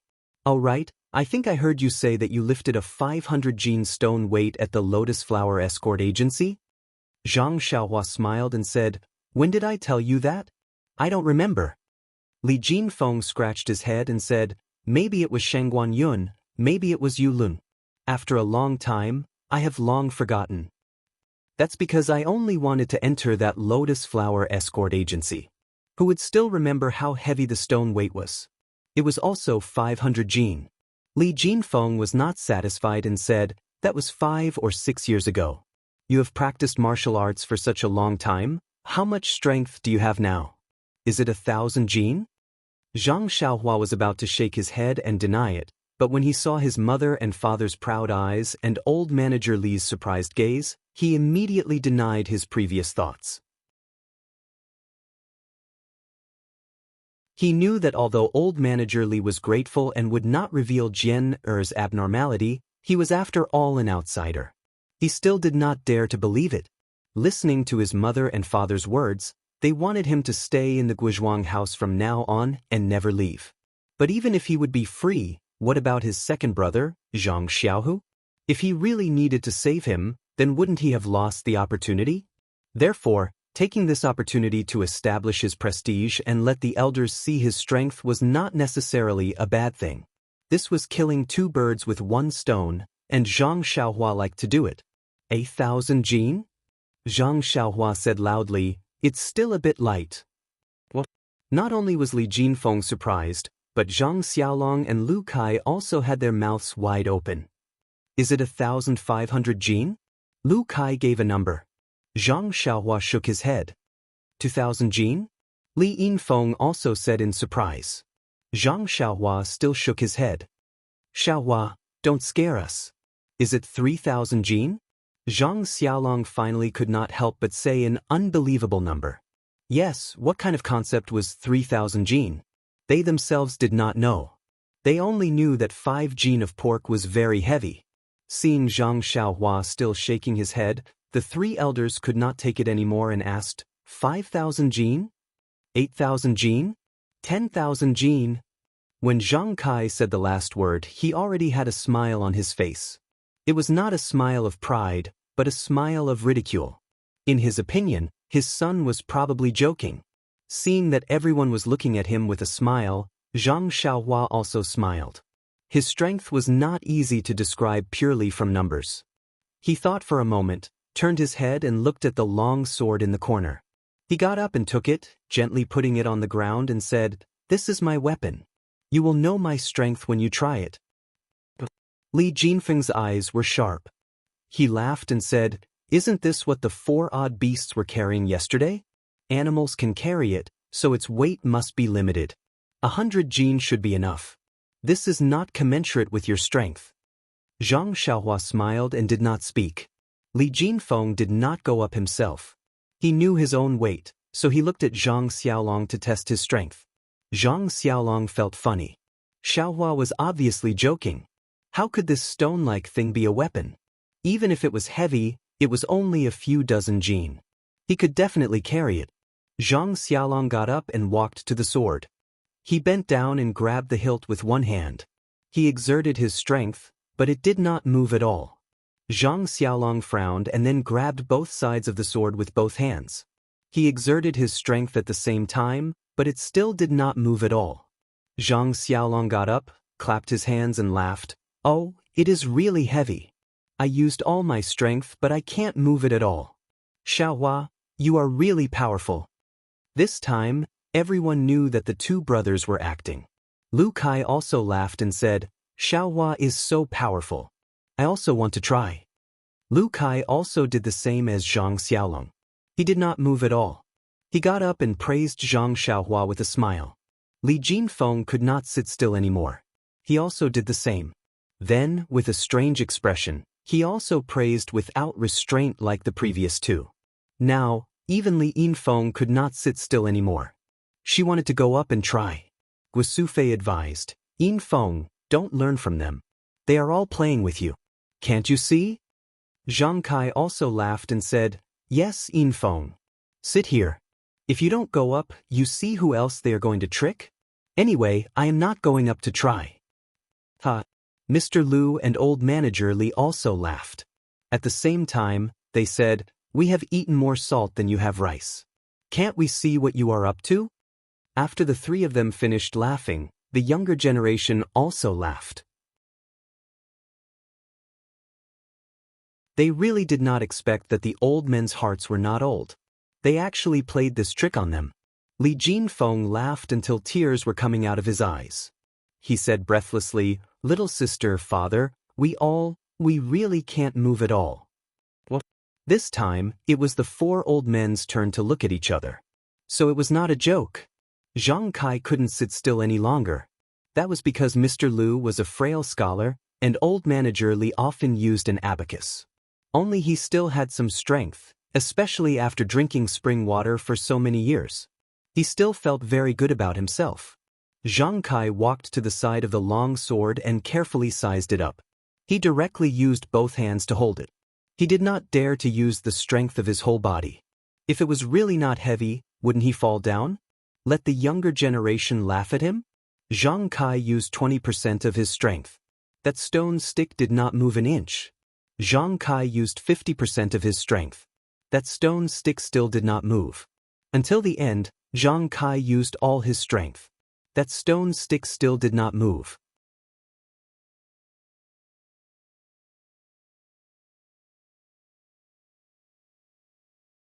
Chapter 382. Zhang Kai clapped his hands. Just like Li Jinfeng, he smiled and said, "Xiaohua, you are really naughty. You want us to carry such a heavy thing. Who can lift it?" Looking at Zhang Kai's appearance, if Mr. Lu and old shopkeeper Li didn't know Zhang Kai very well, they might have thought that he was lying to them. Guosufei asked doubtfully, "Xiaohua, how heavy is this small thing? No one can lift it at all." Zhang Xiaohua walked in front and picked it up with one hand. She waved it lightly and said, "Mother, to be honest, I don't know how heavy it is. After all, I haven't seen such a heavy thing." Oh, everyone suddenly understood. What she said was true. Who had nothing better to do? What's the use of weighing so many things? Seeing this, Zhang Xiaolong's eyes lit up and said, "Xiaohua, it's great that you're back. You're so strong. In the future, we won't need cows to plow the fields anymore." Bang! Zhang Xiaohua fell to the ground. After a while, she got up and said, "Big brother, you can't do this. You can't let me do anything. Plow the fields for cows. You're wasting resources. Then, go help people dig wells. Your strength is equivalent to 10 people." Zhang Xiaolong was very economical. After everyone chatted for a while, Guosufei and Li Yinfeng went to the small courtyard next door and told Lu Qian the names of the 3 babies. Lu Qian was very happy when she heard it. Needless to say, the names and courtesy names were carefully chosen by the elders. She had some experience with Zhang Xiaohua's miracle. Everyone knew that she was pregnant for 10 months, but she was pregnant for 5 years before she gave birth. Zhang Xiaohua already knew about this situation 5 years ago. Moreover, Zhang Xiaohua even gave her a small stone. When the stone turned into powder, her son was born. Could it be explained with the word coincidence?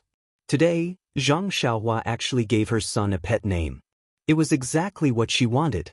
The name, Byron, was really extraordinary. How could Lu Qian not be happy? She picked up her son who was sleeping soundly next to her.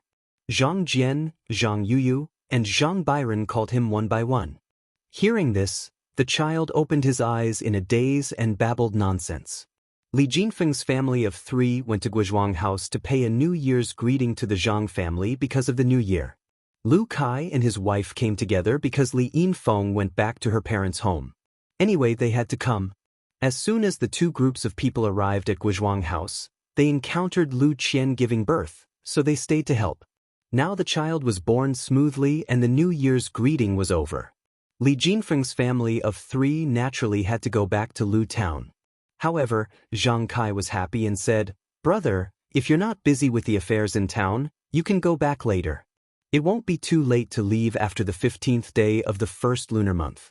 Anyway, Guozhuang House has a place to stay." Shopkeeper Li's business in Lu Town had been doing well in recent years. He thought that there would be nothing to do during the new year. So, After a little hesitation, he agreed to Zhang Kai's suggestion. In fact, if Zhang Xiaohua didn't come back, shopkeeper Li might not have hesitated. She had just given birth and was very busy. Wouldn't it be troublesome if his family stayed here? Although he didn't know exactly what kind of person Zhang Xiaohua was now, 5 years ago, she could go into the tiger's den and come out unscathed. 5 years later, Zhang Xiaohua must be even more incredible. Mr. Lu and Zhang Kai didn't hang around in Lu Town, so they didn't have much impression of the outside world. Shopkeeper Li knew what kind of person Zhang Xiaohua would be if she was in Lu Town. Moreover, according to Zhang Kai and Guosufei's meaning, his youngest son wouldn't be allowed to travel far in the future. Since he couldn't travel far, where could he go?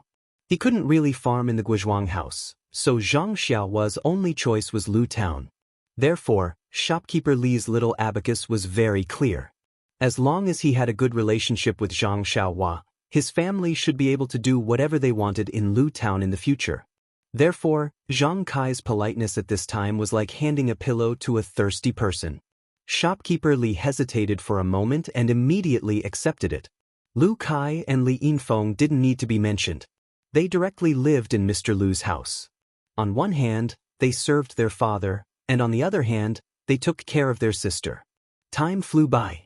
In the blink of an eye, it was the 15th day of the first lunar month. In the past few days, Zhang Xiaohua didn't go anywhere.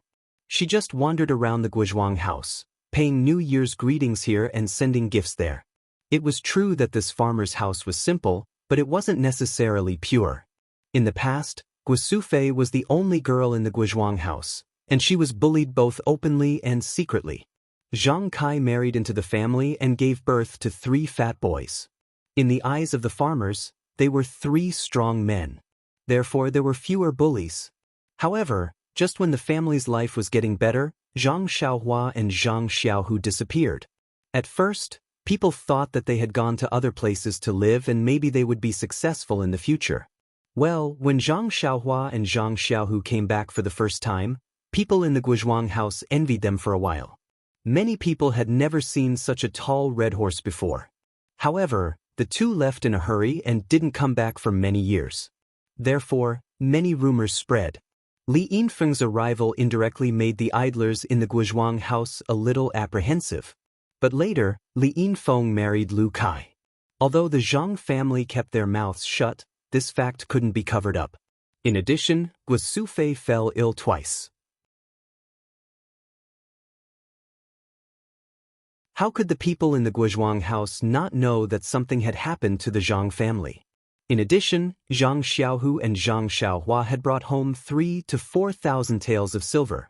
Although they did not spend extravagantly, it was still needed to improve their lives. The original small courtyard was renovated, and a new courtyard was built next to it. The idle men in the village were jealous, and rumors began to spread. Some said that the money was exchanged with the lives of the 2 sons, some said that the 2 sons had committed robbery, and some said that the rumors were unpleasant to hear. Fortunately, the Zhang family had always had a good reputation in the village, and many people leaned towards the former. The eyes of the people were really sharp. This rumor was really infinitely close to the truth. The Zhang family couldn't deny it. In fact, there was nothing to explain.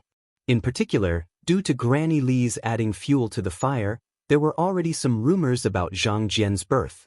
Although Zhang Xiaohua was just 18 years old, he had licked the blood of blades in the Jianghu. He had a good understanding of the human heart. The evolution of the way of heaven had given him endless training, and he had already clearly seen the undercurrents behind the simple farmers. Therefore, during this period of time, he had spent a lot of time hanging out with the idlers in the Guozhuang house.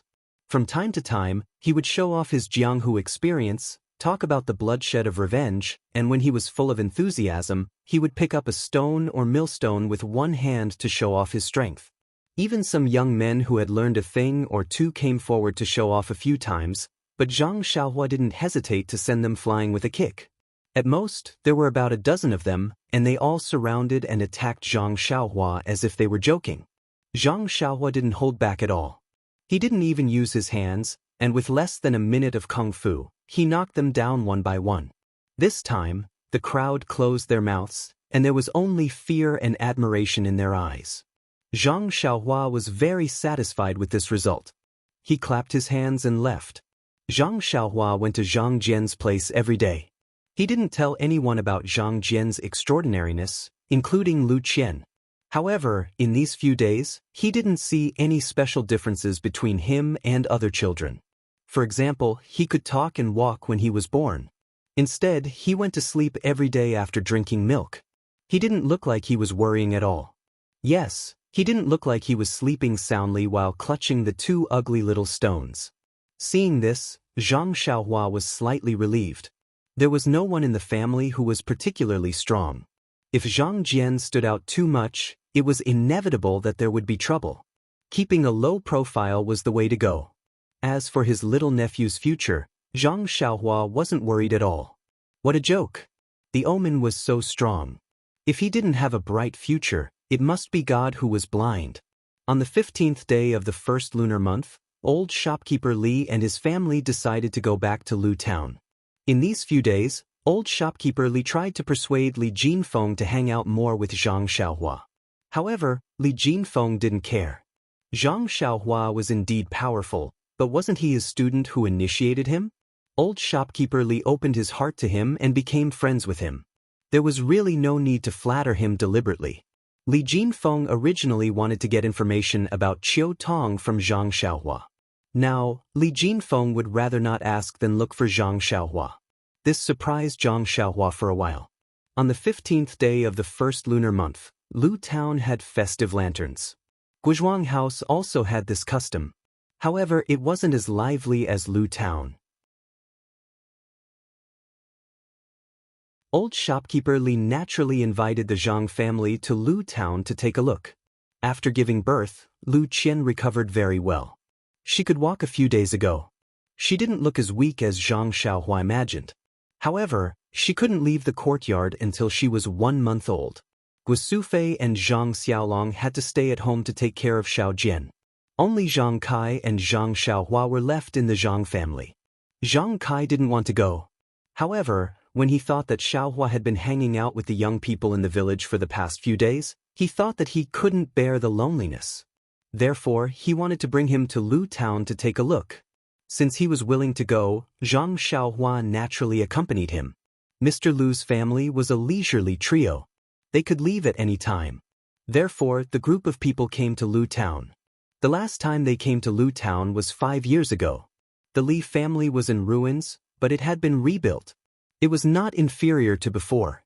Old shopkeeper Li held a banquet at home to entertain the Zhang and Lu families. When shopkeeper Yu of the Jade Shop heard the news, he prepared gifts early and brought his daughter and son-in-law to thank them. Fortunately, the Li family was now well off. The central room was very spacious, so it could accommodate so many people. The banquet was very enjoyable until night fell. Before the sky turned dark, the sound of gongs and drums could be heard outside. Firecrackers and the like were also going off non-stop. Although Four Trees was not the most prosperous place in Lu Town, it was still a hubbub of voices and unusually lively.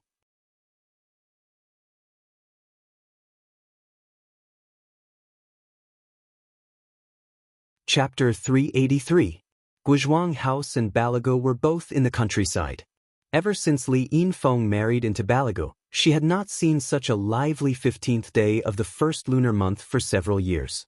When she heard the sound of gongs and drums on the street, she could not sit still. It seemed that she was even more anxious to go out than Zhang Xiaohua. On the contrary, the 18-year-old Zhang Xiaohua was very well behaved and sat down with a smile. Nonsense, his divine sense had already been sent out. Of course, he did not need to be so anxious. But he sat so steadily that it unconsciously made everyone present think highly of him. Of course, look at this child. He really seemed to have lived in a big town. This calmness was not something that ordinary people could compare with. Seeing that it was almost time, everyone was full. Old shopkeeper Li got up and, together with shopkeeper Yu, led everyone to the street. They followed the flow of people and admired the lanterns on both sides of the street. The 15th day of the first lunar month was the day of the full moon. High in the sky, a bright moon hung there. Many shops on both sides of the street hung up homemade lanterns. There were also hawkers who set up stalls to sell lanterns. In the flow of people, there were old and young. All of them had lanterns in their hands. They walked and looked and chatted. Not long after Zhang Xiaohua and the others left the Li family, they came across a stall selling lanterns. Shopkeeper Yu waved his hand and everyone bought one. Even Zhang Kai accepted it gladly. He carried a medium-sized lantern in his hand. Zhang Xiaohua was very surprised when she saw this. In her impression, her father was a somewhat old-fashioned person. She had never seen him carry such things for children. But then she saw old shopkeeper Yu and old shopkeeper Li also carrying a lantern with a smile. She laughed in her heart. It turns out that there is innocence in everyone's heart. There were many people on the street, but they were also divided into groups. Li Jinfeng, Lu Kai, and the son-in-law of the Yu family, Zhang Xiaohua, walked together. Li Jinfeng knew that Zhang Xiaohua was unfamiliar with these things, so he pointed here and there and introduced them to him in detail. Li Yinfeng and Yu Bihe were together, holding exquisite lanterns in their hands. It was unknown what they were whispering to each other, but they were also covering their mouths and laughing. The four old people walked at the back. They were a little slow, but they were also chatting happily and nodding their heads frequently. After walking through a few streets, the flow of people increased. It was as if they had been cooped up at home for an entire year and only came out now to get some fresh air. In front of them, the sound of gongs and drums could be heard. Waves of cheers could be heard. Li Jinfeng explained with a smile. In front of us is a big square in the west of the city. Most of the temple fairs during the new year are held here. Presumably, there is a lion and dragon dance performance now, which is why it attracted so many cheers. When Zhang Xiaohua heard this, he couldn't help but feel a little strange. He had an affinity with this square in Lu Town. The first time he saw Lu Qian being molested in the square with his father and two brothers, he stood up for justice and helped Zhang Xiaolong win the beauty. 5 years ago, he and his second brother came across a Jianghu man who was selling medicine in the square and was bullied. He also stood up for justice and got something similar to a pill formula. He also broke one of the bully's legs. He didn't know what strange things he would encounter today. Unfortunately, when he turned the corner of the street, he saw a group of bright lights and a lively scene in front of him. Everyone's face was filled with a happy smile. There was nothing unusual about it.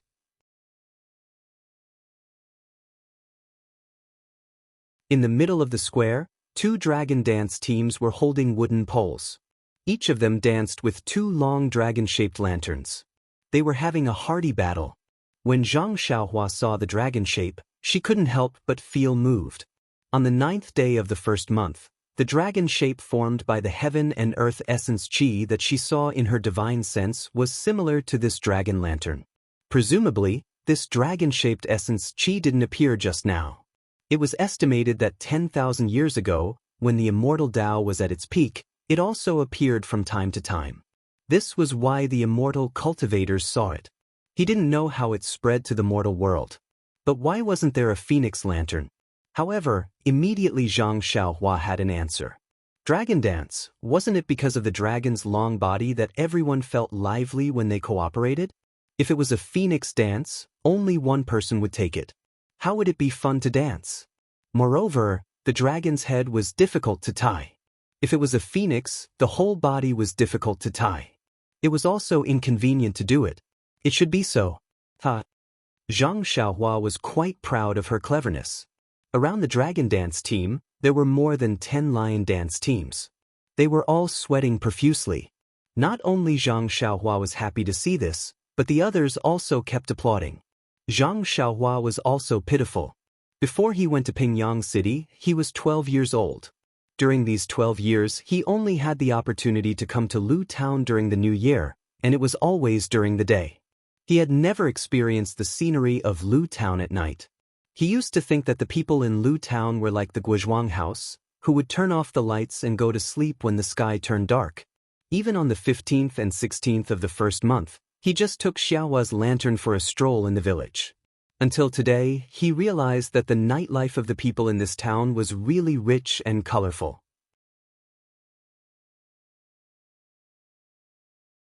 After a while, the number of people in the square gradually increased.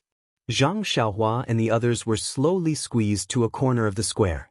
However, even if they were not in the center, it was still lively here.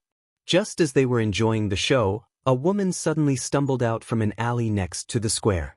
She cried and shouted, my child's father, where are you? My child has been snatched away."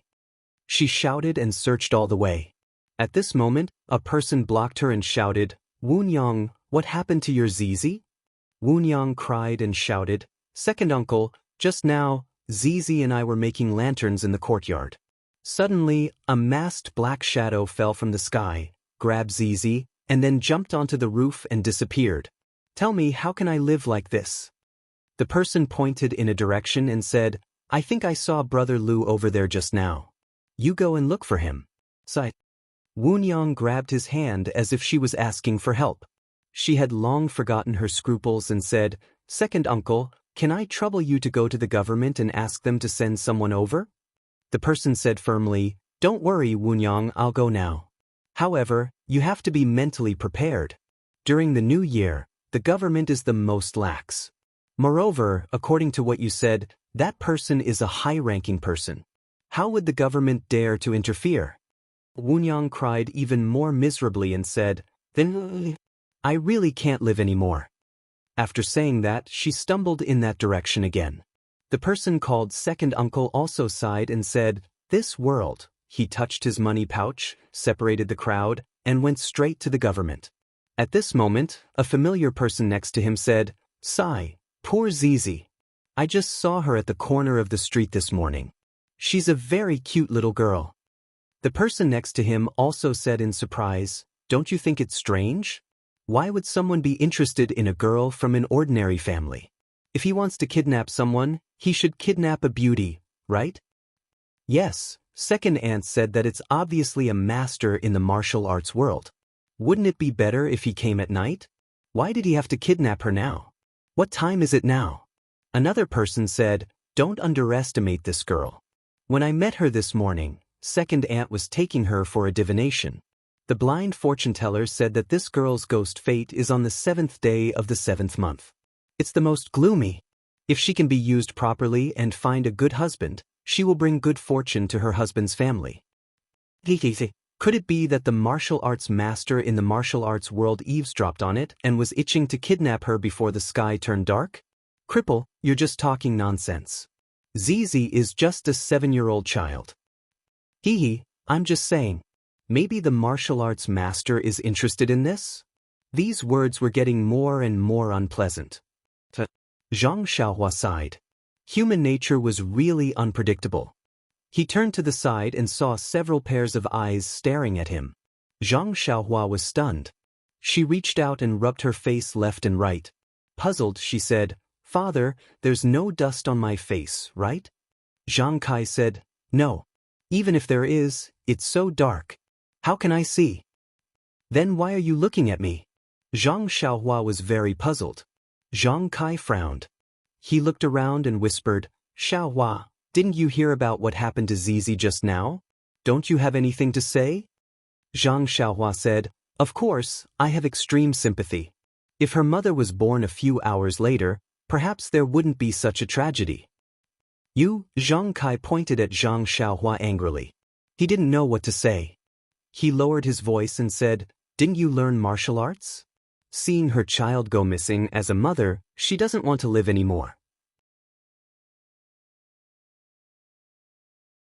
Don't you have any intention of helping her?" In fact, when the second mother said that her daughter had been taken away, Zhang Xiaohua had already released his divine sense. He had already seen the black-clothed man with the little girl under his armpit. However, there were many people in the square now. The black-clothed man's qigong didn't seem to be very good. Zhang Xiaohua wasn't in a hurry to chase after him. He only wanted to find an opportunity to relieve himself or play some sort of squeezing before going to rescue the girl. But now that his father had pointed it out in front of him, he was in a bit of a dilemma. Actually, it wasn't really a dilemma. Zhang Xiaohua just wanted to stand out in a low-key manner. But these people in front of him, who didn't know that he was an expert? If not for this, Zhang Kai wouldn't have pointed at him and scolded him. Thus, Zhang Xiaohua smiled and said, "Father, don't be angry. Your good son will go now. What do you think?" Go where? The cucumbers are already cold. What's the use of you going now?" Zhang Kai looked at this unfilial son and was still fuming. Zhang Xiaohua touched his nose and was a bit speechless. What was wrong with his father? It was said that the greater the power, the greater the responsibility. But this power didn't belong to his father. When did his sense of responsibility become so inflated? Seeing that there weren't many people around, Zhang Xiaohua whispered to Lu Kai, "Brother Kai, pay attention to protect my father. Don't let anything happen to him. I'll be back soon." Lu Kai's face was nervous and said, "Xiaoyu, where are you going? Giving such a difficult task to me, I feel burdened in my heart." Zhang Xiaohua rolled his eyes and said, "I'm going to the side alley to relieve myself." Sigh, everyone collapsed.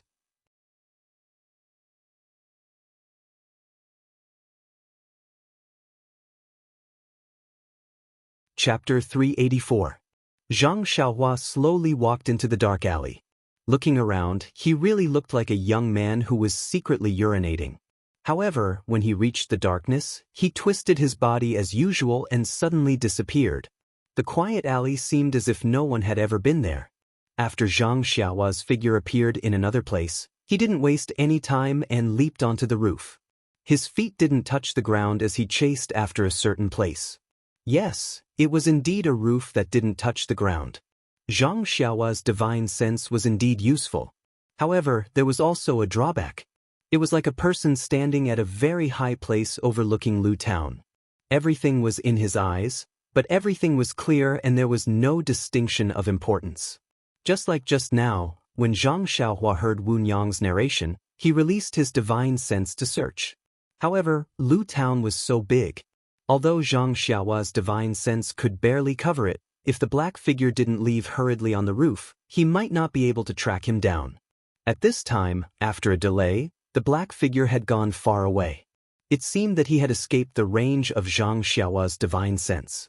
Zhang Xiaohua didn't dare to be negligent. A 7-year-old girl was at the age of flower buds. If something happened to her, her life would be over. Zhang Xiaohua chased after the black figure with all his might.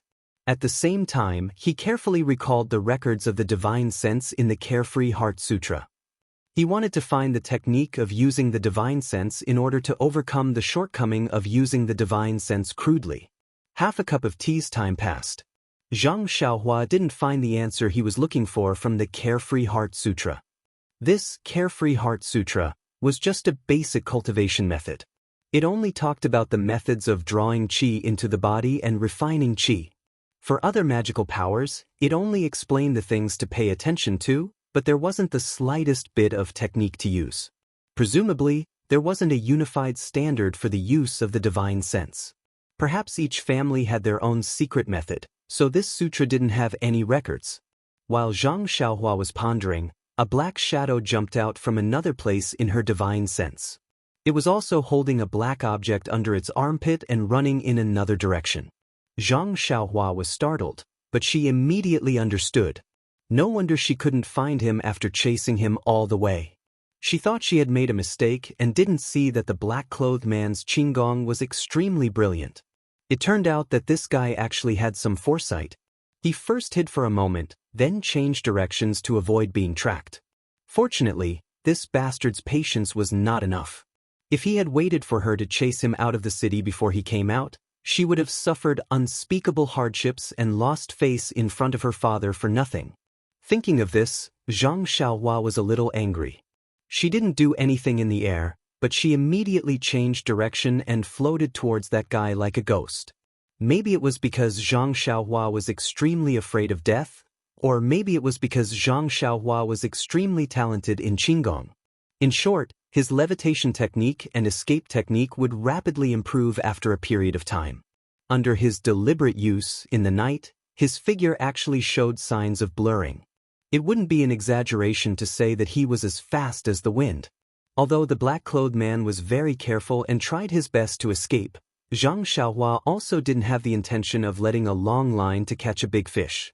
So, in the next moment, she had already caught up to that guy's back.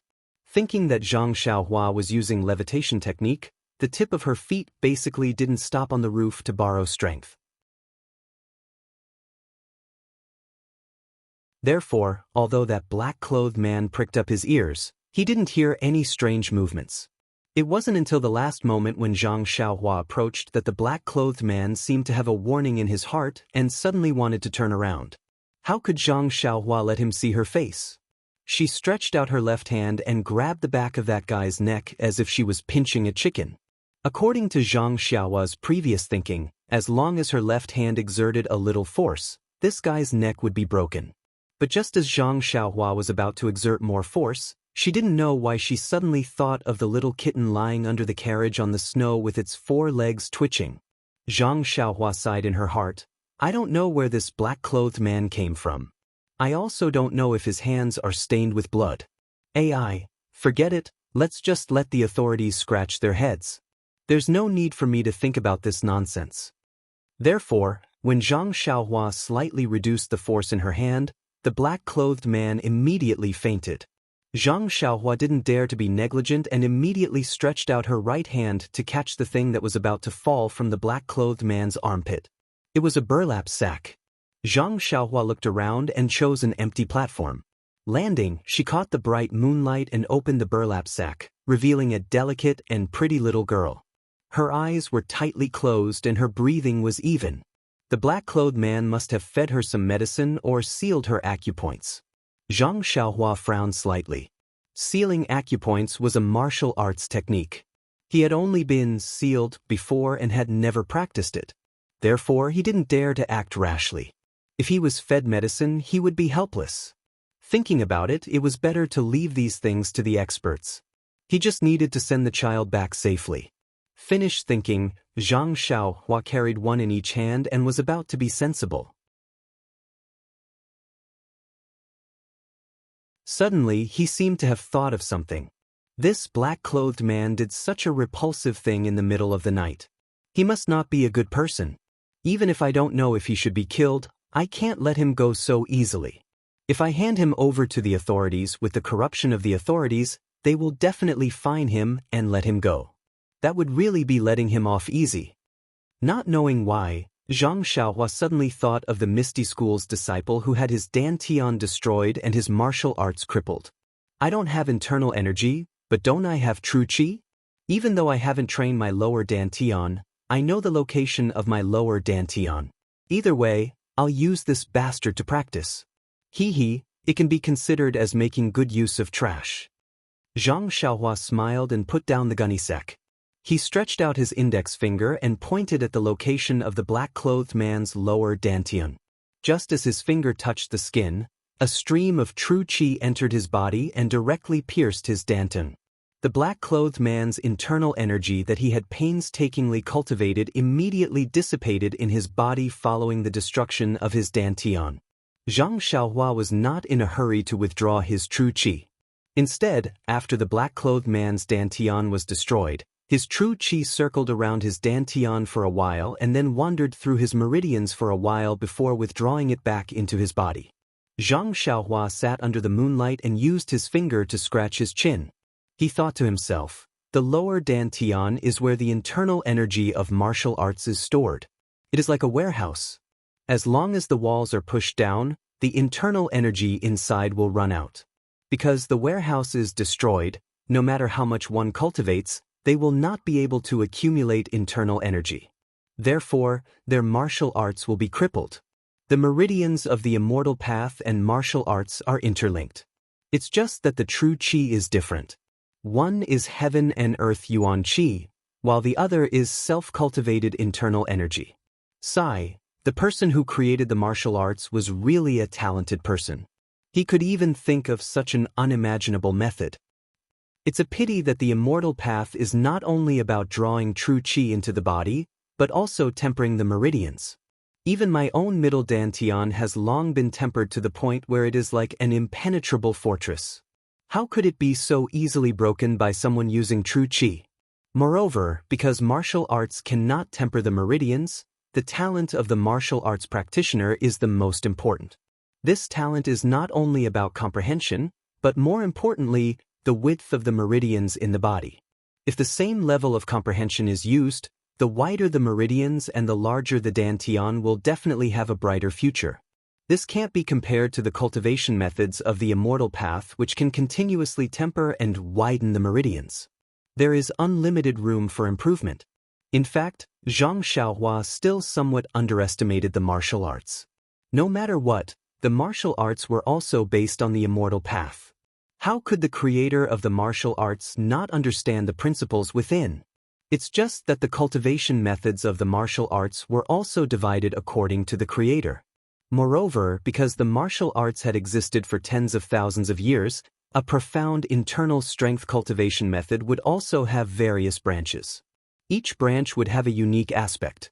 Therefore, in Zhang Xiaohua's era, high-level cultivation methods that could temper the meridians were actually rare. However, it was not like what Zhang Xiaohua thought, that the cultivation methods of the martial arts simply did not have the effect of tempering the meridians.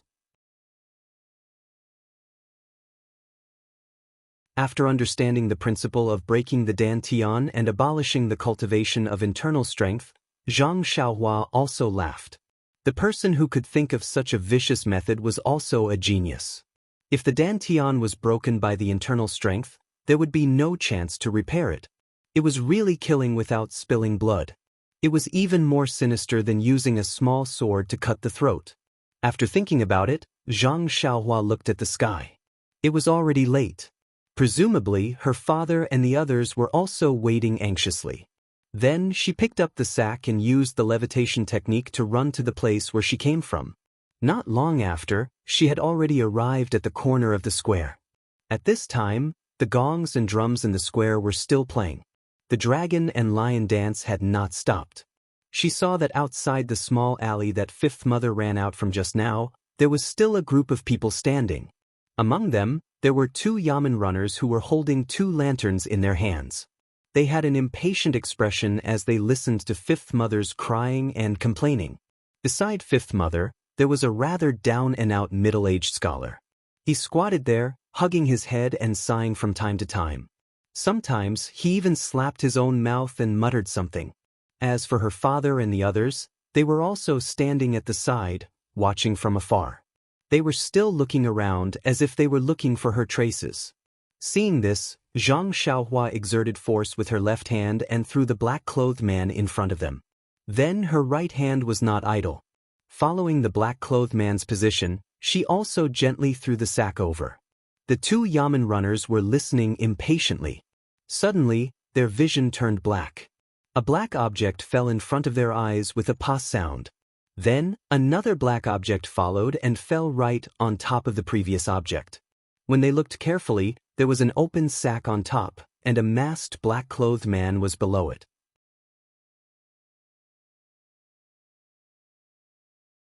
The expressions of the 2 yamen runners changed greatly. They immediately threw the lanterns to the side, shook their hands and pulled out the padao from their waists. They shouted loudly, "Ooh! Hoo!" It was fine if they did not shout. Once they shouted, it was obvious that they were timid. "Please collect, please tip, thank you."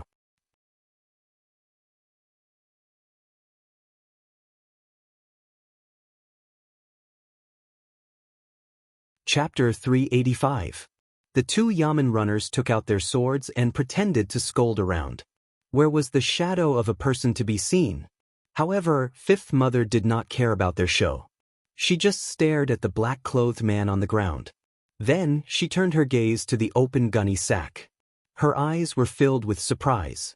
She ran over quickly and opened the gunny sack with a few hands, revealing the little girl who was unconscious with her eyes closed. The woman shouted loudly, "Father of the child, come quickly. It's our Zizi. She has been rescued." The middle-aged scholar who was squatting on the ground and regretting slapping his face immediately stood up and wanted to go over there. Perhaps because he had squatted for a long time, his legs were numb. After taking a few steps, his legs went soft and he fell to the ground. However, the scholar hurriedly got up, as if he did not care about the mud on his body and face. He quickly walked over. When he saw his daughter, he smiled like a child and said, Zizi, Zizi, it's really Zizi. God knows. After saying that, he stretched out his hand and wanted to touch the child's face. Only then did he realize that his hand was full of mud. He quickly wiped his hand on his clothes and then carefully stretched out his hand again. He was afraid that his hand would dirty the child's face, but he also wanted to personally verify the existence of the child with his hand. He could only gently touch the child's little face and brush the hair on her face before he retracted his hand with relief. Wunyang carried Zizi back from the gunny sack. The scholars saw the black-clothed man on the ground. Instantly, a fierce light appeared in his eyes. He raised his foot and stomped on the black-clothed man's body. He kept cursing as he stomped on the black-clothed man. When Zhang Kai and the others were watching, Zhang Xiaohua quietly walked over from behind. When they saw him coming over, everyone's faces showed a smile. Even Yu Biha's husband looked at him with stars in his eyes. It seemed that he had not recovered from the fact that there was really such a powerful person around him. Lu Kai smiled and said, "Xiaohua, you took quite a long time to urinate." Zhang Xiaohua shrugged and said, "Oh, I can't help it. Uncle Li is really enthusiastic. He let me drink so much wine. Young people digest well. As long as I go more often, please don't blame me." Zhang Kai laughed and scolded, "When did you learn to be so glib?" Zhang Xiaohua said, "Father, you've wronged the boy. The boy is very honest." Then he looked in that direction and said, "Uncle Li, since the people from the government are already here, and the person who kidnapped the girl has also run back, let's go back quickly. It's already late, it's better to rest early." Zhang Kai also knew Zhang Xiaohua's problem, so he said, "Sai, young people lack sleep. Brother Li, let's go. I've already seen the Lantern Festival. It's really eye-opening. If I have time next year, I'll have to ask you again." Old shopkeeper Li smiled even more brilliantly and said, of course, you're welcome to harass me, you're welcome to harass me." With that, everyone prepared to return home. However, at this moment, a new situation suddenly occurred. The scholar stepped on the man in black with all his strength, and the two yamen runners howled for a long time but still couldn't see a shadow. They were about to put away their padao and come over to watch. In fact, the two of them were half happy and half worried. They were happy because they caught the thief effortlessly. Of course, it was a great merit. They were worried because this person was obviously from Jianghu and was definitely not someone they could afford to offend. It was like a hot potato that was forced into their hands. The black-clothed man had only fainted from Zhang Xiaohua's grip. After the fall and the scholar's ferocious assault, he slowly regained consciousness. When he opened his eyes and looked around, he did not quite understand what had just happened. However, what had just happened was not important. What was important was how to escape from here. In front of him, there were only two people who wanted to go forward but didn't dare to. The one who was trying to step on him was a weak scholar. The little girl was still unconscious, and there were only a group of men and women in plain clothes surrounding him. These people were just like ants in his eyes. Why would he care about them? The man in black understood his situation. He grabbed the scholar's foot and was about to throw him away with his strength. At this time, he found that he couldn't mobilize his genuine qi. Then, he checked his genuine qi and his face immediately turned pale. His inner strength was abolished. What should he do? Thinking of this, the man in black used all his strength to pull the scholar down. Then, he turned around and forcibly took the little girl from Wunyang's hands. He held her with his left hand, and then took out a dagger from his arms with his right hand and put it on the child's neck. He screamed, get out of the way, or I'll kill this child." When the two yamen runners saw that the man in black had woken up, they were scared witless and immediately ran away. The surrounding people were also stunned and didn't know what to do. Wunyang rushed over from the side and begged while crying, "Hero, please kidnap me. Please put down the child, okay?" The man in black kicked Wunyang aside and scolded, "What's the use of keeping you? You're already an old noob." Zhang Xiaohua, who was about to leave in the distance, saw this and immediately put her hand into her arms. At this time, the scholar, who had just been pulled down by the man in black, took advantage of the moment when the man in black turned his attention to Wunyang and pounced on him desperately.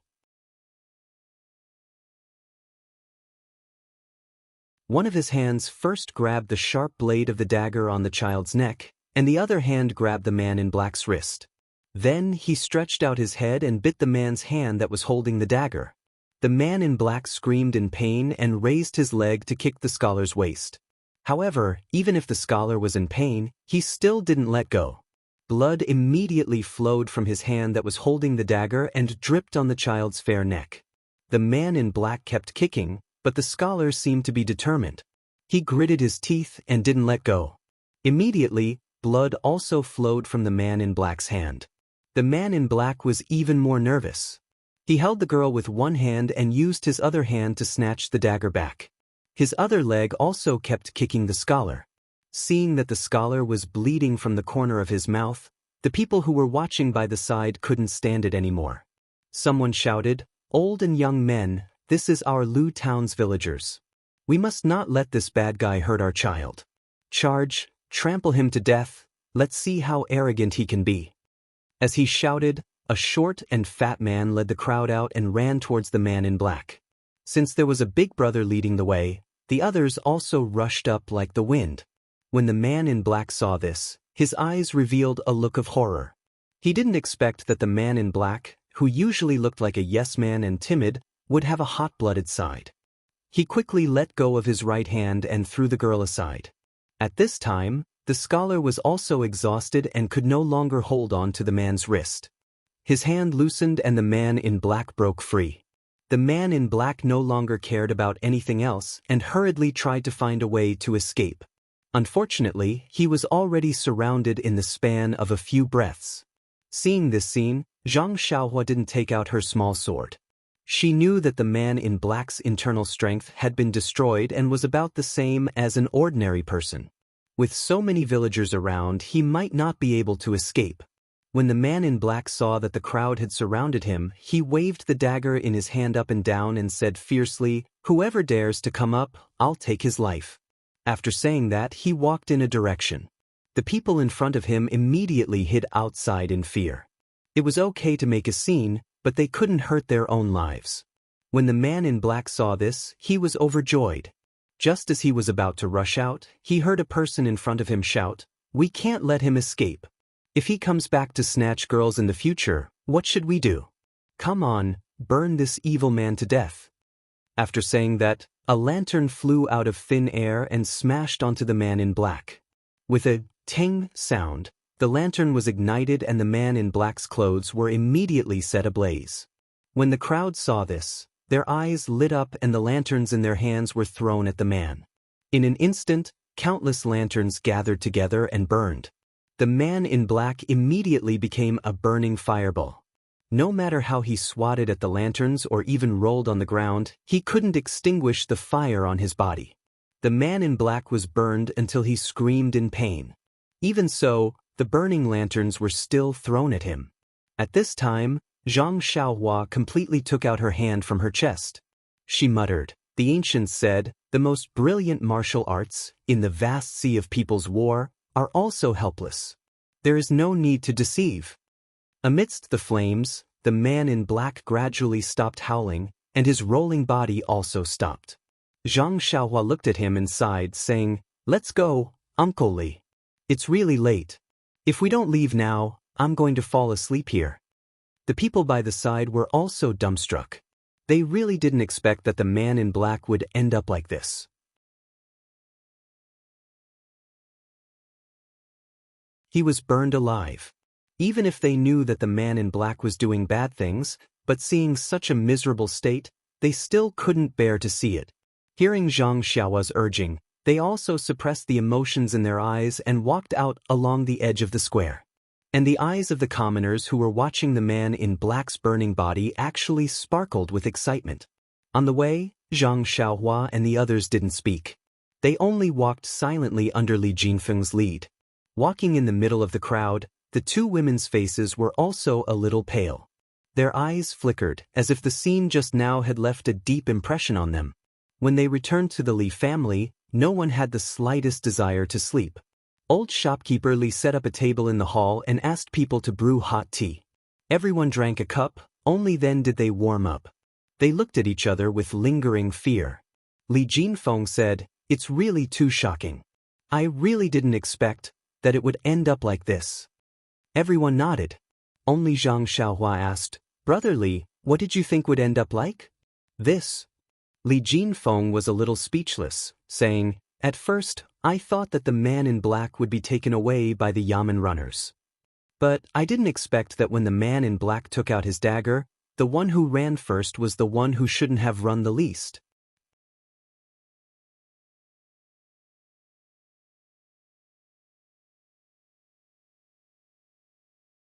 Chapter 386. Yes, Li Jinfeng was speechless. The government that he had high hopes for had given him the most disappointing answer. What else could he say?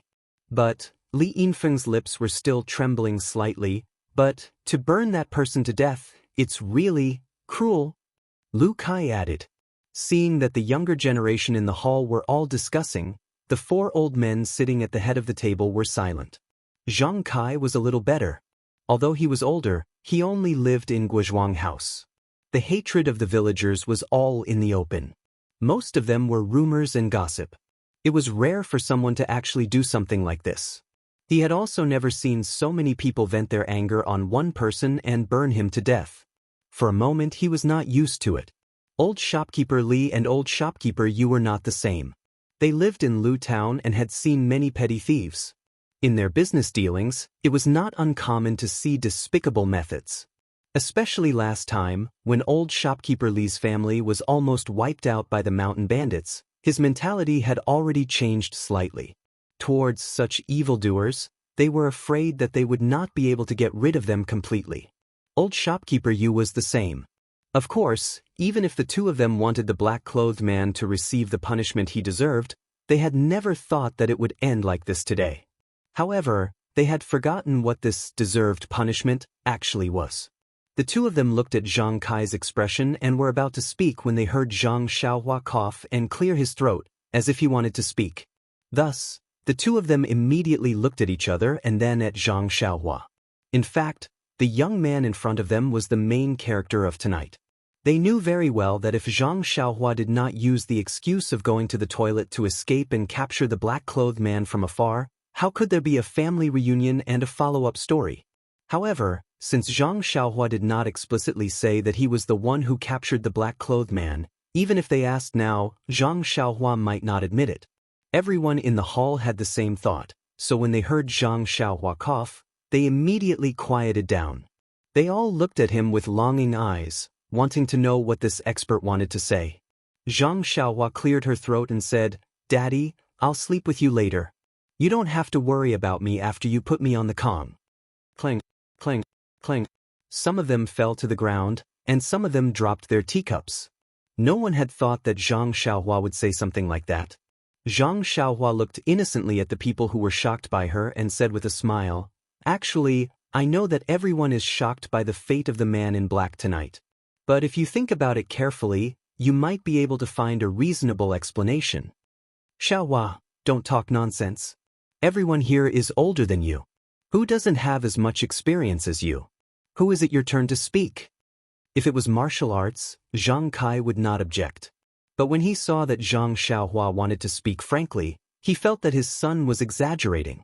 Who in front of him wasn't a learned person? Only he and his son came from the countryside. If they didn't speak well, wouldn't they be laughed at?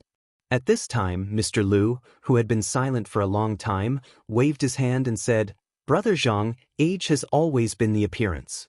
If we talk about experience, everyone may not have the experience that Xiaohua has. At such a young age, she entered the Jianghu that we have never entered. Now it has been 6 years. I think she must have a lot of feelings. Share it with us so that we won't be suspicious of her. Li Jinfeng also said with a smile, Xiaohua, just say it. Uncle is just protecting you. I'm afraid you'll mess it up. Zhang Xiaohua looked at Zhang Kai and saw that he didn't have any expression.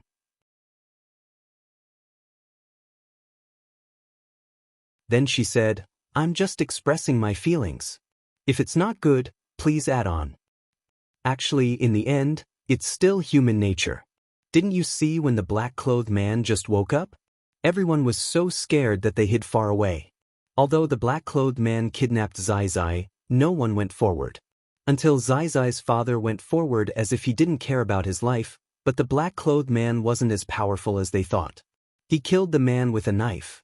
Then, when the black-clothed man left Zai Zai and wanted to rush out with a knife, everyone was afraid of implicating themselves, so they all moved aside. If you want to talk about power, it's still the leader. If he didn't stand up at that time, the black-clothed man would probably have run away. Would you have let him run away? Yubiha asked softly. Who knows? Anyway, it didn't happen. It's hard to say. Zhang Xiaohua looked at Yubiha and said in a mysterious tone. Yubiha's face was slightly red. Zhang Xiaohua smiled and said, I think that at that time, it was that person who threw the lantern at the black-clothed man. The black-clothed man actually didn't have the strength to fight back. When everyone saw how the black-clothed man was beaten up, they knew that they didn't have any qualms about their own safety. That's why they all surrounded him, wanting to experience the pleasure of bullying the strong. They all threw the lanterns in their hands. But the black-clothed man is a martial arts expert. Why didn't he have the strength to fight back? Yubiha seemed to be a curious baby and continued to ask. This is the punishment of the heavens. Zhang Xiaohua said decisively. Mr. Lu said thoughtfully, if that's the case, Little Blossom, what you're saying is that everyone isn't acting bravely for a just cause and stepping forward bravely. Instead, they're using the attitude of a strong person to wreak havoc on the mentality of the weak? Zhang Xiaohua nodded and said, that's right. Mr. Lu, it's because you can get the pleasure from bullying the powerless strong that you didn't have before.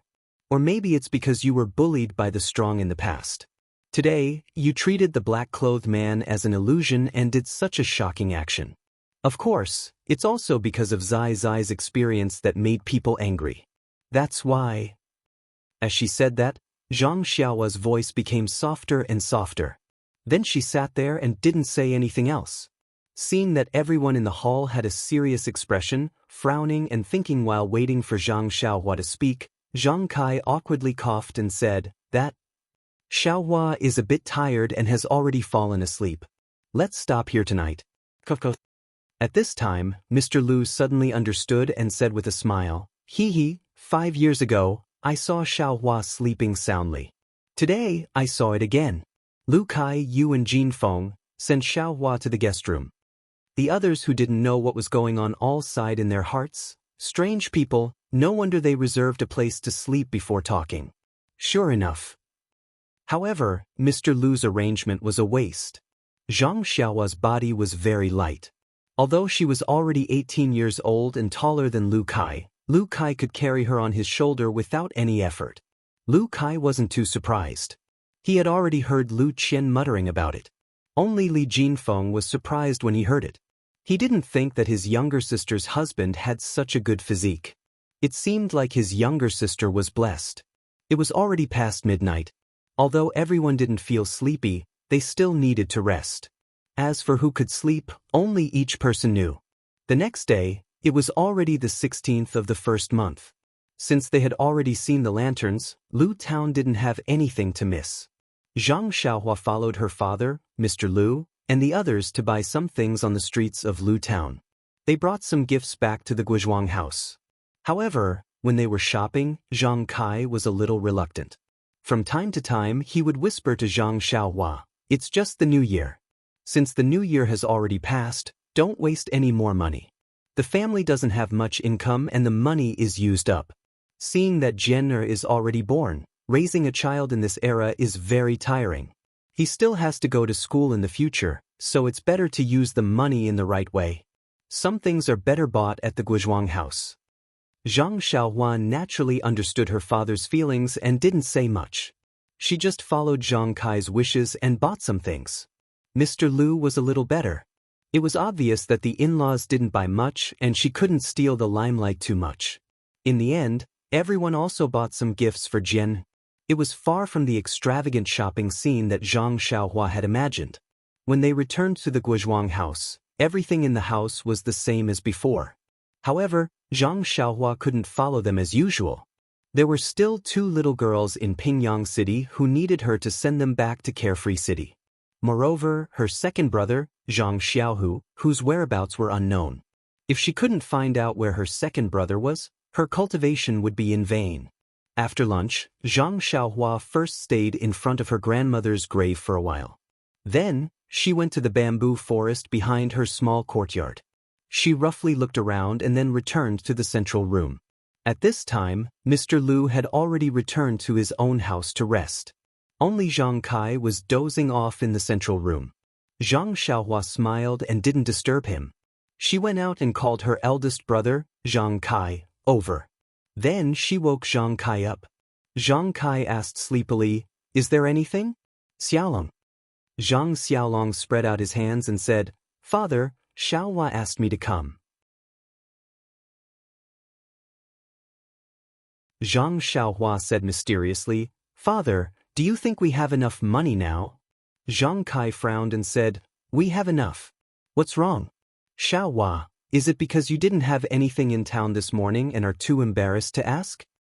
"No, father. What can I buy? It's just that when you bought something in the morning, I felt a little distressed." Zhang Xiaolong next to her said with some shame, "Xiaohua, it's all your eldest brother's fault. I don't know how to make a living. I can only dig for food in the soil. These few years, we relied on the banknotes you brought back to renovate the small courtyard and build another one next to it. Father must be worried that the banknotes aren't enough. That's why you can't bear to part with them. Moreover, the banknotes are still left for." He seemed to be unable to say the rest of his words. Zhang Xiaohua listened and said with a smile, "Look at what you're saying, eldest brother. I brought the banknotes back for the family to spend. When I find second brother, naturally, there will be a share for him." Then she stretched out her hand and hooked her index finger and said, "Father, eldest brother, come. I'll show you something good." After that, she walked out of the central room. Zhang Kai and Zhang Xiaolong were confused. It wasn't that they didn't think that Zhang Xiaohua was looking for those banknotes, but these banknotes should be looked at in the room. Why did she run out to show off? Moreover, Zhang Xiaohua actually picked up a hoe from the wall. And she also let Zhang Kai and Zhang Xiaolong each take one. What is she trying to do?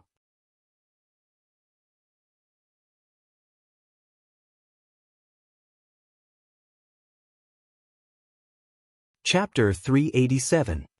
Zhang Xiaohua took the hoe, Zhang Kai and Zhang Xiaolong took the hoe, shovel and other tools, and came to the bamboo forest behind the house.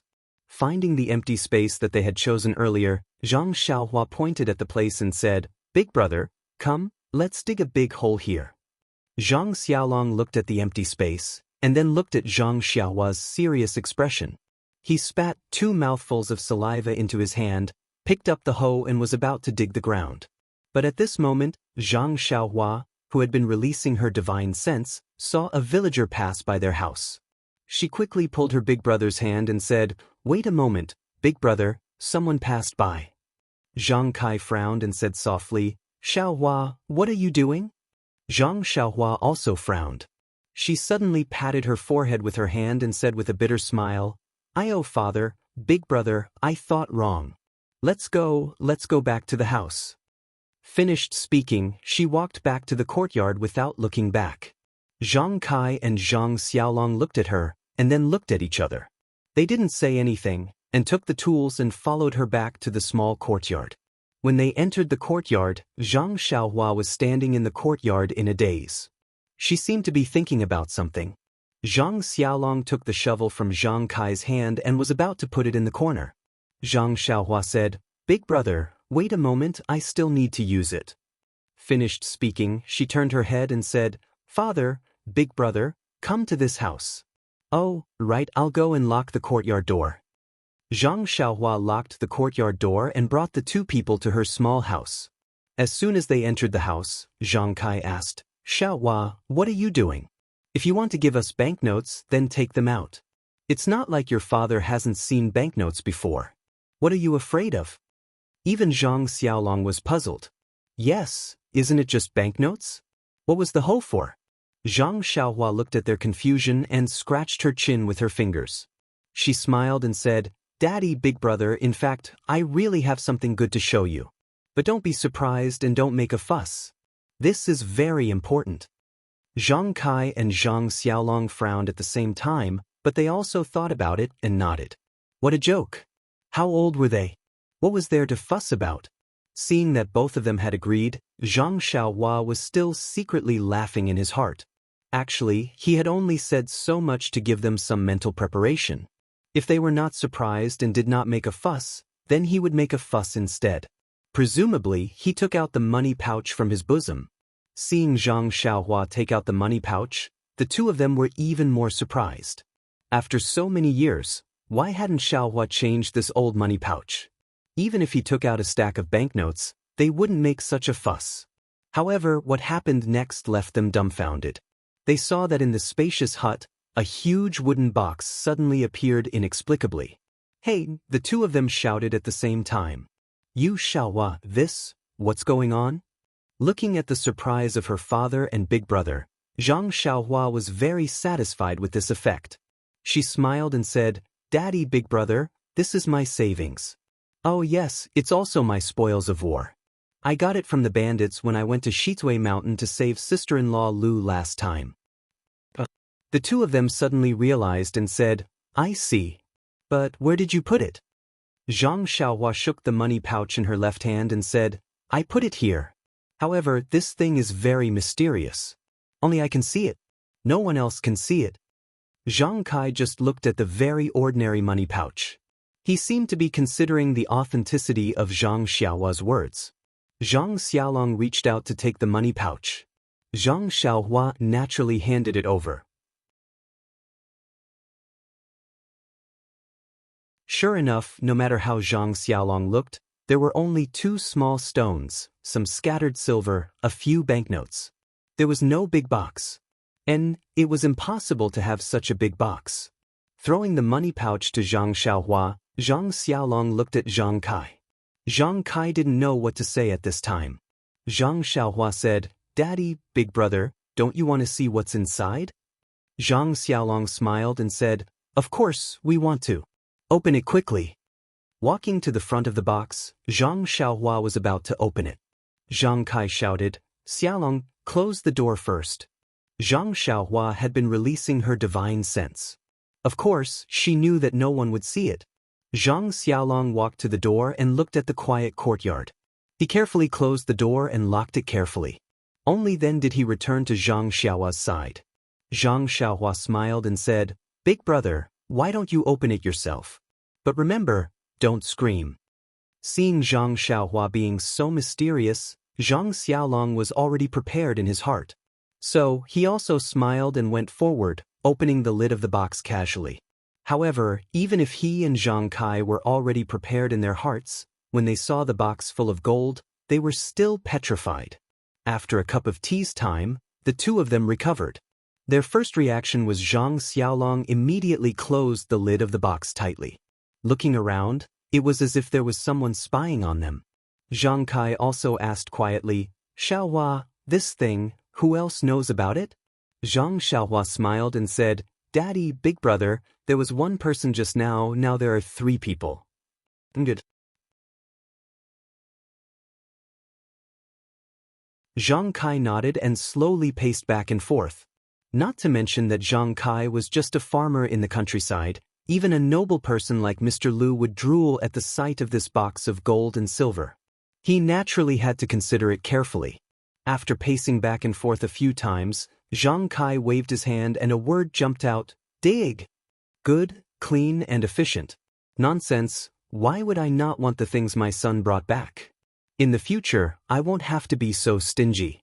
After receiving his father's order, Zhang Xiaolong spat 5 or 6 mouthfuls of saliva on his hand in one breath. He gathered his strength and started digging in the open space of the hut. Seeing this, Zhang Xiaohua happily took the hoe and dug with her big brother. However, she hadn't worked with her big brother for a long time. Zhang Xiaohua seemed to have returned to her childhood in the fields. However, looking at Zhang Xiaohua digging far away from him, Zhang Xiaolong was puzzled and asked, Xiaohua, why are you so far away from me? I won't touch you. Zhang Xiaohua smiled and said, Let's dig a bigger hole. There are still a few boxes.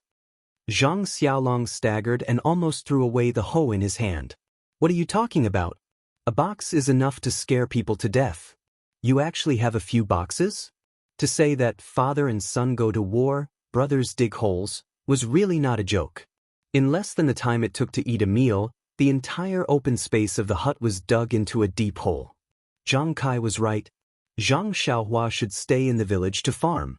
The holes in the hut were basically the fruits of his labor. Zhang Xiaolong was so tired that he was panting after digging more than half of it.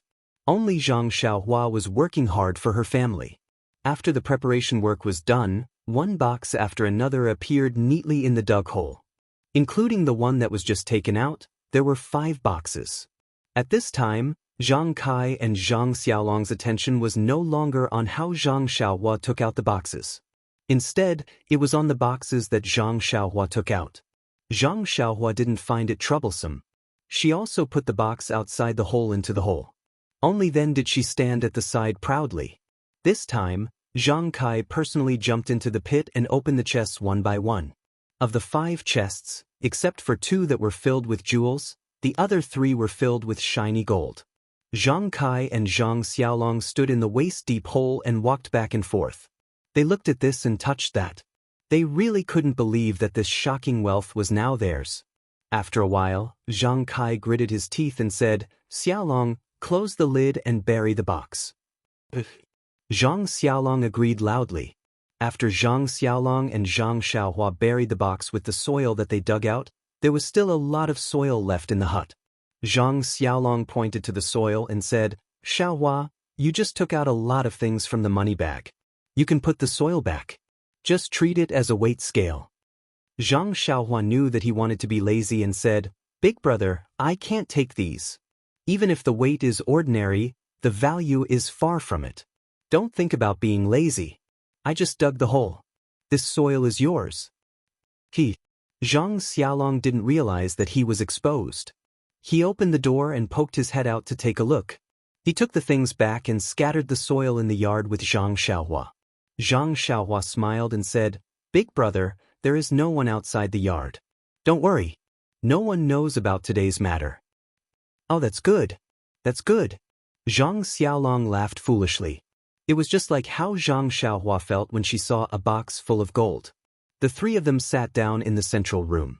Zhang Xiaohua poured tea. Zhang Kai and Zhang Xiaolong's eyes were a bit unfocused. They drank the tea in their cups mechanically. Zhang Xiaohua didn't say anything.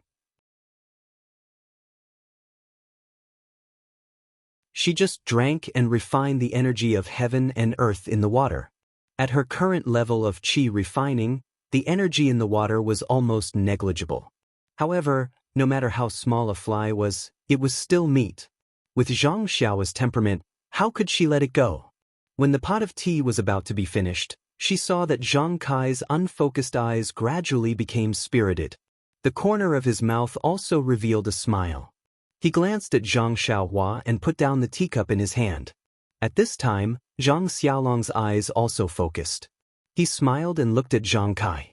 He also put down the teacup. Zhang Xiaohua said, "Father, big brother, it seems that you have already thought about how to deal with it. This matter is very troublesome. I don't know how to deal with it. Anyway, the money is spent by you. I don't need it. You can do as you see fit." Zhang Kai smiled and said, "Xiaohua, you are lazy. However, it doesn't matter. There is father, mother, and your big brother and sister-in-law at home. You don't need to worry. You just need to bring those things home." Zhang Xiaolong also smiled. He looked lovingly at his little brother who was almost as tall as him. Zhang Xiaohua was stunned and said, "Then, father, how are you going to use the gold? I have thought for a long time, but I still can't think of a way to not attract attention. This is really too easy to deal with." Zhang Kai smiled and said, "I remember that Mr. Liu often said that doing something beyond one's ability is playing with fire."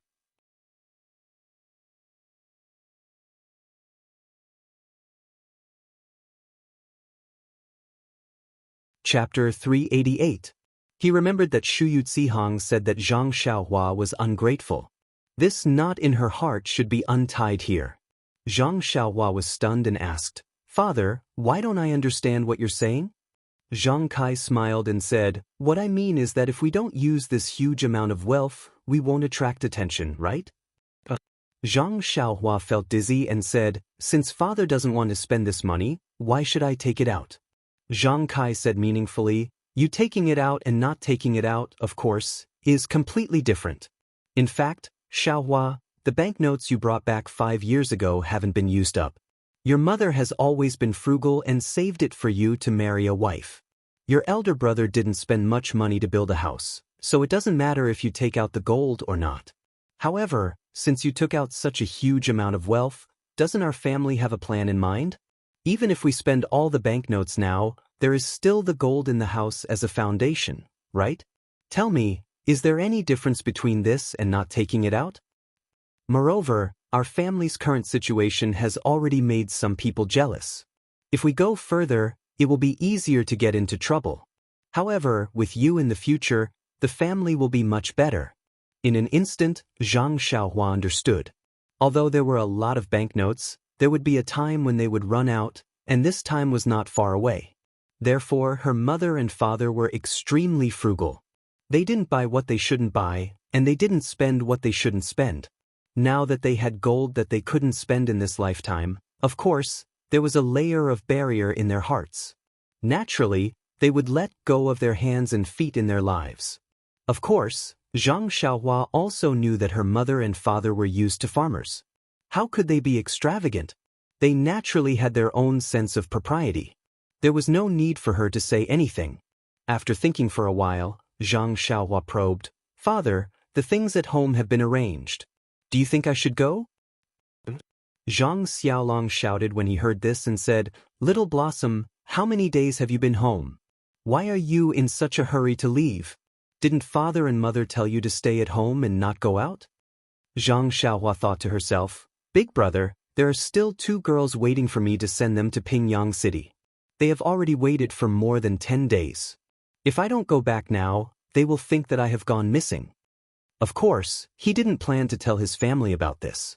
After all, Nye Qinyu and Little Orange were being hunted by bad guys and were in danger. If he told his family, they would be worried. Thus, Zhang Xiaohua smiled and said, "Big brother, second brother hasn't been found yet, right? He's also been missing for many years. No one knows if he's dead or alive. I'll go look for him now and drag him back from that misty school. What do you think?" Then she looked at Zhang Kai's gloomy face and added, "Dad, don't worry. I'm just going to look for second brother. I won't get involved in the misty school." Hearing this, Zhang Kai's face darkened even more. Zhang Xiaohua thought to herself, "This is bad." Sure enough, Zhang Kai stood up with a whoosh and shouted at Zhang Xiaohua, "Come here." After that, he walked out without looking back and went straight to her grandmother's grave outside the courtyard. He shouted, "Kneel down." "Dad," Zhang Xiaohua was very surprised. "Kneel down." Zhang Kai shouted again without hesitation. Although Zhang Xiaohua didn't understand what her father meant, she still knelt down in grievance. Seeing Zhang Xiaohua's aggrieved look, Zhang Kai's heart ached. However, he still hardened his heart and said, "Xiaohua, I want to ask you a few questions." "Dad, please ask," Zhang Xiaohua said softly while kneeling. "When we met your sister-in-law in Lu Town, who saved us?" "Hero Wen and Heroine Shui." "Then when you and Big Brother went to marry your sister-in-law, who saved you on the way?" "It was Hero Lu." "Where did you learn your martial arts?" This Zhang Xiaohua was a little hesitant. His Carefree Heart Sutra was accidentally obtained from the Misty School's library. Then he slowly figured it out. If it was not taught by the Misty School, then this sutra was indeed obtained from the Misty School. Moreover, his Big Dipper Magical Fist and the most basic Arhat Fist were also taught by He Tianshu. If his martial arts had nothing to do with the Misty School, then he would be going against his conscience. Therefore, Zhang Xiaohua said helplessly, "I learned it from the Misty School's library." "When you first arrived in Pingyang City and went to that manor, was it the Misty School's property? Did they give you a job?" It was undeniable that Huanxi Manor was the property of the Misty School. In other words, it was the Misty School that indirectly gave Zhang Xiaohua his first job. Zhang Xiaohua nodded helplessly. "Did your second brother join the Misty School and gain the favor of the sect master to become her direct disciple?" This was exchanged with my life. Zhang Xiaohua explained anxiously. However, Zhang Kai did not listen. He only asked, "You're just saying yes or no?" "Yes." "All right, then ask yourself in front of your grandmother. Can you cut ties with the Misty School? Regardless of whether the Misty School admits it or not, shouldn't you be the first to admit that it was the Misty School that helped you? Now that the Misty School is in trouble and I heard that it was destroyed, don't you have any thoughts about it? You even dare to say, if it wasn't for second brother Sun, what does the Misty School have to do with me? Ask your grandmother in the netherworld and see how she will answer you."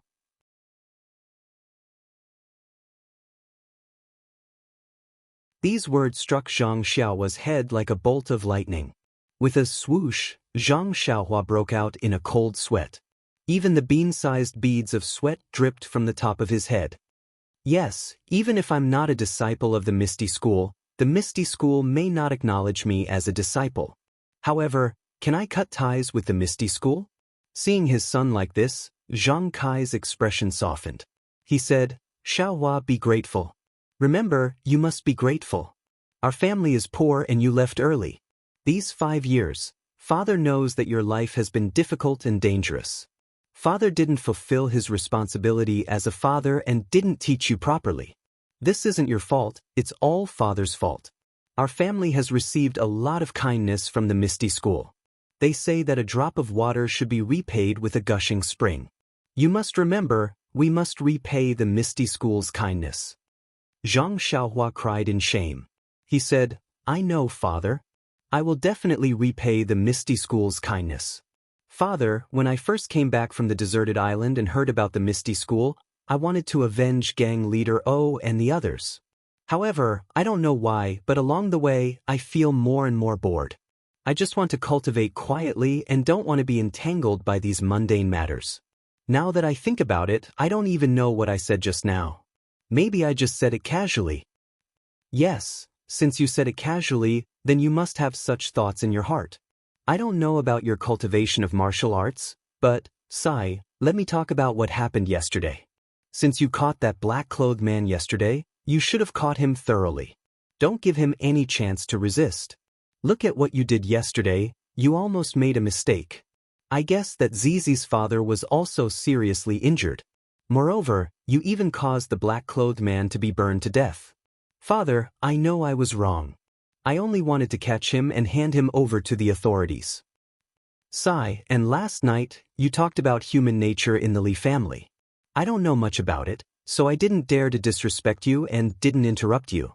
What you said may be reasonable, but I feel that although you can't be on guard against others, you shouldn't think too badly of others.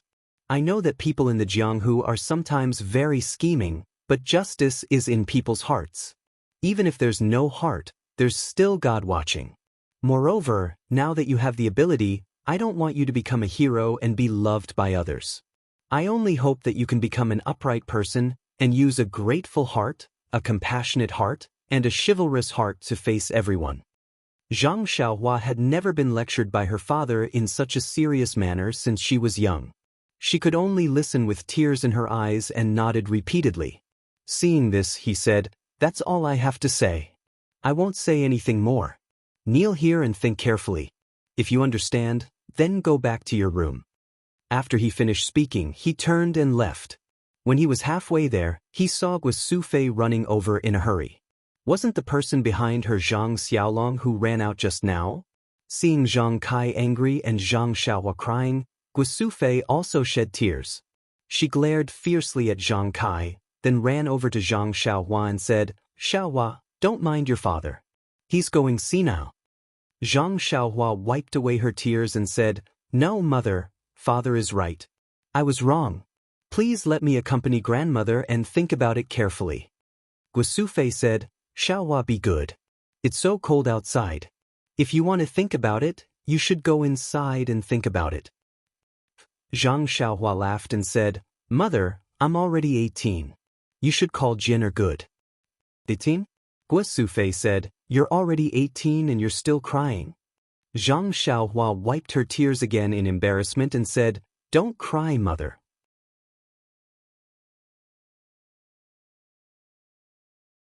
Father hasn't scolded me for a long time. I'm just touched. Really, it's not cold outside. Please go back to your room. If you're here, I won't be able to think. Won't it be even more of a waste of time? Seeing that Zhang Xiaohua refused to leave, Guosufei could only remind her, think about it carefully. Hurry up and think. I'll go and cook for you. When it's ready, I'll call you. After saying that, she was still worried. She turned around and hurried away. When her mother was far away, Zhang Xiaohua finally calmed down and carefully sorted out her thoughts.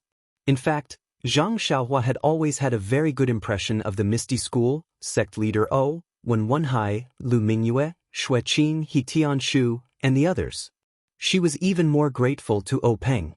However, when she found out about the secret of the Immortal Tao and discovered that her Carefree Heart Sutra was an item of the Immortal Tao, she knew that the Misty School was an Immortal Tao sect. When she thought about how O Peng had mysteriously asked her to copy the manual of her Big Dipper mystical fist, she was puzzled.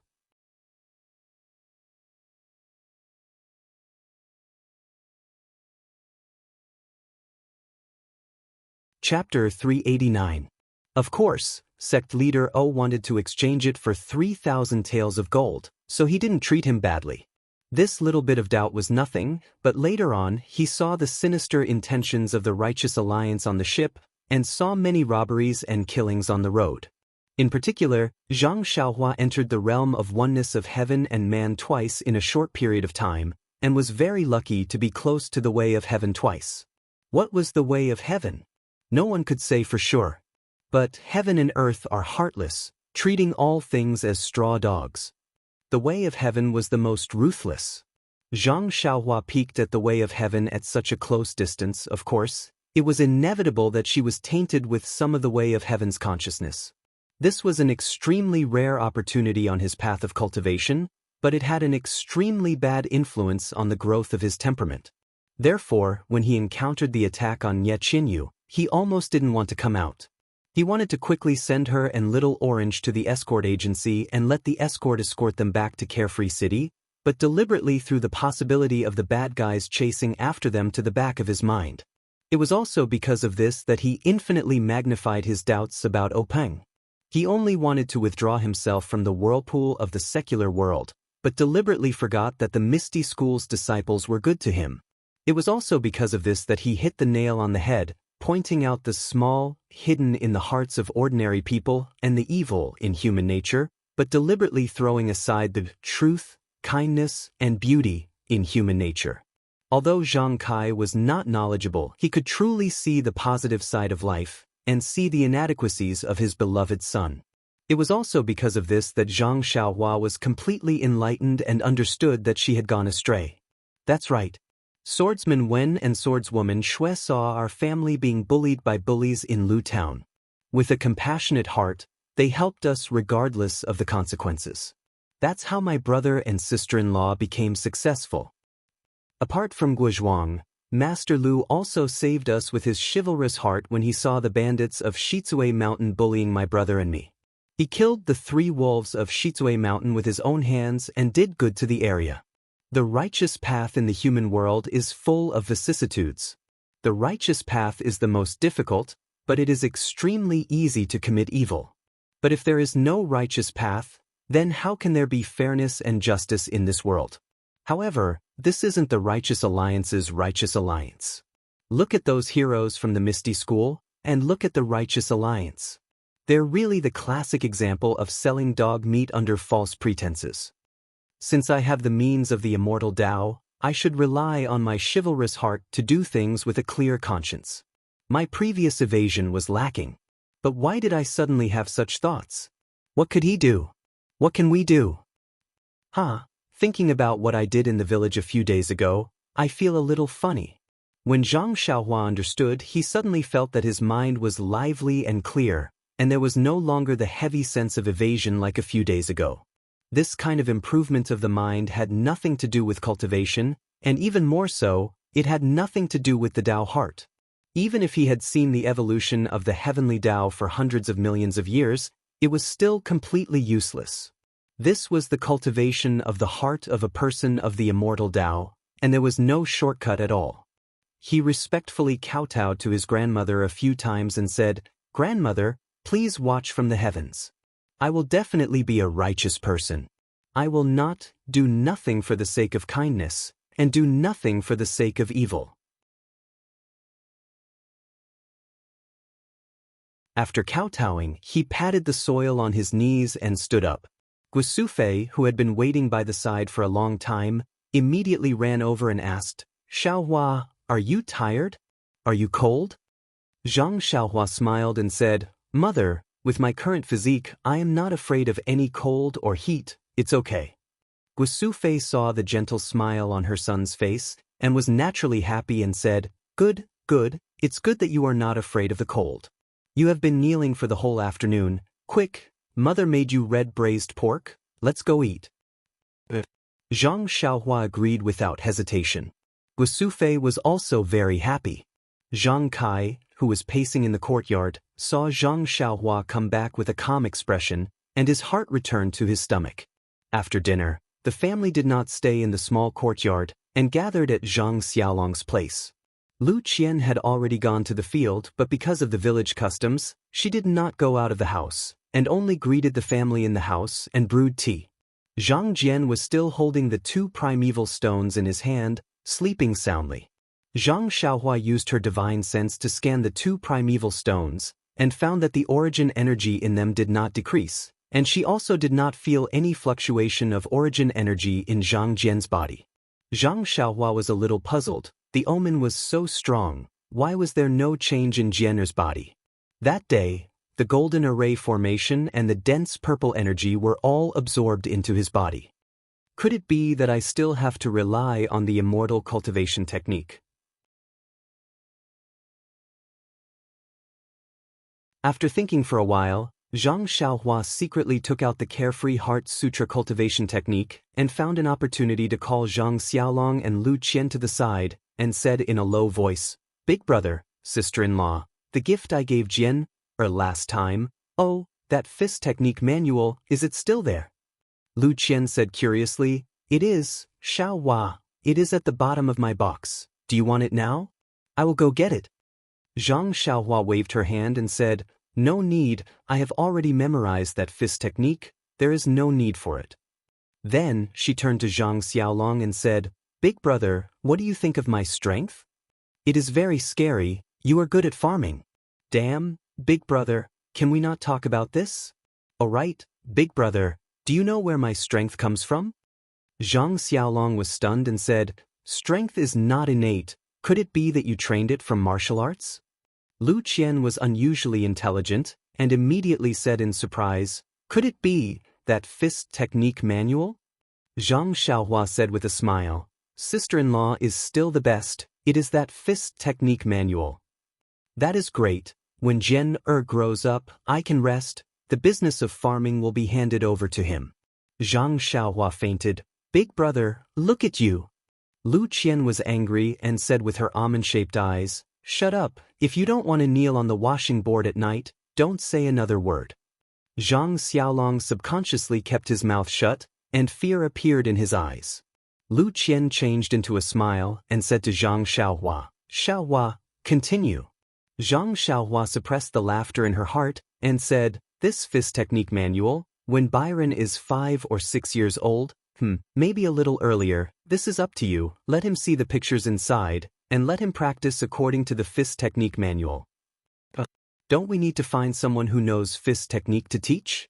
Zhang Xiaohua shook her head seriously and said, "Sister-in-law, remember, you must remember, do not let others teach Byron fist technique, and also do not let others see this fist technique manual.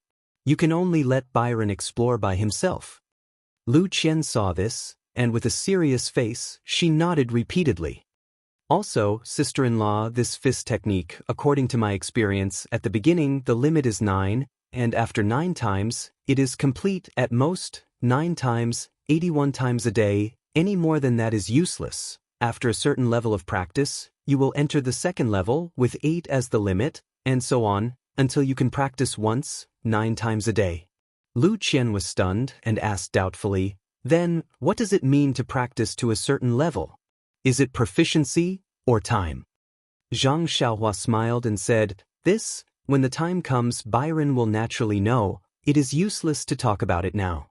The cultivation method of immortals was unimaginable. Even if she explained it to Lu Qian now, it would be difficult for her to understand, so she might as well not say it.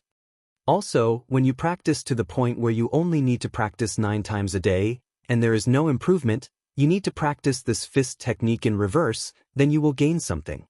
However, for this reverse practice, I do not have a fist technique manual, sister-in-law. You can let Byron practice these 108 moves in reverse according to his own understanding, or according to this fist technique manual. Thinking of the fist technique manual, Zhang Xiaohua naturally thought of Zhang Qingyue, the real man who resolutely committed suicide on the ethereal peak.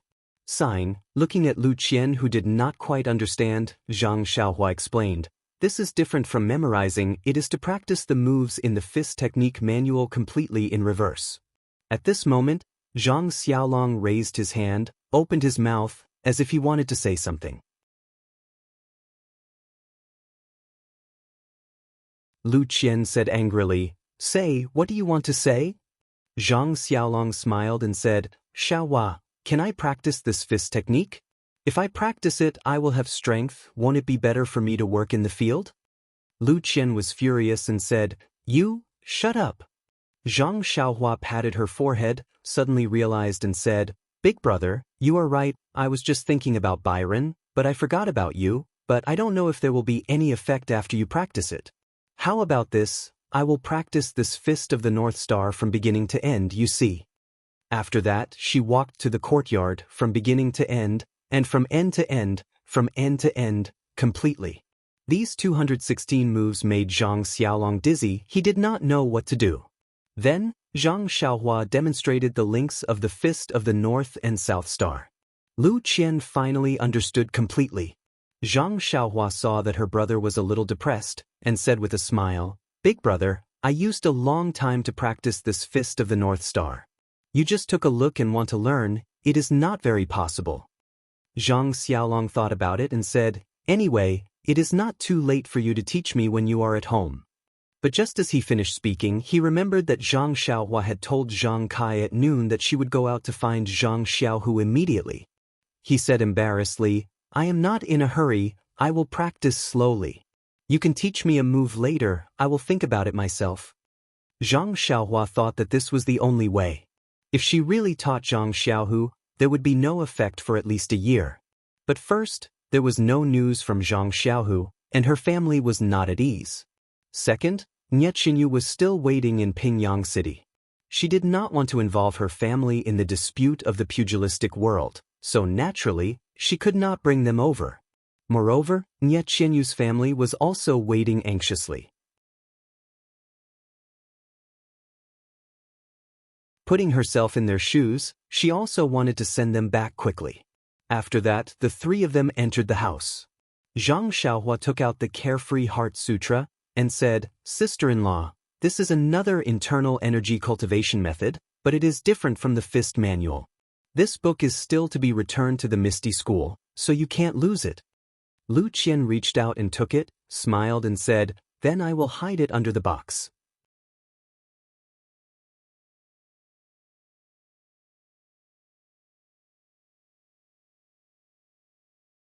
Chapter 390.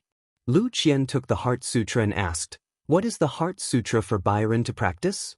Zhang Xiaohua thought for a while and said, "I guess Mr. Lu will enlighten Byron very early. When he is 5 or 6 years old, he will be able to understand the text inside. At that time, let him read and practice."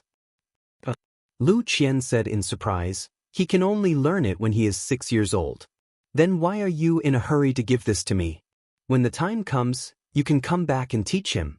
Besides, I read in the biography that practicing internal strength is very particular. If there is no master to guide him, it is easy for something to happen. I think it is better to let you teach him." With that, Lu Qian was about to return the Heart Sutra to Zhang Xiaohua. Zhang Xiaohua smiled and said, "Sister-in-law, practicing internal strength is easy to cause trouble, but you see, I also practice it myself. Am I not fine? Besides, sister-in-law, you must believe me. Byron will definitely have no problem. Lu Qian was skeptical, but she still carefully put away the Heart Sutra. She asked worriedly, if Byron doesn't understand, can he ask my father? Zhang Xiaohua thought for a while and said, if you don't understand the text, you can naturally ask. If you don't understand the content, don't ask. It is best not to let others know about this book. Remember. Lu Qian listened with a heavy tone, so she could only nod cautiously. Zhang Xiaohua was also bold. He relied on his own exploration to reach his current level.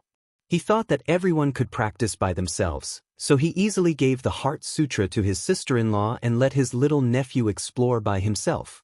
He was a shopkeeper who didn't do anything. If Byron cultivated, he was only 5 or 6 years old. How could he understand the content of the book? However, was Zhang Byron an ordinary person? After explaining the matter of Byron, Zhang Xiaohua saw that his father and mother were playing with Byron. He took Zhang Xiaolong to the courtyard and began to teach Zhang Xiaolong the Big Dipper magical fist. Only after Zhang Xiaolong taught him did he realize how he Tianshu felt back then. That's right. Zhang Xiaolong could have hit it this way and hit it from this angle, but Zhang Xiaolong hit it wrong. By the time Zhang Xiaolong corrected him, there were other problems. After a few times, Zhang Xiaohua lost her patience and encouraged him, Big brother, you're really a martial arts genius. I practiced this move for many days before I reached your level. Zhang Xiaolong was pleasantly surprised. Really? Xiaohua, it seems like I'm really not an ordinary person. If I had known earlier, I would have followed you to Pingyang City. AI, that's right, big brother. If you go, I reckon that the Misty School won't be destroyed. You might not be able to defeat the enemy, but you can at least learn the essence of the Misty School. Then, you can start a family in the Guizhuang house and inherit the legacy of the Misty School. Yes, Xiaohua, you're right. I'm really a pearl that has been covered in dust. So, big brother, if you have time, you should look at the martial arts manual yourself. I'm afraid that I might lead you astray and delay your progress. I see. Alright, Xiaohua, then I can only reluctantly practice on my own. After settling Zhang Xiaolong, Zhang Xiaohua went back into the house to look for her mother. Zhang Kai and Guisufei were still on the Kong bed, watching Zhang Byron sleep soundly. Just now, Byron woke up for a while and played with the two elders for a while before going back to sleep. At this moment, the two of them were whispering to each other.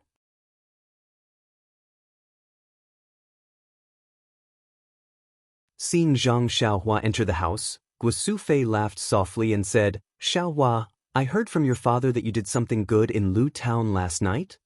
When Zhang Xiaohua heard this, she blushed a little and said, I wanted to do something good, but I didn't do it thoroughly and left a little tail. Today, I heard from father that I know I was wrong. Guisufei said, it's good that you know you were wrong. When helping someone, you have to help them to the end. If you give up halfway, it's better not to help. Zhang Xiaohua smiled and said, that's right. Mother is right. I have something to tell mother. What is it? You're still so mysterious. Guisufei saw that Zhang Xiaohua was so serious about this matter. She also felt strange and said, isn't it because you like a girl from some family? Mother still has some money here. It shouldn't be a problem to find a wife for you. Zhang Xiaohua was a little bashful and said, Mother, let's go out and talk. Byron just fell asleep. I'm afraid we'll wake him up.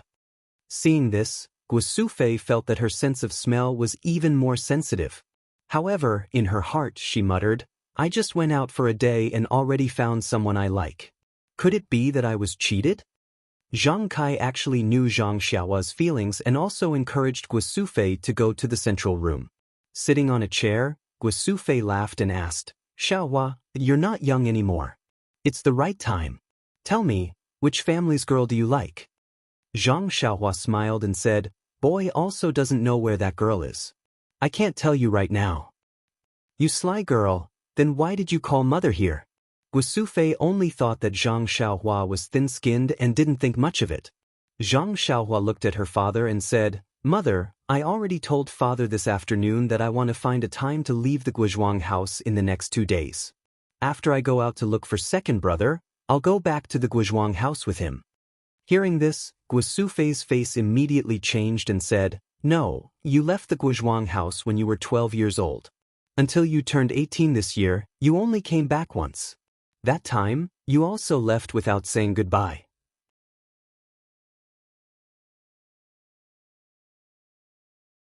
In a flash, you disappeared for more than 5 years. Do you know how much Mother's heart hurts? Do you know how Mother's days have been?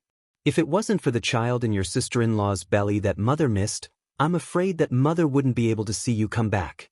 As she spoke, tears immediately flowed out. She looked at Zhang Xiaohua with eager eyes. The affection of licking her child was obvious. When Zhang Xiaohua came back this time, Guosufei was far less emotional than the last time. First, she had a younger son who was worried about her, so she didn't have much free time. Second, she was somewhat confused between reality and dreams. She was afraid that this was just a beautiful dream of the past, so she didn't dare to overdo it. Today, before she could completely adapt to the reality of her son's return, Zhang Xiaohua once again asked to leave her. How could she bear to do it? She still wanted her younger son to be happy at her knees and find a lovely wife, so that she could sing the husband and wife's songs under her eyes. Seeing this, Zhang Xiaohua walked forward and sat on the chair next to her mother. She smiled and said, "Mother, I know what you mean. Boy is indeed unfilial and has made you worry at home. However, this time is different from before." "What's the difference?" Guosufei asked curiously. "Mother, do you still remember Hero Wen, Heroine Shui, and Hero Lu from Misty School?" "Of course I remember. Although Mother is a woman and has never seen them, you are indebted to them for saving your lives. Mother will certainly remember this kindness in her heart." "Mother, if they were killed and the boy knows who killed them and has the ability to kill their enemies, do you think the boy should avenge them? Our benefactors? Have they really met with misfortune? If so, Xiaohua, they have indeed given our Zhang family a new lease of life, especially Hero Lu. If it weren't for him, you, your elder brother and sister-in-law would have been dead. This kindness should be repaid. But you, Xiaohua, it's not that Mother doubts you, but they were not a match for you even with such high martial arts. You are just a child, how can you avenge them? Mother, please don't worry. Although the boy is stupid, he won't do something as stupid as hitting a rock with an egg. If he can't defeat his enemy, he will use his wits. He won't treat his life as a joke." Guosufei frowned and hesitated. Zhang Xiaohua continued, "Moreover, we don't know whether second brother is dead or alive.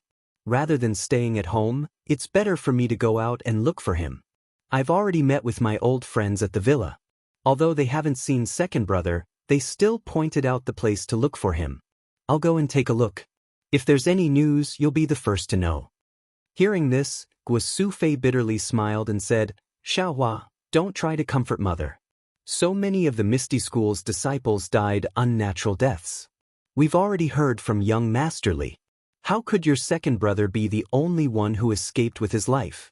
These past few years, Mother has already calmed down a bit. I can't bear to put you in danger because of Xiaohu. If he's alive, I want to see him. If he's dead, I want to see his corpse. If there's no news of second brother, it means that second brother still has hope of surviving. Mother, don't worry. The boy has a premonition that second brother will definitely. Xiaohua, don't say any more. It's already been more than 3 years. If there's any news, your second brother would have already sent a letter home. Why wait until now?" This, Zhang Xiaohua was speechless for a moment. "Forget it, Xiaohua. Go back and rest first. Let your mother think about it carefully tonight. She's a sensible person. Let's talk about it again after she's thought it through," Zhang Kai advised. Hearing this, Zhang Xiaohua knew that her father wanted to speak up for her. She didn't say anything more. She said something else to them and returned to her room to rest. Ever since Zhang Byron was born, Guosufei had been accompanying Lu Qian to take care of the child. Tonight, she handed this task over to Zhang Xiaolong and followed Zhang Kai back to the room next door. When Zhang Xiaohua returned to his room, he saw that it was still early. He sat down cross-legged and took out a few small jade pendants. He knew that although his mother loved him dearly and didn't want him to get involved in the Jianghu, the Misty School was a great favor to the Zhang family. For the sake of righteousness, his mother wouldn't stop him. As for Zhang Xiaohu's life and death, Guosufei couldn't let it go. For the sake of family, his mother would definitely let him go. Therefore, before he left, he had to settle the matters at home. Actually, when he was making a jade pendant for Ji Xiaohua's mother in Songning town, Zhang Xiaohua already had this idea. Therefore, on the way back, he already had a plan in his heart. In the formation jade slip left behind by Venerable Fire Dragon, there were quite a number of defensive and offensive formations. However, they were all slightly complicated.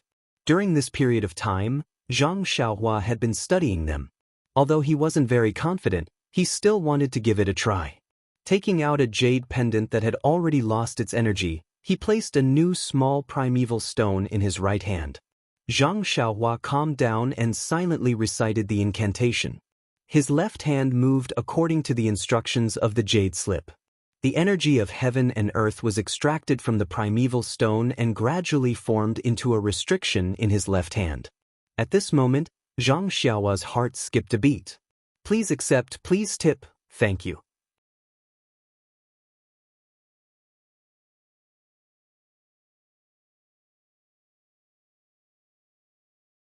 Chapter 391.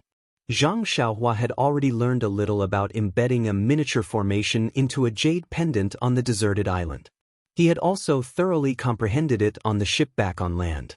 When he returned to Songning town, he even gave it a try.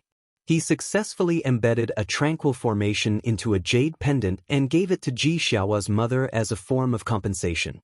However, when Zhang Xiaohua embedded the array into the jade pendant in Songning town, although it was the most primary array, the qi of heaven and earth was scarce at the moment. Zhang Xiaohua could barely make ends meet by mobilizing her qi with incantations, so she pondered over using the vital stones and the vital qi in her body to barely complete the jade pendant. At that time, her vital qi was exhausted and she was so tired that her face turned pale. Now, Zhang Xiaohua wanted to embed a more advanced defensive array into the jade pendant. Zhang Xiaohua had pondered over this array many times on her way back to Pingyang City. However, there was always a sense of obscurity when she made the incantation. When it reached a certain level, it was difficult to continue, let alone embed it into the jade pendant. However, when Zhang Xiaohua made the incantation today, she felt that it was as smooth as moving clouds and flowing water, as if the previous sluggishness had disappeared. Therefore, Zhang Xiaohua's heart skipped a beat. However, this was not the time to ponder over it carefully. She hurriedly changed the incantation in her hands and completed the complicated transformation of the entire array. Then she shouted clearly, "Go."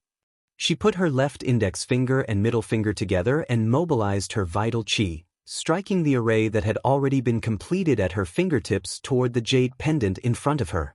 In her divine sense, she saw that the array was shrinking and the vital qi in it became denser and denser. Finally, it shrunk to the size of the jade pendant. With a very clear bang, the array was actually embedded into the jade pendant. In an instant, the jade pendant flashed with a brilliance invisible to the naked eye. The extremely ordinary old jade immediately became somewhat different. Zhang Xiaohua could naturally see some clues through her divine sense, but sorry, she could not see anything with her eyes. But just when Zhang Xiaohua was feeling satisfied and wanted to be proud, she suddenly felt that the yuan qi in the jade pendant was somewhat chaotic. With a light, prang sound, the jade pendant in her hand immediately turned into a pile of powder. Zhang Xiaohua frowned. She thought about it carefully for a while before relaxing slightly. She took out another jade pendant from her bosom and continued to make it. He still had a lot of such jade pendants in his money bag. They were all from the treasure house of Shizue Mountain. Zhang Xiaohua knew the use of these jade pendants, so she didn't put them all in the box. She buried them underground, so she didn't need to be too stingy. This time, the incantation was successfully completed. However, when the incantation was inserted into the jade pendant, Zhang Xiaohua's expression was serious. The movement of her left hand seemed fast but was actually slow. Amidst the slowness, there was a strange frequency. With another bang, the incantation was successfully inserted into the jade pendant. However, this time, The jade pendant did not undergo any special changes. The only difference was that the color of the jade had become denser. Zhang Xiaohua didn't need to look carefully with her divine awareness. She had already felt that she had succeeded this time. Putting the successfully made jade talisman on the Kang, Zhang Xiaohua closed her eyes and pondered.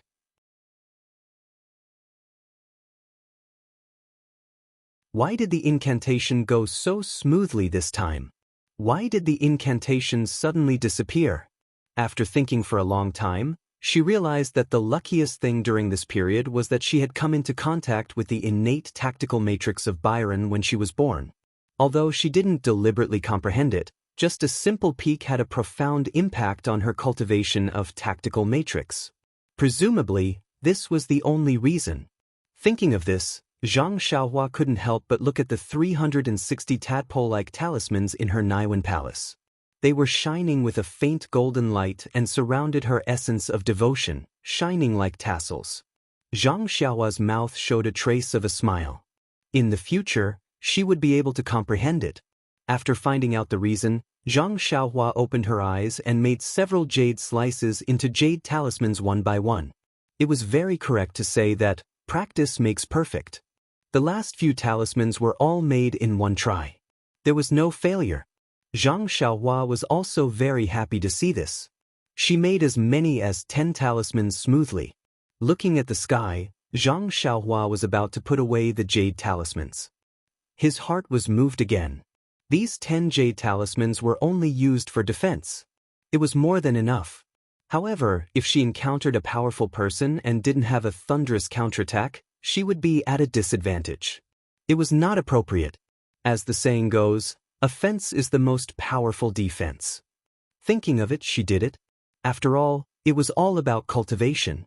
Zhang Xiaohua immediately took out 10 jade slices and put an offensive tactical matrix that she had already memorized in her heart into them. Not long after, 10 jade talismans were made. Looking at the red jade talismans, Zhang Xiaohua was puzzled. Was this color related to the tactical matrix? However, she had just finished learning this tactical matrix. She was not proficient in the other tactical matrices, so she couldn't test it. Putting away the 20 jade talismans, Zhang Xiaohua sat cross-legged and prepared to cultivate the Carefree Heart Sutra.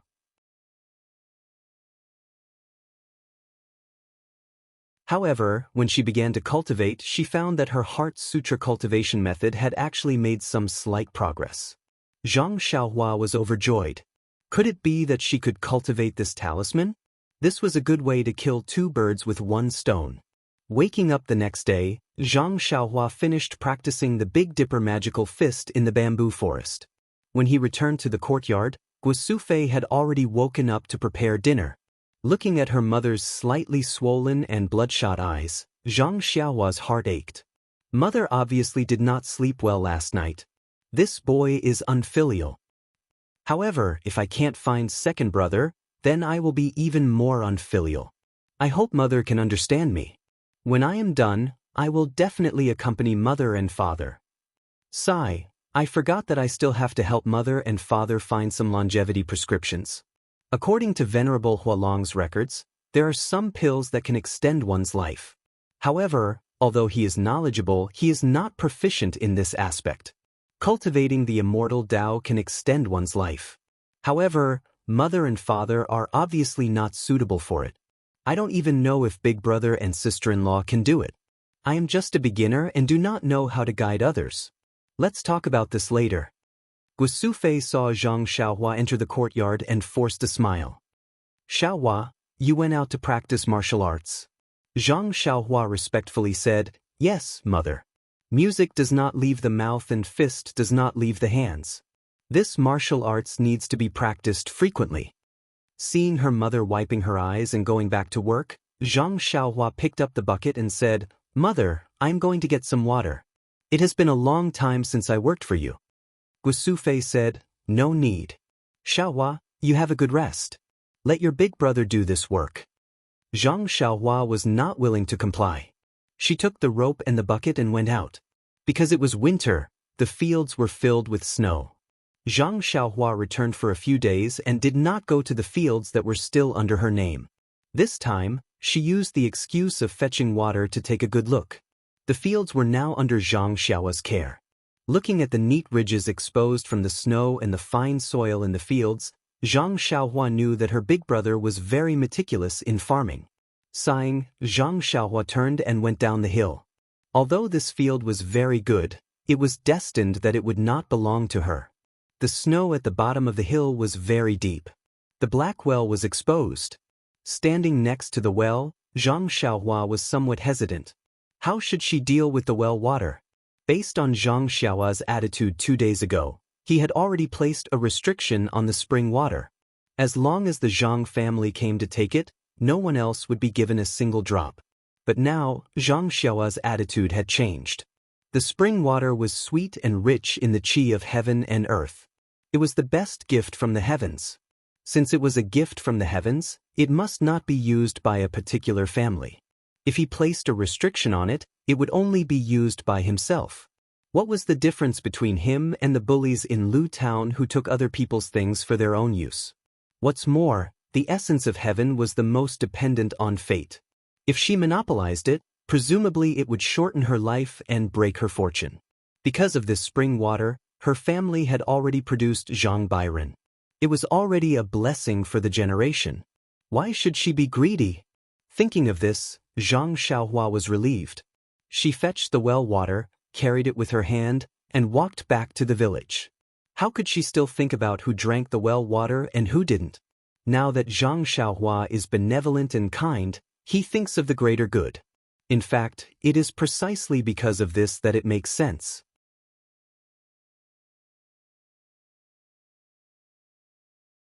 Dear officials, think about it. If Zhang Xiaohua had placed a restriction on the well, others would only see the Zhang family drawing water from the well, and they would be able to get the sweet well water, but others would not be able to. Or perhaps, the Zhang family would be able to see the well, but others would not be able to. Wouldn't it be a cover-up that would attract more attention? On the contrary, it was the most appropriate to follow fate and not reveal the mountain and not reveal the water. As for whether this spring water was the key to creating a person like Zhang Byron, this was a question that no one could say for sure. After pouring the well water into the water jar, breakfast was ready. As usual, Zhang Xiaolong brought the food next door to eat with Lu Qian, while Zhang Xiaohua ate with her mother and father in the house. Although breakfast was very short, Guosufei's mouth did not stop for even a moment. She gave instructions here and there, gave instructions on this side and worried about that side. Hearing this, Zhang Kai frowned a little. However, Zhang Xiaohua smiled faintly and responded to each and every one of them. She did not slack off in the slightest, as if this was the most delicious side dish. But in the end, Guosufei was still worried. She repeatedly doubted Zhang Xiaohua's martial arts. She was afraid that she would lose this son of hers again. Zhang Xiaohua helplessly said, "Mother, you really don't have to worry. That day, didn't you already see the weight of my weapon? Think about it. With such a heavy weapon, who wouldn't be afraid if it hit them? They would have already run away. Who would dare to fight with me?" "Forget it, Xiaohua. Do you think I haven't heard of storytelling? If you hit people, they wouldn't dodge? Besides, what you call a weapon? It's just a stone stick." Zhang Xiaohua scratched her head and said, "How about this, mother? I'll give you a demonstration. What do you think of my ability?" "Don't.